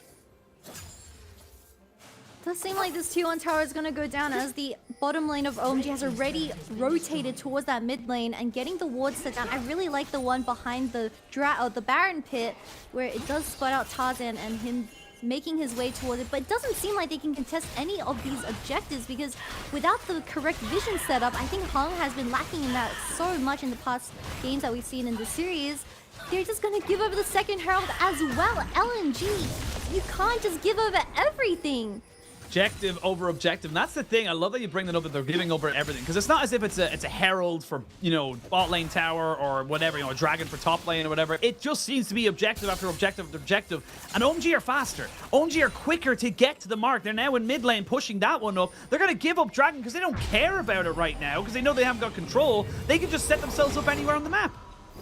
They can just get all tier 1 towers. Look at the top lane. It's so extremely low right now. LNG does have wards set up very deep in OMG's bottom jungle, which is going to be a little bit tough if they want to walk in and contest this one. But if they just go for the towers, I mean, we're more than happy to give over this third dragon to LNG. Absolutely. That was 2 towers for basically nothing. 2 towers and a herald still in pocket, by the way. We'll see resets coming in. Shanji will not have his teleport available for this fight, at least not for you know, another 40 seconds after it spawns. Does have the Stork shoes and picking up plenty of penetration here to try and burst out anybody that gets caught in his maelstrom. Rift Help being dropped mid. We need to take a look at LP's Draven stacks because he can't die. Man has 0 kills at 17 minutes. We are begging that this Draven gets a singular kill so LNG gets their ADC online. Flash is all available, however, and Shanti specifically on this Kennen is also joining in the fight. I mean, the big thing is, you know, we wanted to talk about the Draven. Zika goes in. Or gets brought in, I should say. There's a heal coming out. That was a Summoner Spellbook heal from Scout, so we'll have his teleport to kind of replace that. But, I mean, you're not in position to contest this. You can't contest this, and now you're giving up another objective. That has been 3, if not 4, back-to-back objectives going in favor of OMG. LNG don't know what to do. It's 5 back-to-back objectives, 3 dragons, 2 heralds. They don't even get a singular tower or make a play on the other side of the map, Oshin. It's rough. It's looking rough right now for LNG. They look lost, and Earth, Wind, and Fire for OMG as they remember the last time they made it to top 4. It's been a hell of a long time. The last time I think that OMG were considered a top 4 team, Going was playing for this team. That was back in 2013. That is a hell of a long time ago. Such an amazing time to watch this roster build. They brought in Cream, who's been with the organization since the youth days back in the LDL squad. They bring in Shanji. They bring in so many more kind of positions to kind of build this from a roster. They didn't just take in star value. They developed this roster and worked with it throughout the seasons to make sure they could bit by bit, little by little, get better and better, and they have done just that. They are a true testament to the setup that the LPL and the LDL has been able to do. And yeah, you throw out the Whirling Death, but it still means the death of your tower. Now, Shanji has Flash and Protobelt. He does know. And that's why he's just going to give up this tower, because look at the top side. You can't really move forward right now as LNG. Shanji is such a pleasant surprise as we just look at OMG's roster. You didn't expect them to be doing so well and making it into playoffs, going up against the 3rd seed from the regular split, honestly making them look like they're so weak. But Shanti's so disciplined as well for this game 4, not giving LNG any opportunities to come back into the game. We see Tarzan desperately trying to make ganks happen onto this cannon, but you're playing for a Malphite. Yeah, I like the tone you took right at the end there for the way you said Malphite, because that's exactly how we feel like right now. You're playing to the wrong side of the wrong side of the map. It feels like going into the cannon is even dangerous in itself. Even playing for the Malphite feels odd, because if the cannon turns that around, gets a kill, even in a 1-for-1 trade, that's still not good for you. That's still not a great place to be. So, the Baron live on the table. OMG really good find from himself. Hung, though. Yeah, very good ward. Unfortunately, they heard you. You spoiled it for Hung. You spoiled it for him. They knew you were talking, but now maybe we're going to see a little bit of engage here. They're going to look to try and catch out Aki, but no one really following up on that. Look at Zuka and Tarzan sitting in the Raptor camp, trying to pray that OMG is going to walk up just a little bit too far forward. But Abel's going to go pick up that Raptor camp as he knows that Zuka is missing on the map, not in the side lane or just responding to any play. So LNG trying to force a 5v5 here. Are they going to be able to do it? Because OMG has all their flashes and Abel having the Xayah ultimate as well. 2 ghosts from the Summoner spellbooks of Scout and Hung, so they're trying to use that to maybe their advantage. Of course, getting the extra little distance ahead to try and drop down the event horizon could be huge. Getting the extra little bit of movement speed with the quickness could be massive. But while this has been happening, you've been posturing this whole time by LNG on that top side. All the waves are being pushed in. It's OMG who are pushing them back, constantly pushing them into their own jungle, saying, look, you can't leave. You can't go out and make a play. You have to try and hide in your own brushes, in your own camps, to try and catch someone going a little bit too far forward. But even then, I mean, how do you kill someone? The only person I could imagine they could maybe kill would be Abel, but if he gets his ult off before everyone can catch him, he's going to get out just fine. Exactly. I mean, if you take away the 2 kills that LNG has been able to pick up, this has quite literally been a perfect game so far for the side of OMG. And LNG really just praying that this Draven picks up a singular kill, because look at the bounty that is already available on the hands of Abel. This is just how much of a gold difference they've been able to generate from not fighting at all, which is very not OMG, but they're showing us that they're able to play a flexible style and that they don't really care if you don't fight them in the first 15 minutes. Yeah, completely agree. I feel like for the first 3 games, it was all about the fights. It was all about getting, inside of the 5v5s, out executing your opponent. But we look at the regular season for OMG, this is how they kind of won games. It was slow, it was methodical, it was out kind of pacing you, just being smarter around the map. It was something they were very good at doing against some of the lower tier teams. We never really got to see it against the top tier. So now they're bringing that out. It's only 4-2 the kills. It's a 5,000 gold lead, and they have total vision control around this Baron as well, which means they can take this. Nobody is moving up. It's just Tarzan. They have to use the Whirling Death to check it out, so it's going to be a full flip. They can't walk up. The Baron's already half HP. LNG, they need a flash over the wall. OMG stopped it. They're looking for the turn. They're looking for the turn, but Cream's got himself on the back side. Scout's already moved himself away. Hostile takeover to help out Cream. There's a perfect execution over the back end of this. I don't know if that's what you really want to be going for. The flash isn't long enough, and that means everyone can commit, but just committed right on top of Shanji. Cream still hasn't gone down just yet. Eventually, Shanji falls. Tarzan is dead, as is the Draven. Those stacks mean nothing. You bet it all on red, and it came up black. 23 minutes and LP dies with 200. Oh, I don't even know how many Draven stacks he had. I can't imagine it. But OMG forcing LNG to walk up into them as Cream gets such a good flank onto the enemy team, getting everything started off. Although Zuka landed his ultimate, your hands aren't reaching the backline of OMG, and that's where their damage is. They're gonna kill him. Scout doesn't know. He gets dragged back with the handshake. They have triple No swipe. one's going in. They're gonna try and move it on top of him. The Baron's still going down. Finally secured. They flash straight over. Abel wants to end this game. Abel wants double elimination right here, right now. They take down Zika, and they will be able to reset, get the Dragon Soul. It's all OMG. 1, 2, 3 spellbooks wasn't enough as they just get a 24-minute Baron. Medjai's picked up full Cream and they're working towards that Soul Dragon. At this time, I think this game is over, Oshin. See what LNG were trying to do there with Scout teleporting in. He had the smite available to him. That's why Cream said, no, I know your game. I know your tricks. They jump straight back in on top of him. This is just such a chaotic fight because Cream just says we're going. Yeah, Cream just goes through the event horizon and doesn't get zoned out at all, also burning the, I guess, stopwatch to avoid that Rakan ultimate. But this Zika did look like really good things for the side of LNG, but the exhaust also gets popped onto Shanty. No one is killing Abel. No, and they're so split from the cannon ult from now. And they just have the damage to lock down LP. This Draven was not the pick for game 4, and we're definitely seeing this result. Yeah, we're seeing a little bit. They're going for a little bit of a desperation play. Good hostile takeover means the Tarzan can't go anywhere. Where's your exhaust now? Shanji just pushing them all like sheeps to the slaughter. They'll be going to sleep very, very soon. Gray screen across the board. You would imagine coming in very soon if they look for another fight.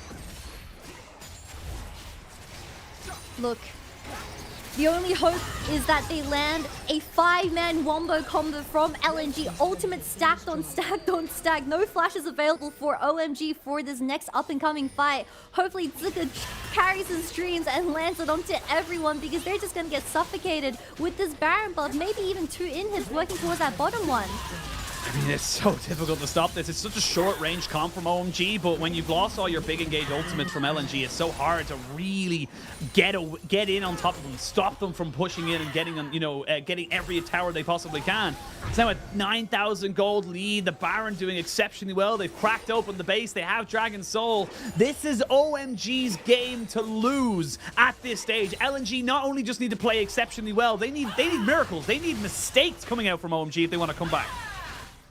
I don't even think a single mistake is going to bring them back into the game. You have a Draven who's 0 and 2. Man is not going to get any stronger. He is a Draven in a late game compared to Isaiah is just never the same. So I'm just so confused on what Tarzan's plan was this game. Playing towards the Malphite, not getting too much done in that top lane. Did get 1 singular kill onto Shanty, but that just resulted in a double kill going to Cream's hand. And Scout on this Veigar not being proactive at all with that spellbook available as well. Yeah. I mean, LNG, they're so boring. Wow, tell me how you really feel.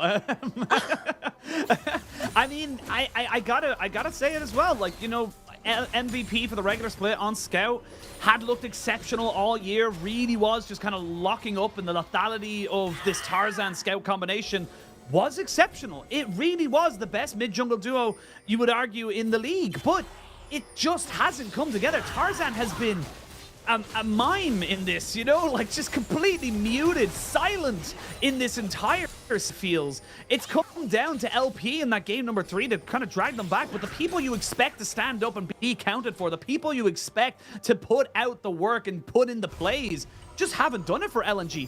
On the opposite of that, OMG have just gotten better, if anything, from their top esports series. They've looked even more cohesive. They've looked even more together. And people who we would have had a little bit of question marks about, like Abel, they have stepped up massively in this series, and it's really good to see. Yeah, I mean, these stage games for the side of OMG, maybe it's morale, maybe it's them just evolving as players, but Cream looks like a different type of person compared to his regular split. I mean, he has had a lot of standout performances alongside Shanty, but this series in particular, he is space gliding on the enemy team. LNG, I mean, Hung and Scout did try to make things happen, but Cream not giving a single angle over for LNG to come back. You have lasagnas now for Cream. Stopwatch for Aki. Stopwatch available for Scout, and plenty of summoners across the board. We're only missing the flash off of Tarzan, which should be up before this Baron spawns in a minute 20. So this could be your final chance, LNG, to bring this game back to some kind of parity. It won't bring you into a victory, but it definitely will help. You can see just kind of moving forward with Cream. They know how powerful he can be. He gets jumped on, but immediately goes golden. Flash. There's going to be LP's dead. I'm not even quite sure how that happened. They tried to go 4v1 onto Aki, but it just, or not to Aki and the Cream, but the Akali just ends up living. And now you've got Tarzan caught out. He's trying to use the Cyclone to keep himself away. You're on the wrong side of the map. Look at Abel with the massive slicing Maelstrom, and you're done. You're buried. You're over. And there's you can do, Scout. You're going to try your absolute best, but there's just too much damage. There's nothing to be done, and OMG will be going to top 4 double elimination. And that was a 4v5. Abel was ending the game on Xayah. OMG truly deserving to make it this far in the playoffs. They're up against EDG next. I mean, they are up for a challenge, but I think it is going to be the miracle run for this team, Oshin. Massive run there by OMG. They take down Top Esports, then they take down LNG, and they've secured themselves double elimination. That's the key thing. They may go into EDG and lose, but they have a second shot. That's what matters. And this team coming together, these players looking so good with each other, and just the energy from them there. Look at them all. They're just so happy. All OMG fans are so extremely happy because those wins were truly deserving for these players. They were not scrappy, and they really did just make LNG Scout look like he wasn't the most valuable player of regular split. I mean, man walked onto today's stage accepting an award for getting the most MVPs for that regular split, but the synergy from OMG really just towered that. That is a huge win there for OMG. And look, obviously we have massive congratulations to OMG, but for LNG, it just didn't happen. And it does feel like this is the story of this organization. They come into the regular split, they look decent. It always feels like we have such great things to say. And then when push comes to shove, it just doesn't come together. It really feels like they're always just one step behind, because even if they win today and then they lose to EDG, that's fine. You get a second chance, you go to double elim, something can happen, but to not even give yourself that opportunity after doing so well in the regular split, it's gonna suck. I truly think there's a curse with teams that have won the finals. I mean, Top Esports is out. RNG is out. LNG is out. Is this the playoffs curse? You've had players that have done great at internationals. They're getting eliminated one by one. But today, going into like tonight's series, I wanted OMG to win. They've been my playoff goats ever since the beginning of regular split. But Scout was also just a bias strike, and I really wanted to see him succeed. But I truly think OMG, being the better out of the two, they also deserve going up against EDG. Yeah, I mean, looking at OMG, you know, maybe if your curse is right, they're going to be winning finals, you know, because everyone else is international. I was going to say Weibo's out, but everyone else has got international recognized talent, except for EDG, actually. So maybe that EDG OMG series is going to be absolutely banger. But, I mean, look, for LNG, you got to try and figure out what was the problem there. I feel like just didn't come together today. Again, did exceptional in the regular split. They need to figure it out. I don't know if Zik is the correct person to be going on the top side. It did feel like they were extremely limited by his champion pool, specifically in this series. Maybe we see a change there, but look, who knows? There's plenty of time between now and summer. We got to focus, though, on what's kind of moving forward into us, because we are now moving officially into our double elimination part of our tournament, Kitty. And now this is where the games start to get a little bit more fun. It's not just one and done. You have multiple opportunities and multiple chances to see these teams play. And BLG versus JDG is going to be our first match as we approach round 4 double elimination. And the narratives is insane. We have Yagal versus Knight, the new and the old. And I believe I saw this clip. I don't want to take away from OMG's winning, but I saw a clip where I believe it was BLG's post-game interview.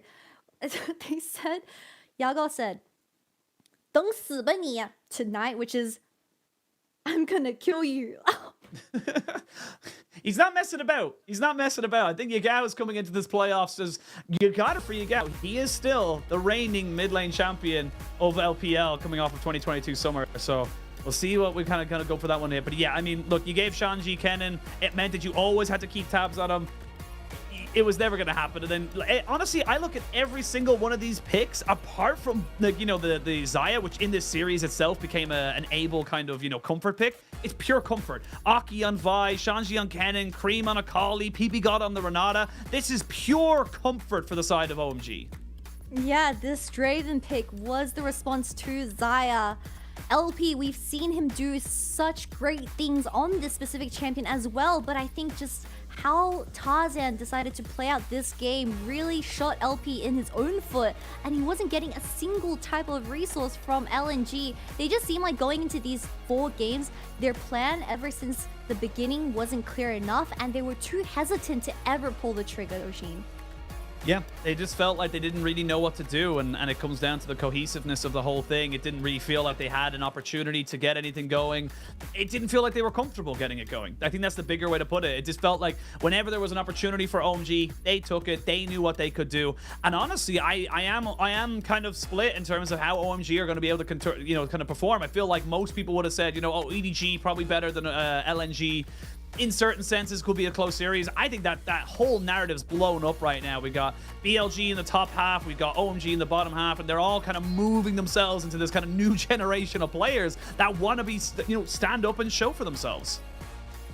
Yeah, most definitely. All of these old names are just getting eliminated one by one, and EDG and JDG are truly, well, to be fair, EDG is truly the only organization left that still stands a chance with names like Mako for this up-and-coming Round 4 series. But I think with the way that OMG and BLG has been performing so far, I'm not going to be surprised if there's going to be some massive upsets for the double elimination. Yeah, I mean, it just feels like it's going to be a huge moment to see what OMG can do. And look, they have done exceptionally well regardless. They can hold their heads up high knowing that they are doing... The path they are on is the correct path. It does feel like they are making the right decisions rosters-wise. The team is working exceptionally well, and we'll have to see what they're able to kind of do in the next 2 days because, of course, we still have more games to go, Kitty. We are only on day 6 of our 8-day marathon of our first setup of playoffs as we go and start moving into our playoff seeding in terms of the first and second seeds. And funny enough, we're not going to have our 3rd and 4th seed at that particular one. We're going to have our 5th and 6th. So it's going to be first versus 5th, I believe, is going to be BLG. And then, of course, it's going to be OMG versus EDG. And I mean, I still believe in JDG. I still think that JDG are an exceptional team. But I mean, if this playoffs has taught me anything can happen.